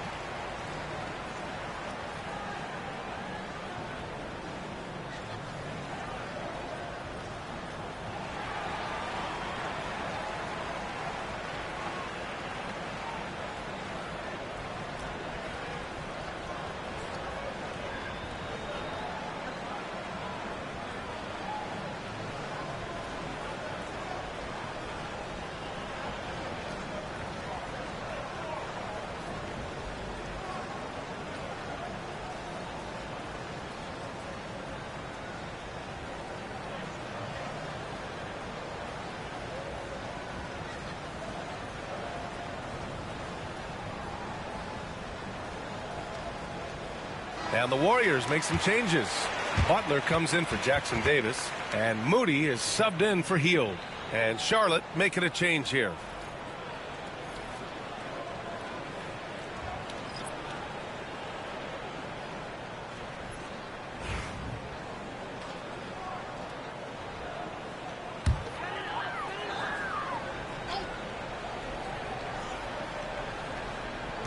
Second quarter play, almost 3 minutes gone here. Here's Curry. Wow, Curry takes the hit and finishes inside. Well, he's 1 for 5 in the quarter, and his body language is saying a lot about where his confidence is. Rattled just a little bit. Maybe the next open look will start him up. Pass to Smith. And here's Green from the arc. Sinks it from distance. Green's gotten himself on the board with a 3 there. That's one of the best three-point shooters. You got to try to scramble the Jets right here and get that guy off the sweet spot. Green with a screen on Ball. It's good! Curry with a long-range bomb. First 3 of the quarter and 3rd overall, guys. The defense might want to step up just a little bit on him from this point on. Back to Ball. And here in the second quarter of action as we approach 4 minutes played. And he drops in the layup off the glass. Ball's gotten 4 this quarter. He's getting it done offensively, making winning plays at every turn. Outside Butler. Back to Curry. Pulls it from the top of the key. The Hornets pull it in. And they're +5 on the boards after that rebound. Ball outside. Pass to Bridges. Back to Ball. Launches a 3. Pajemski grabs the board. Warriors trail by 10. Butler up top. Back to Pajemski. Curry against Smith. Look at Curry shaking off the contact. And Curry's found his groove out there, and that's a scary thought. The Hornets have gotten 5 of 7 shots to go in the second. Pass to Bridges. Lets it go from deep. And can't get it. He's now 1 of 3. Golden State has gone 1 for 3 from downtown here in the second. Now here's Podziemski. Back to Moody. Down low from close range. And off the front iron, and in it goes. Curry's got 15 points. Just another day at the office for Steph Curry, making this look easy. Ball passes to Williams. And here is Green. Moody defends. Pass to Ball. Puts up a 3.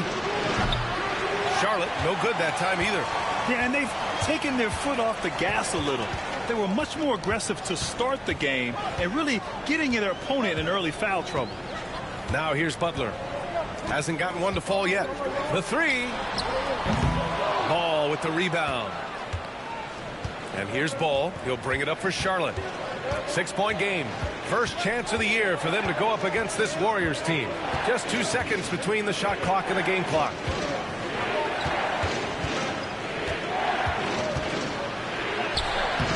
The Warriors pull it in. That'll be the first of a 5-game tour around the league. Here's Green. And so it's Charlotte with a 6-point lead at the close of the quarter. Getting lots of great looks, shooting it well. That's why they're up. All right, Allie's ready to go. She's courtside. Hey, Allie. Here with Coach Steve Kerr, your defense struggling to contain them in the first half. How do you remedy it? We got to get back in transition. We got to make them feel us. You know, they're just running anything they want. We've got to at least disrupt the stuff they're trying to do. Thank you, Coach. All right, good stuff, Allie.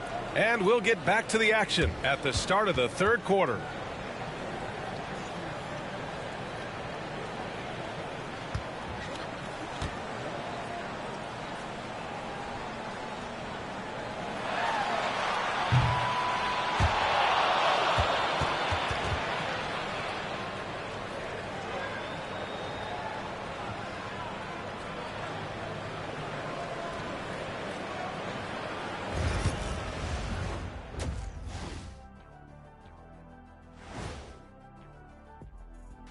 Greetings, Shaq, Kenny, and EJ here as we tip off the show with a look at our midseason Eastern Conference standings.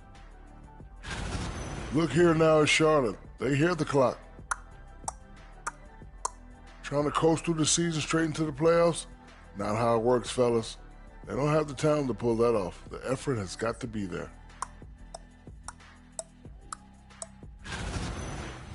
And looking back at the first half of this game, it's likely we'll see some adjustments for the Golden State Warriors. At the defensive end, I'm not seeing disruption. I don't mean just forced turnovers. I mean taking the offense out of the rhythm. Yeah, I mean when your opponent is shooting over 50%, a lot else has to go right. That's it for us. Thanks for tuning in. Now let's send you over to Brian Anderson with the third period.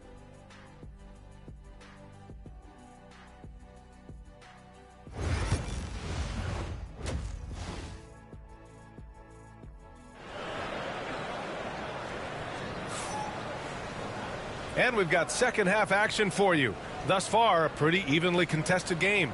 Stephen Curry having a dominant impact in this game. He's been excellent at cutting through the defense and giving them fits around the basket. Yeah, you want these kind of nights where you can start to see those openings before they happen.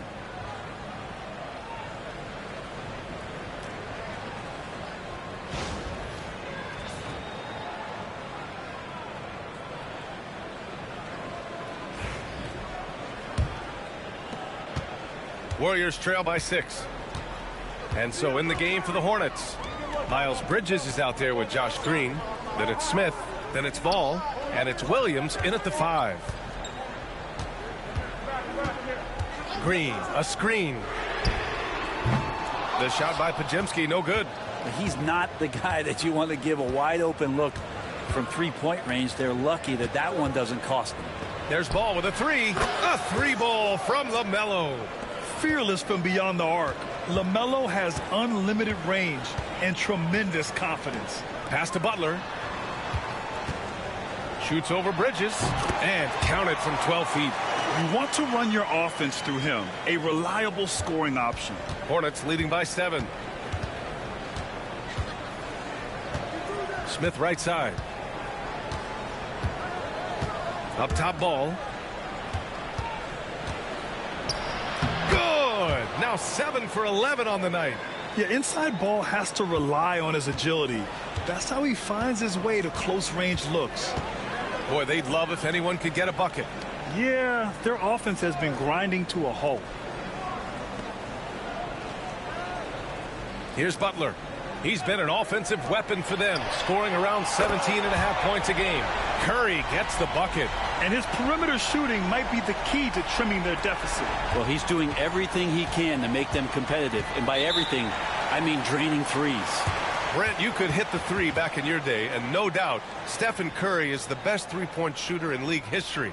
What makes him so good from deep? To me, BA, it comes down to the way that Steph goes about his habits in practice. If you ever watch footage of him in pregame warm-ups or in the offseason, there is so much variability in what he does in terms of preparing his feet and hands to shoot the basketball. There's no one that practices the way that Steph does, and there's no one that produces the way that he does either.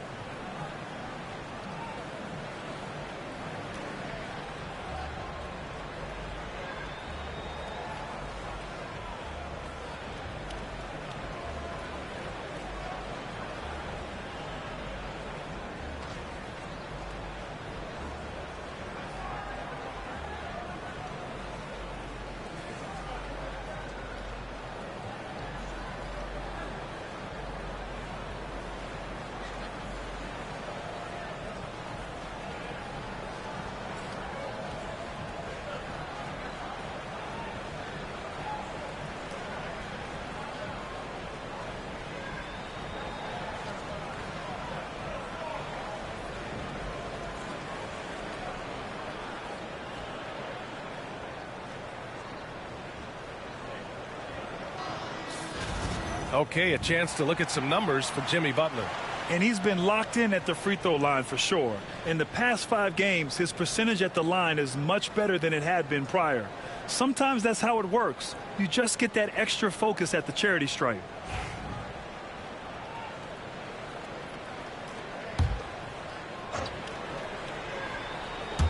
Just over a minute and a half played in the third. And he's going for the lob. And Williams punches it home. The playmaking ability of Ball. So crafty and skilled at finding his guys. Outside Curry. Butler, a screen on Ball. And here's Curry for 3. The rebound by Bridges. Bridges has got a rebound number 5 here tonight. Back to Ball. Outside, Green. No good with the triple. Yeah, just the first miss of the half there. They have to be happy. 3 of 4 to start it off. Butler. Doesn't go that time. Nice D from Bridges. And it's Green with the ball for Charlotte. They've led by as many as 11. Looking ahead to their next game, playing at Dallas. They'll match up against the Mavericks. Williams passes to Bridges. Just 5 to shoot. Charlotte needs to get one up in a hurry. And it's Green missing. Warriors trail by 8. To the inside. And it's hammered home by Green. If he can get his steps together, Draymond Green will throw it down. And that replay courtesy of the AT&T 5G Slam Cam.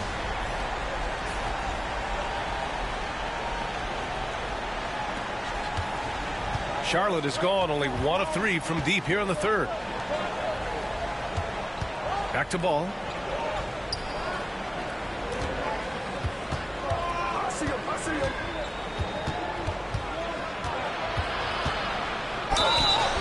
And he's going to the line for 2. The official saw contact while he was going up. Causing havoc inside. Ball is just so fast and so nimble. It's his first trip to the line. shooting 2.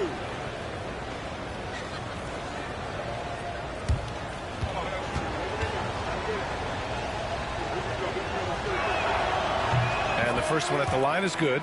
You got to respect the enthusiasm LaMelo Ball brings to his game. He thrives out here under the bright lights with all eyes on him. Diabate's checked in for Green.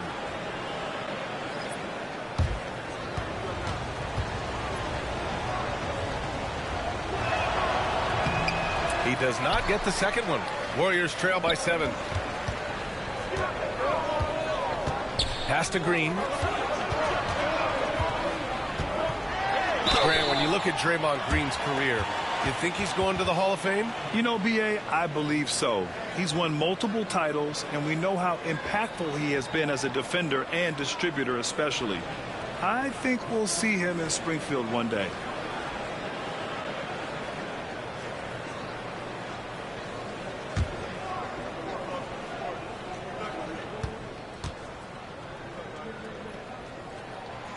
No good on the free throw. And let's talk about Draymond Green for a moment.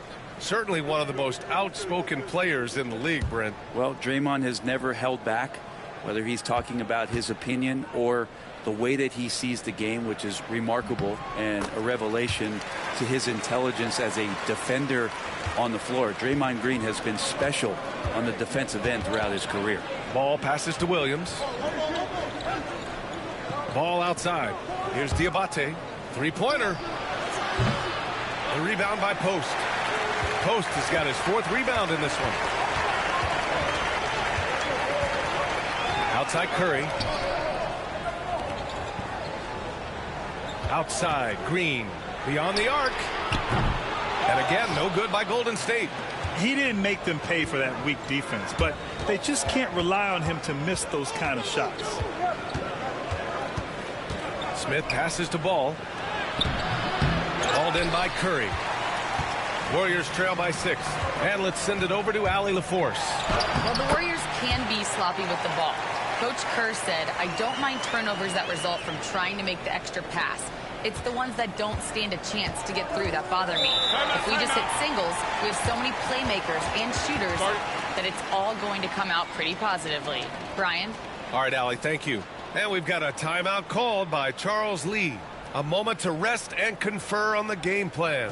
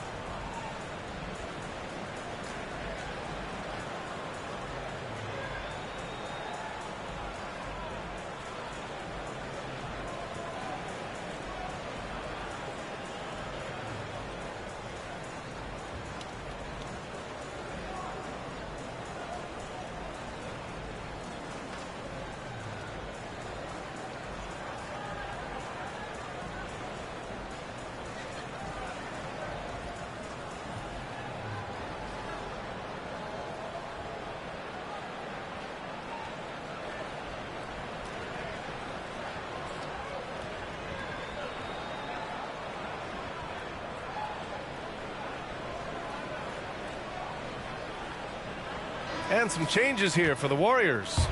Jackson Davis is checked in for Draymond Green. And it's Buddy Hield in for Curry. And Charlotte making a change here.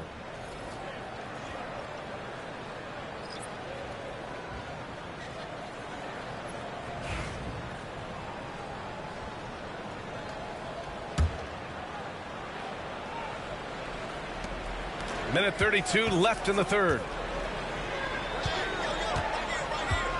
Here's Simpson. Pass to Bridges. Three-pointer. Drills it from deep. Bridges has got 9. His three-point shot looks so pure. The defense allowing him to get comfortable out there. 1:05 left in the third quarter. And here's Butler outside. Diabate grabs the board. Not his best night and not the team's best night. Sometimes it just goes that way. Here's Simpson. Hey, expanding his range. The Warriors pull it in. Post has got his 5th rebound in this one. Pass to Jackson Davis. 30 seconds left in the 3rd quarter. Now Butler. Clock at 4. Launches it. Oh, Butler with the confidence from the perimeter. He was sitting back a little bit there in the first half, but feels like showtime now, and he's ready to put some major points up on the board. Here's Simpson. And the rebound goes to the Warriors. Post has got 6 rebounds here tonight. Here's Butler. And good, as it takes a nice bounce off the right iron and down. Now just a 2-point Charlotte lead. We're at the end of the 3rd quarter, and we've still got a close one. Hornets out in front. They lead by a bucket. After a quick break, we're coming right back with the start of the 4th quarter.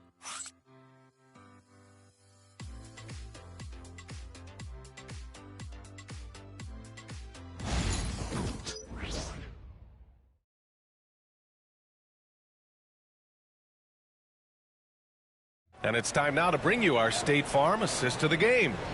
You know, I'm kind of stoked that this was a choice because I love this pass. A remarkable find. He put his court vision on full display. Well, a great job with the eyes. And what separates great playmakers, as we know, is peripheral vision. 3 tense quarters behind us. 1 more to go. Thanks for being with us as we get ready for the 4th. Curry and Hield to the sharpshooting backcourt. Trace Jackson Davis out there with Gary Payton II, and it's Post in at the center position. So that's the group out there for Golden State. It's never easy from that distance, but we see him drill those and shoot around all the time. Oh, no, I know he can make it, but that's warm-ups, so maybe just a step too far. Here's Simpson. There's the drive. Ball outside. Here's Salon. And it's good as he snugs it right through the net. Salon, he's gotten his first basket of the night. Warriors trail by 4. 4th quarter just getting started. 1 minute in the books. Curry with it. Pass to Hield. And it's good. Assisting on the play was Curry. Curry's got 3 assists now in this one. And you love how Hield is always ready with his feet set. Once the ball hits his hands, it's off. Here's Simpson. Back to Nurkic. Nice dish, and the layup goes down. Can't ask for a better look with the game in the balance. Golden State has gone 1 of 2 from deep in this quarter. Jackson Davis' screen. Curry with it. Nurkic picks him up. Oh, nice job in the paint from Curry. Well, not just from deep. Steph Curry, one of the best guard finishers around the rim. And so it's Ball with it. He brings it up for Charlotte. Pass to Simpson. Back to Ball. Clock at 6. Over Hield. Second chance shot. And the layup is good. And the Hornets lead by 3. A stronger defensive presence would have saved them 2 points. It didn't seem like anybody was really aware there to go and collect that rebound in the possession. Here's Post. Back to Curry to tie it up. And the Warriors with another 3. And the defense is really allowing them too much room on the perimeter. And we've got a timeout called by Charles Lee. He wants their game plan to be crystal clear at this point.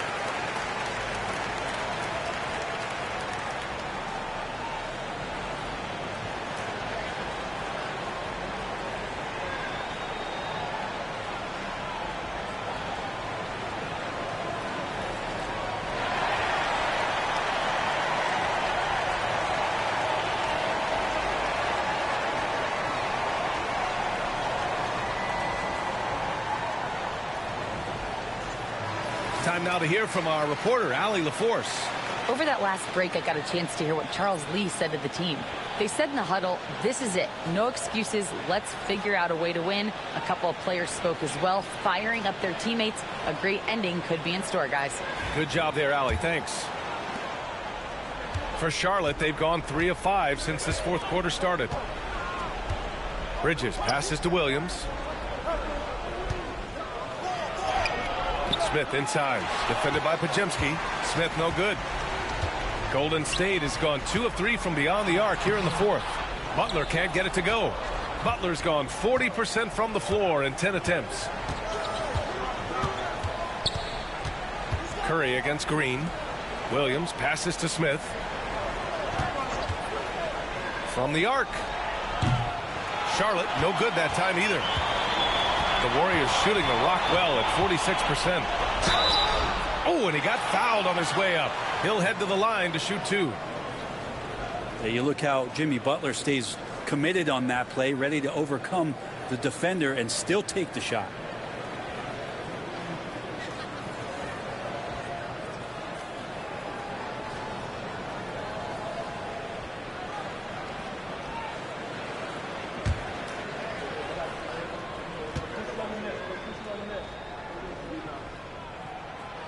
That free throw no good. Always one of the hardest workers on his team. Jimmy Butler knows how to win.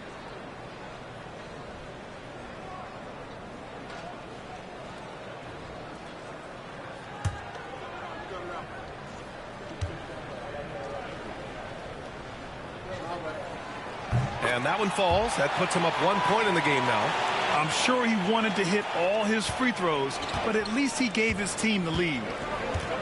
Ball passes to Bridges. Back to Ball. Bridges outside. Pass to Williams. And here's Smith. 4-3. Warriors with the rebound. Butler's got 4 rebounds now. Green, the pass to Moody. And here's Butler outside. And the rebound goes to Charlotte. He didn't make them pay for that weak defense, but they just can't rely on him to miss those kind of shots. Pass to Bridges. Williams, a screen on Green. Here's Bridges. Williams. And another shot. Up again. Great positioning on the putback. And the Hornets lead by 1. Oh, phenomenal hustle. He has a knack for those boards. Man, he is tenacious when that ball goes up. Here's Curry. Some solid defense from Williams. Yeah, better than giving up the layup. You want to go in there and use the hard foul. They did it there. That's aggressive attitude defensively. Ball seeks out contact sometimes, which means defenses have to guard him very carefully.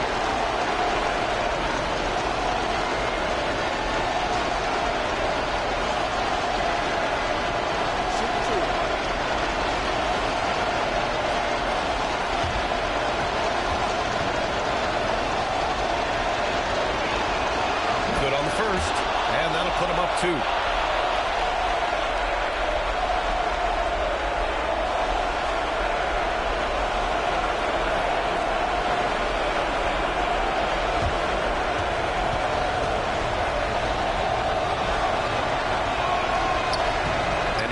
Convert on the second. That misses. He missed the chance to put them up by 3. You know he'd like to have that one back. Moody passes to Butler. Here's Curry. And the Warriors miss again. Couldn't quite line that one up. Just got to shake it off and move on to the next one. Ball. Ooh, a little soft teardrop from Ball. Pressure's on, but it seems like Ball is not feeling any of it. Here's Curry. Counted. Curry's got 7 now in this quarter. And none better. Steph stepping up. What a great feel for the moment. Steph Curry. Bingo. Here's Ball. Driving in. Money. Now that's one to remember. What an impact on the game. I'm wondering, is that the biggest shot of the game? And Steve Kerr calls timeout. And a great call on his part. This is the time you want to be in sync right here.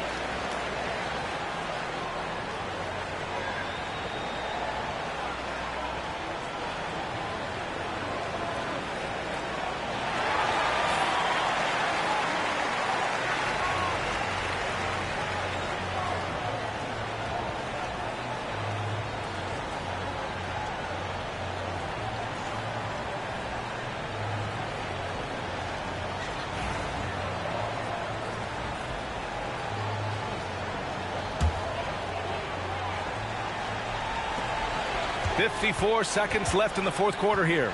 Here's Curry. The shake. It's tipped. Fast break. Here come the Hornets. And here's Green from the arc. The Warriors pull it in. Butler passes to Curry. 11 feet out. It falls! And he's brought them within 2 points now. Oh, man, the baby-faced assassin stepping up right there. Such a great score, and what a situational step to get it done. They'll probably slow things down now. Burn the clock while you have the lead. I like that.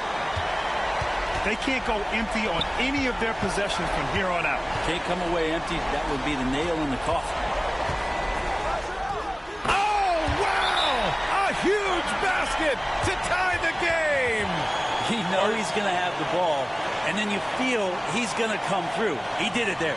And we've got a timeout called by Charles Lee. Critical moment here. He's not taking any chances.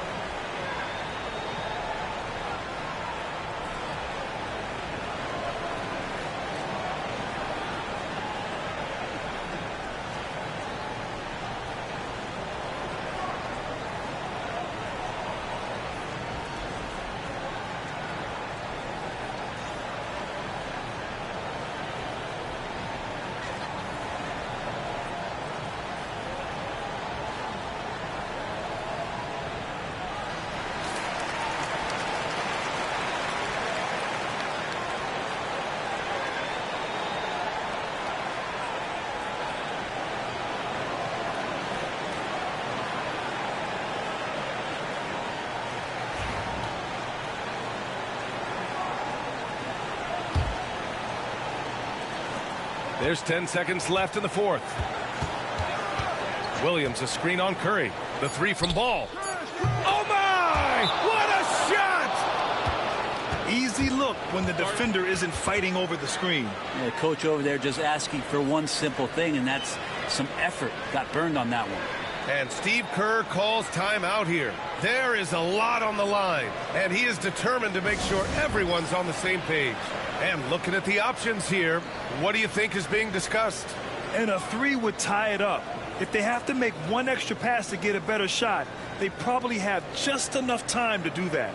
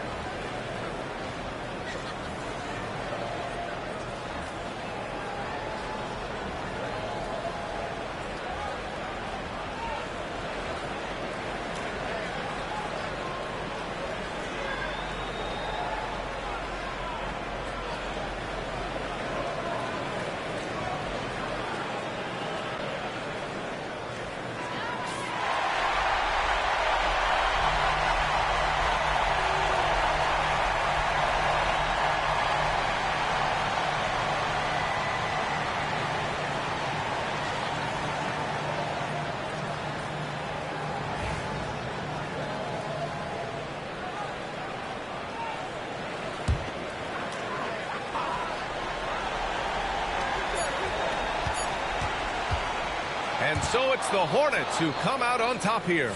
With the late victory, they upset plenty of these hometown fans. They really should take this win to heart. When the pressure was on, they stepped up and worked twice as hard to overcome it. And that's going to do it tonight, folks, for our broadcast. For Brent Barry, Allie LaForce, and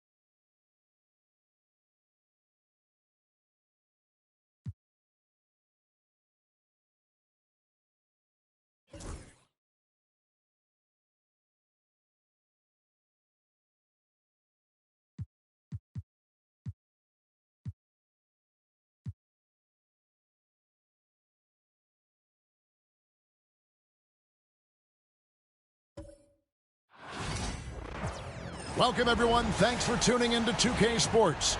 We've got some NBA action for you coming up. This is Kevin Harlan, joined at the broadcast table by Greg Anthony and Coach Stan Van Gundy. And as always, we'll hear from our Hall of Fame reporter, David Aldridge. A moment now to look at the year-to-year scoring output and how it has been trending for Keldon Johnson. And looking at his offensive numbers from the past few years, it seems like teams around the league have kind of figured him out. He's having to work a lot harder for his points, and they haven't been coming nearly as easily as they used to. A look at the San Antonio Spurs opening lineup. Up in the front court, it'll be Vassell and Barnes. Fox is out there with Chris Paul, and it's Biyombo at the 5 down low. And for New Orleans, the guard set is Alvarado and McCollum. Zion Williamson is out there with Trey Murphy. Here we go. And it's Messi in at the 5. Stan, for coaches who are on the hot seat, how in the world do they stay focused? Well, Kevin, I think, look, most coaches have very thick skins. You're going to get criticized every day. You have to know that when you get into the profession, and you just got to stay focused on the things you can control. And my brother always used to tell me, don't worry about criticism from people you wouldn't take advice from. Ah, that's pretty good advice in itself. It is. Williamson looking it over.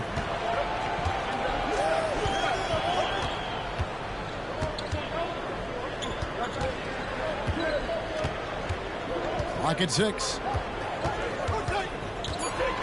New Orleans needs to get off a shot. McCollum, no good. And so it's Vassell who brings up the ball for the Spurs. Their last meeting was in New Orleans, where they were unable to fight off the Pelicans. And it's going to come down to effort tonight. Last time they met each other, they were demolished on the boards, and that rebounding difference led to a sizable loss. Yeah, it wasn't their finest hour or finest 2 hours. It has to be a matter of pride for them this time. Greg, you know this. Getting that second contract is a major goal for young players in the NBA, like Devin Vassell. And Devin did, signing a huge 5-year extension in 23. He ended up having his finest year after inking that deal. Vassell has a very bright future.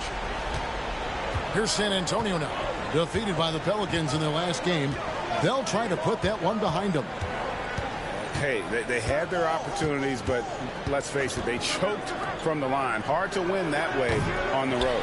Yeah, those opposing crowds can put you off balance at the stripe, but you got to block out the noise and make those free throws. And out of bounds as the Spurs gain possession. Time now to turn to our sideline reporter, David Aldridge. David. Well, Willie Green had a few moments to share with me. Now, Coach had nothing but respect when it came to Chris Paul. He said every aspiring young point guard should study CP3. He's an ideal floor general, a fierce competitor, and he always seems to make the right play. It's going to take a team effort defensively to slow down his impact. Kevin? Thank you, David. Here's Williamson following the basket by Chris Paul.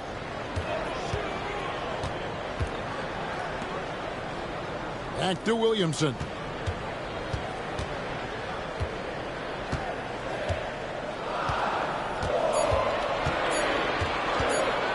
Launches it. San Antonio with the rebound.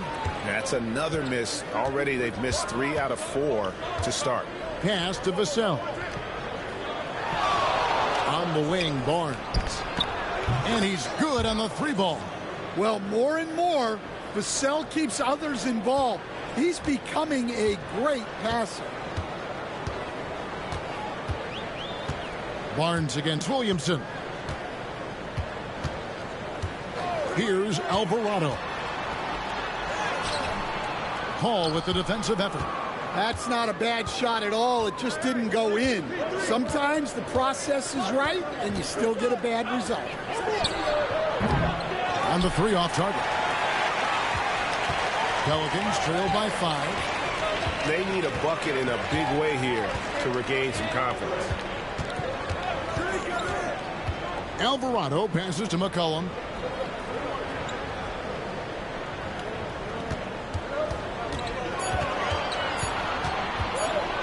Fires from 18.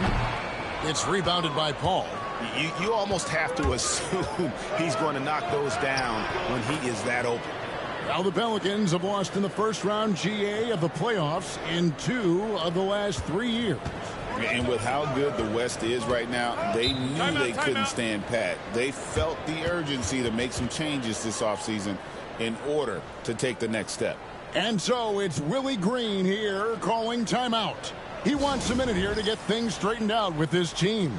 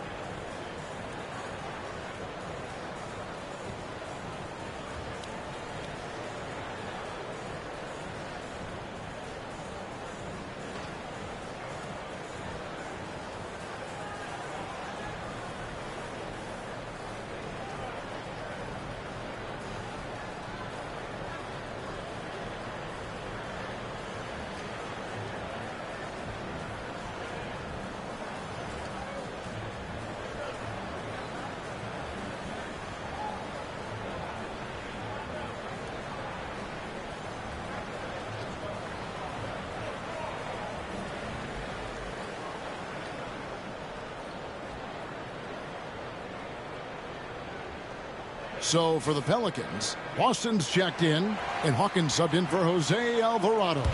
So San Antonio going with an almost entirely new group here.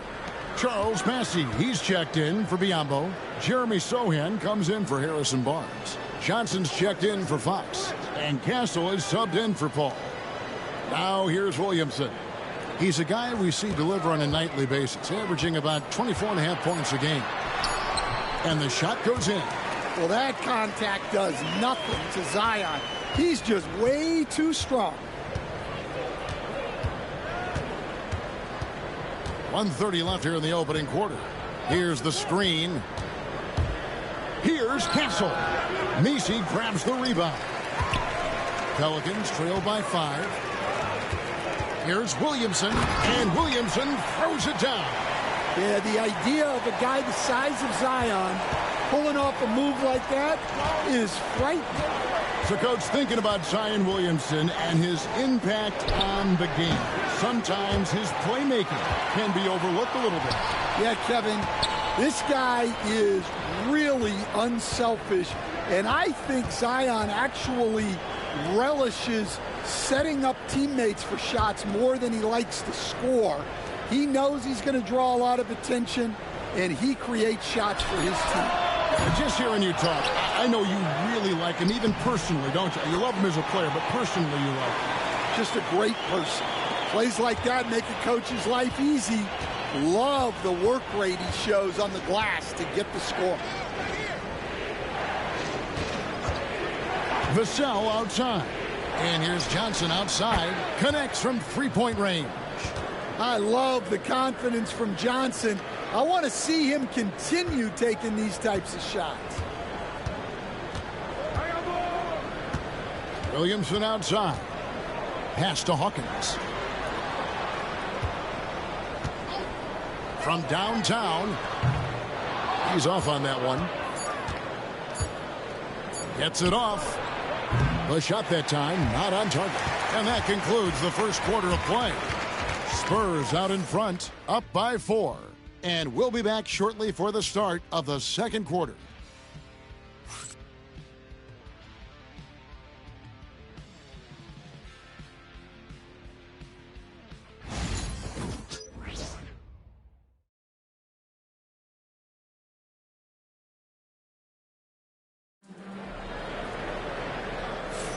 And for those of you just tuning in, the second quarter of action is where we're at right now.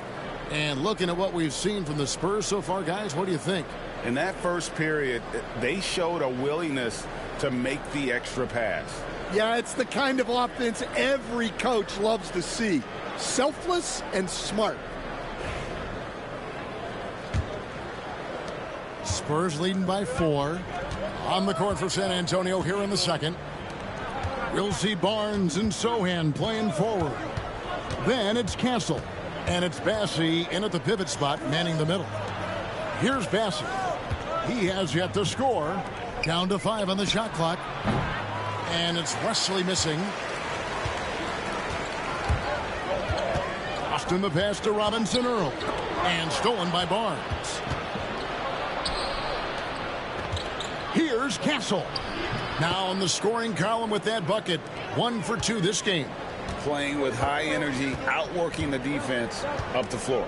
Yeah, the commitment to run is paying great dividends on the break. Now here's Olynyk. A 14-point game for him in the win against San Antonio.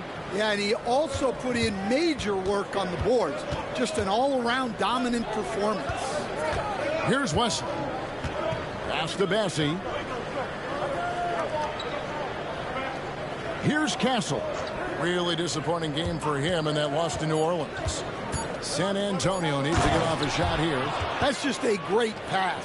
Excellent vision to see the open spot in the defense and lead him to the score.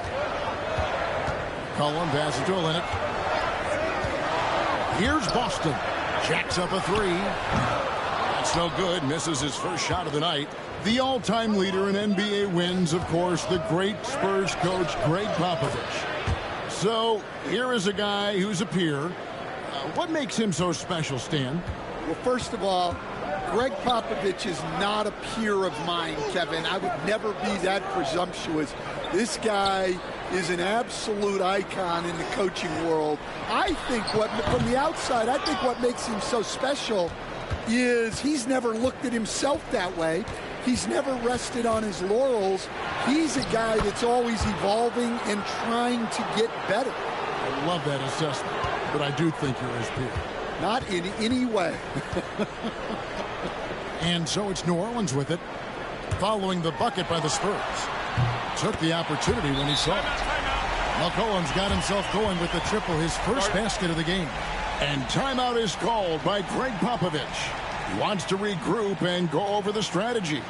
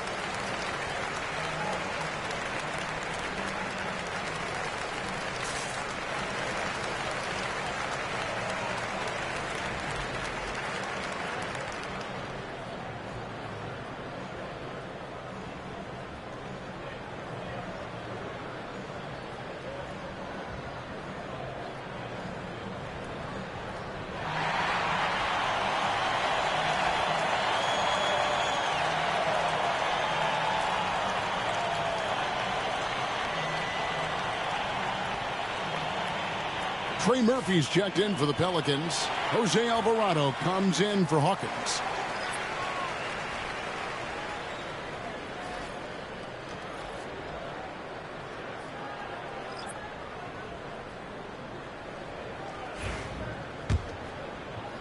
And a little under 2.5 minutes gone by here in the second quarter.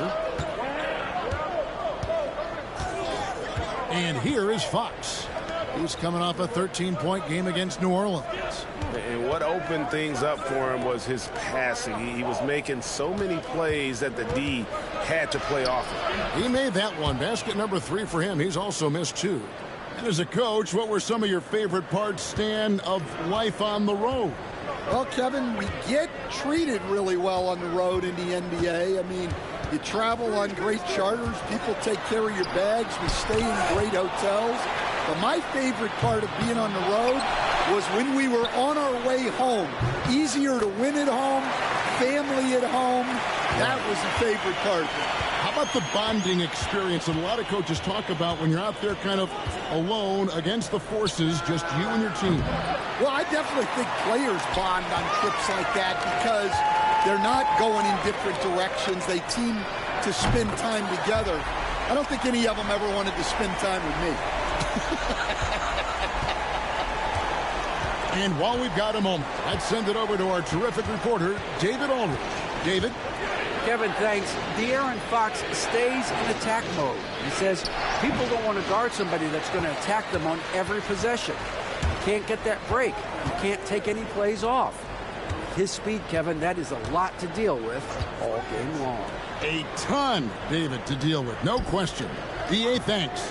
Now, here's Olynyk following the missed shot by De'Aaron Fox. We've got 1:55 left in the first half.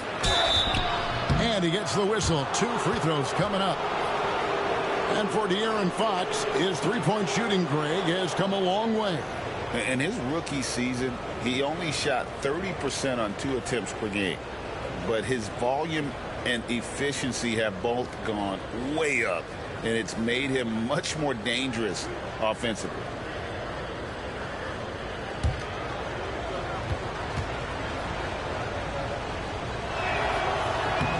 First one falls for him.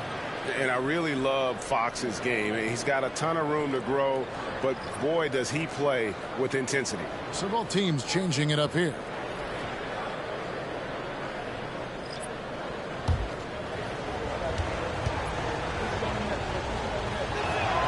That's also good. So he hits both free throws. So, Stan, I'm looking at this Pelicans roster. They've done a great job building through trades, signing kids off the street, and acquiring talent. Yeah, I'm not sure, Kevin, that anyone's done a better job of putting together a roster so deep and talented. And as you said, they've done it in so many ways. Draft, trade, undrafted guys. Just a tremendous job. Really something. Doing his job on the glass and doing it with force. And, Greg, it's not everybody in the league who can make those kinds of plays. Well, he gets paid to be a factor on the glass. That's a nice dunk to finish it off. And so it's Willie Green here calling timeout. He's made the decision. He wants to huddle up with his guys.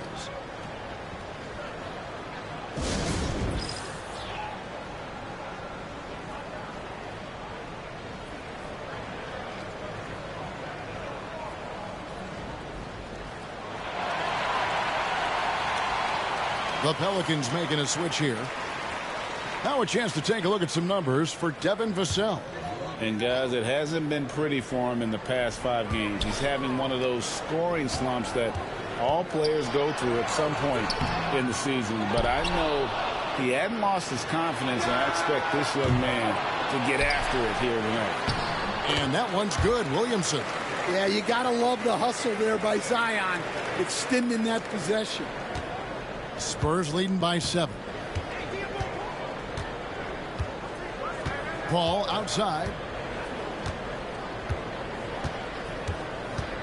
Pass to Biyombo. The kick out to Fox. 6 to shoot. Down it goes. That's 4 made from the field. He's 4 of 8. They should continue to get the ball inside. The defense struggling to contain them. Now McCollum.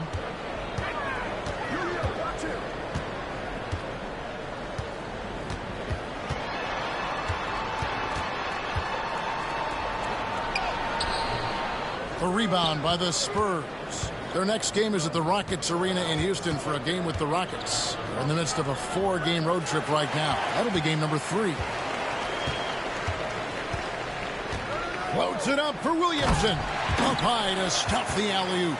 And hard to decide which was better, the pass, the catch, or the slam. Oh, there's no wrong answer. Sensational alley-oop. And so it's San Antonio bringing the quarter to a close with a 7-point lead. Their defense has been active and effective. And a chance now to send it over to David Aldridge, standing by courtside. David. Thanks very much. Here with Greg Popovich. Pop, what did you see in the first half? We had ball movement. You know, we weren't in mud. The guys were in attack mode. Nobody held the ball. You know, you pass, catch, or shoot. And we did that a lot in the first half. Yeah, you had them swiveling, Coach. Thanks for your time. Back to you guys. Thank you, David, for that interview. And we'll see you back here after the break for third quarter basketball.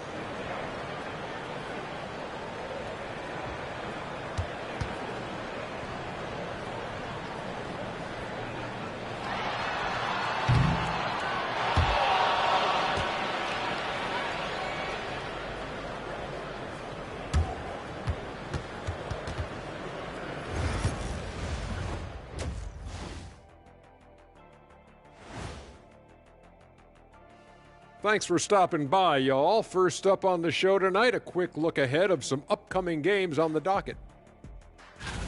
Glancing at the upcoming schedule when you guys played against one another, did you always have your games circled on the calendar? I mean, not really. I just assumed they would be an easy win for us, Arnie. Kenny, now you tripping. You know I always give your teams the business. I know, except in the finals when you swept us. I should have known not to ask that question. And looking back on the first half of our game, it hasn't gone according to plan for the New Orleans Pelicans. Poor execution for them offensively. Settling for bad shots far too often. Recipe for disaster. Man, Kenny, your optimism is infectious. Thanks for joining us. Now let's toss it to Kevin Harlan for the start of the second half.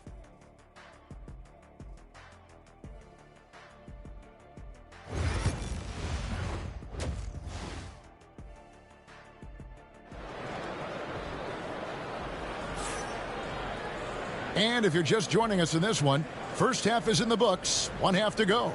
Without question, De'Aaron Fox displaying his skills today. His play so far is what fans love about him. He has gone right at the defense time and time again. Yeah, he hasn't been settling. He's getting to the rim, and that's him at his best.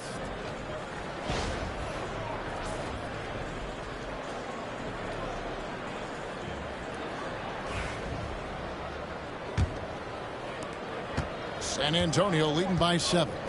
The guard set is Alvarado and McCollum. Trey Murphy is out there with Williamson. And it's Messi in at the center position. So that's the group out there for New Orleans. Fox, no good. And so it's Williamson who brings up the ball for New Orleans. Greg, one of the best assets of Zion Williamson is his versatility. And the combination of power and skill, it's obviously unique. And what I love about him is he's making better and better decisions. He's become as reliable as he is explosive. The kick out to Fox. And a great assist by Paul as that one goes in. Fox has got 13 points. And at the arc, Fox has only gotten bolder. He takes threes without even thinking about it. Williamson outside. Over Barnes. Oh, and that one had the right spin on it, and it is good. 12 points for him. Yeah, he's in such a great rhythm right now. Makes sense to get him the ball any way you can. Yeah, when you have a guy playing like he has been recently, he's got to be the first option on every possession. The three from Barnes. Pelicans with the rebound. 90 seconds now into the second half. Some nice passing here by New Orleans. Williamson against Paul. 6 on the shot clock. Paul against Williamson. Here's Messi, and it is flushed down with a nice jam. There's no bigger play in a close game than a putback slam. Oh, and that one's got him all hyped up. Wow. Yes, some guys shrink in big moments, and some rise to the occasion. And we've got a timeout from Greg Popovich. He wants to talk to his guys.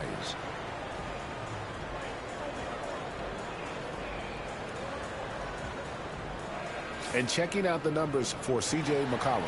He's one of the standouts over the last month, putting up about 22 points per, 4 assists and 4 rebounds. And with his skill set on the offensive end, he is such a threat on the floor. Yeah, he's the kind of guy that makes life easier for his teammates. He demands so much defensive attention. And we're just about 2 minutes into the second half now. Pass to Barnes. There's the triple. And the rebound goes to the Pelicans. Nisi's got his 7th rebound of the game with that last one. And they haven't been able to turn it into a big lead, but their rebounding advantage is starting to add up. McCollum right side. Clock at 6. Kicks it out to Williamson. Over Barnes. They get it again. Nisi, good. Nisi's got 4 points this quarter. Well, we've seen that movie a few times, haven't we? An easy bucket in the paint. And timeout is called by Greg Popovich. He wants to make some adjustments to the game plan, clearly.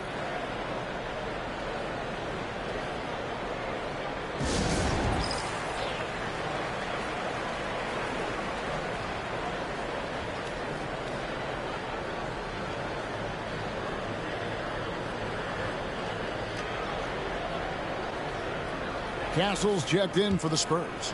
You know, Stan, we hear all the time about after timeout plays. About how many of those do teams really have at their disposal? Well, you certainly have to have a few, Kevin. Coaches vary in their philosophy. Some coaches will draw them up on the fly. I was one, like a lot of guys, who wanted to have things that we've worked on that then we could go to. But that just depends on who you've got, how smart your guys are, how quickly they pick things up. McCollum with the screen on Paul. Here's Alvarado. Here's Nisi. Kicks it out to Williamson. McCollum left side. Over Castle. Tough sequence there. They just couldn't get it to fall. Spurs leading by 4. Pass to Paul. Vassell with it. Latre. Alvarado grabs the board. Finding space on the perimeter, but he couldn't capitalize. It's tipped.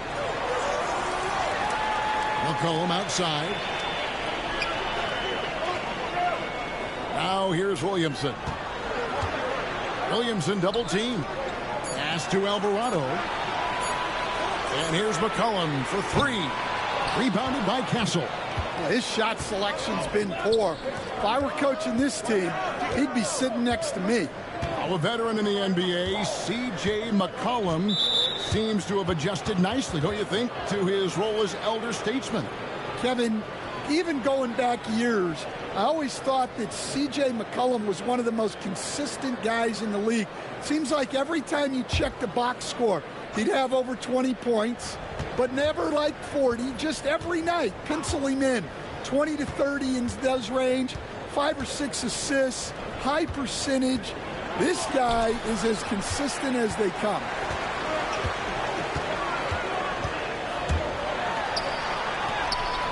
And he lays it straight in.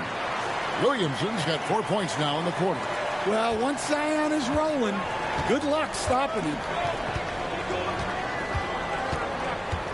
Here's Castle. He's guarded by McCollum. There's the screen.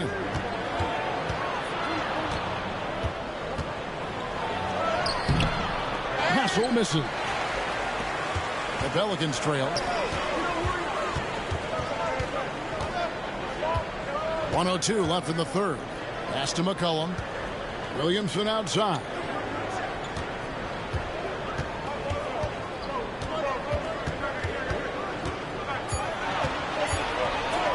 For the lead. For the tie. A rebound by the Spurs. They've held a 12-point lead earlier. Here's Sohan.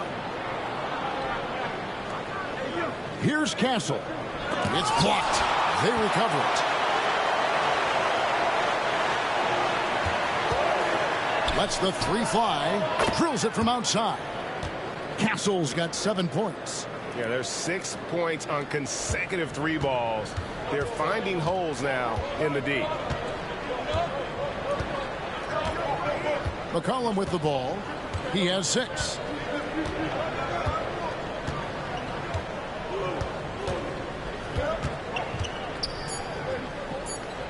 The 3 ball. Gets it to go from beyond the arc. Both teams running perimeter-oriented plays that are working. Well, you know it's become a three-point shooting league. Teams shooting a steady diet from outside. 3 quarters of play in a close game here. Spurs lead by 2. And time to step aside quickly, but we'll be back in no time with the start of the 4th quarter.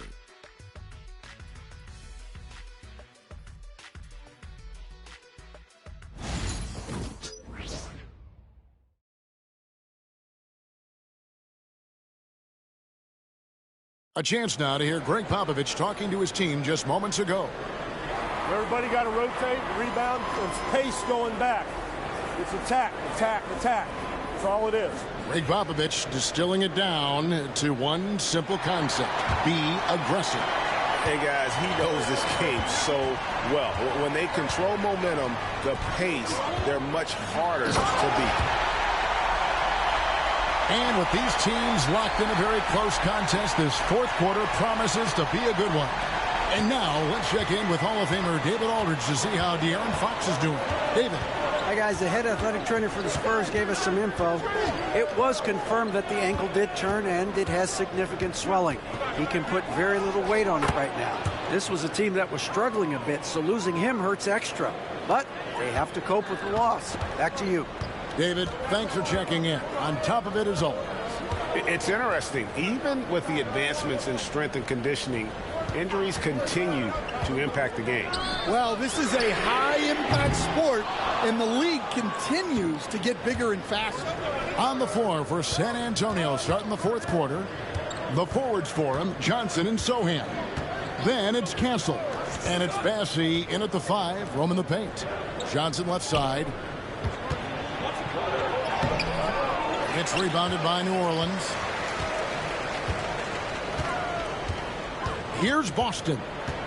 Pass to Hawkins to take the lead. Bassey pulls it in. San Antonio leading. Here's Castle. And it's blocked. Great timing there from Murphy. Anticipated the block and was able to get the rejection. And that kind of stifling effort on defense needs another look. And in a close game, blocks like that are so clutch, and that could be a real difference maker here tonight. And we've got a timeout from Greg Popovich. It's a chance for them to regroup and refocus.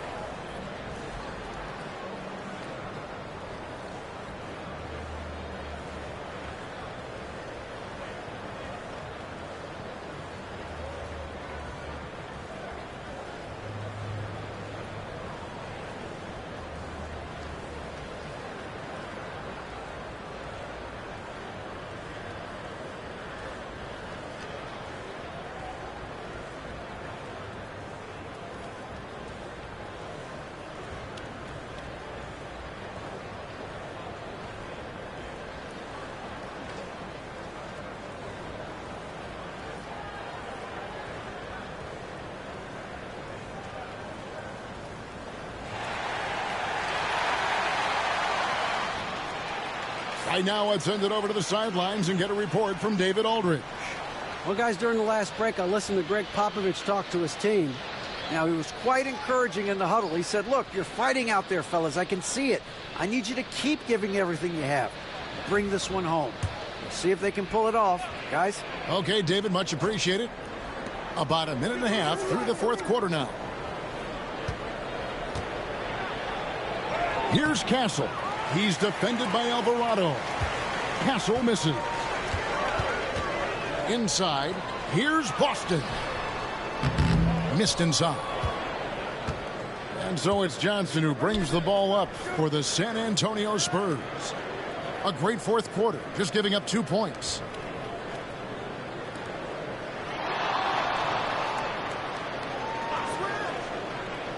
They set the screen.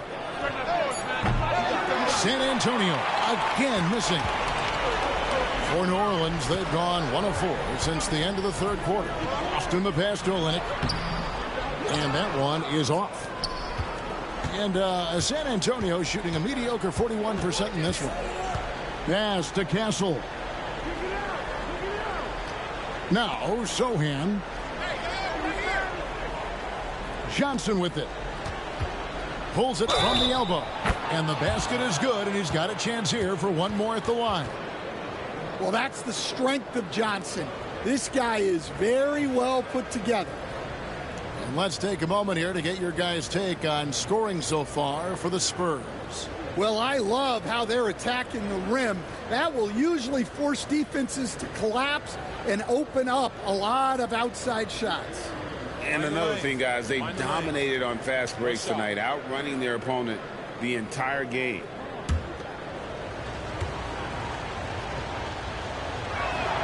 And that one falls for Johnson.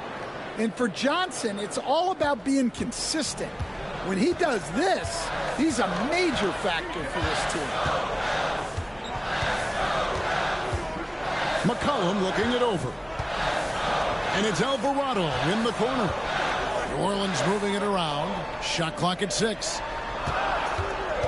Can they get it? Rebounded by the Spurs. Paul's got his 4th rebound with that last one here tonight. And the shots just continue to say no in terms of falling. Pelicans trail by 5. Williamson finds Alvarado. And here is Williamson. Williamson double team. Pass to McCollum. It's up a 3. And there's the call on Zion Williamson. That'll be his 2nd foul of the game. Barnes, he's checked in for Johnson.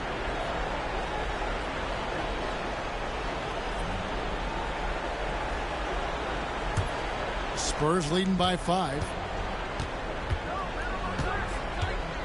Now Paul. Into the lane. C.J. McCollum with the rebound. McCollum's got his 5th rebound in this one.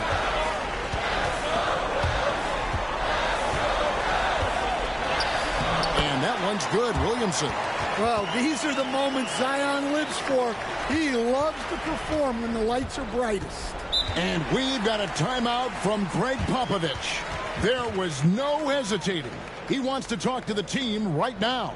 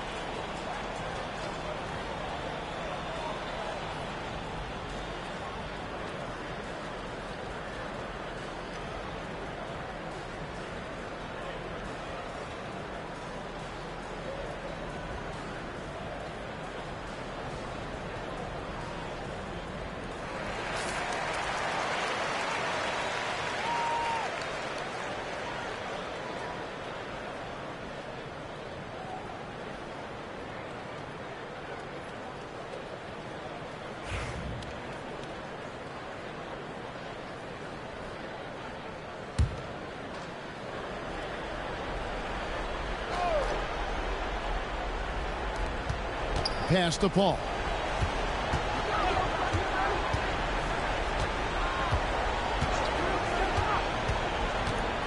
The 10-footer. And And he could not get that one to go. Out of contact, and he'll go to the line for 2. I mean, even from over here, you can see that one pretty clearly.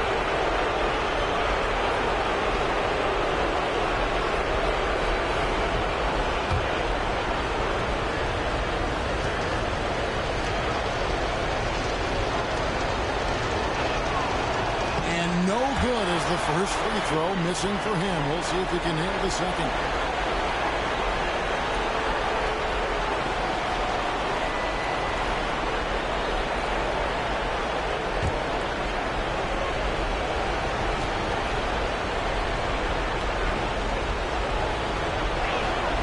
And he ends up making the second, and that gives them a 4-point cushion. And so it's McCollum with it. He brings it up for New Orleans. So far in the fourth quarter, they've allowed just 6 points. 1:43 left in the fourth quarter. And out of bounds as San Antonio gains possession. What a costly turnover. Those are the ones that keep you up at night.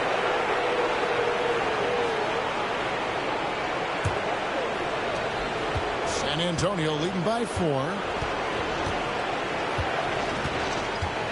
Fox feeling it out a bit. That one goes. Count it. And he gives up pounds to a lot of guys defending him, but that has never kept Fox from being in attack mode. With the step back. Banked in off the glass. Certainly a guy you can rely on in pressure situations. McCollum is a savvy vet who can get it done. Here's Fox, and he uses the glass on the layup. And the Spurs lead by 6. And that's Fox saying, I'm the top dog here. You need a big basket, you come to me. Cullen passes to Alvarado. Williamson kicks to McCollum. It's good! What a beautiful shot to bring him to within 3. Well, those are some huge points from the vet, C.J. McCollum. Here's Fox. Pelicans pull it in. Now here's McCollum.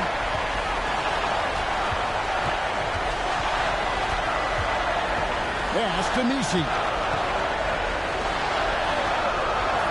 Williamson with it. 5 on the clock. A 3 from McCollum. That shot misses. And even without that 3-ball dropping for him, the defense should have done more on that last play.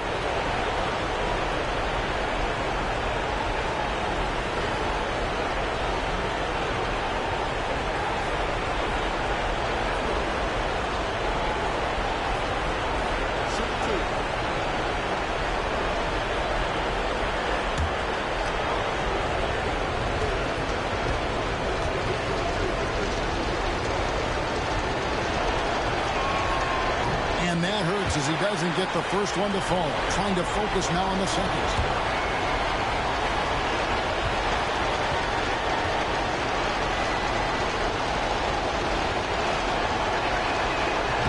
That's good. Going 1 of 2 from the line, and that gives them a 4-point cushion. And timeout called by Willie Green. The magnitude at this juncture in the game clearly warranting a timeout.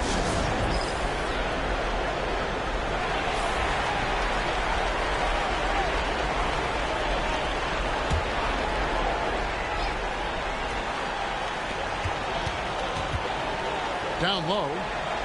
Back to McCollum. And contact on the shot, so he'll be shooting free throws here. It's going to go on De'Aaron Fox. Well, McCollum has a way of causing trouble in there. Very crafty.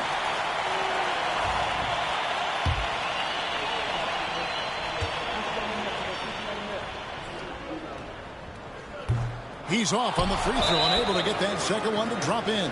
He gets them to within 1 possession, but that miss puts a lot of pressure on their defense. Good on the first, and that gives them a 4-point cushion. And so he drops them both. It's a 5-point game. Great work at the line under pressure. They're that much closer to putting this game away.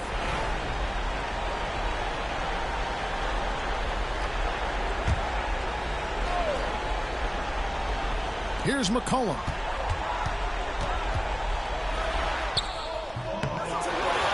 Pass to Alvarado. Good! And he has brought them to within 2 points. Big-time basket at a big-time moment. Yeah, don't you just love to see a player embrace that kind of pressure? And they stop the clock as soon as they can with the intentional foul. Honestly, just doing what they have to in order to get the basketball back. And so both free throws are good. And it's a 4-point ball game. Great composure there. Calmly knocks them down to put this game out of reach. And out of bounds as San Antonio gains possession.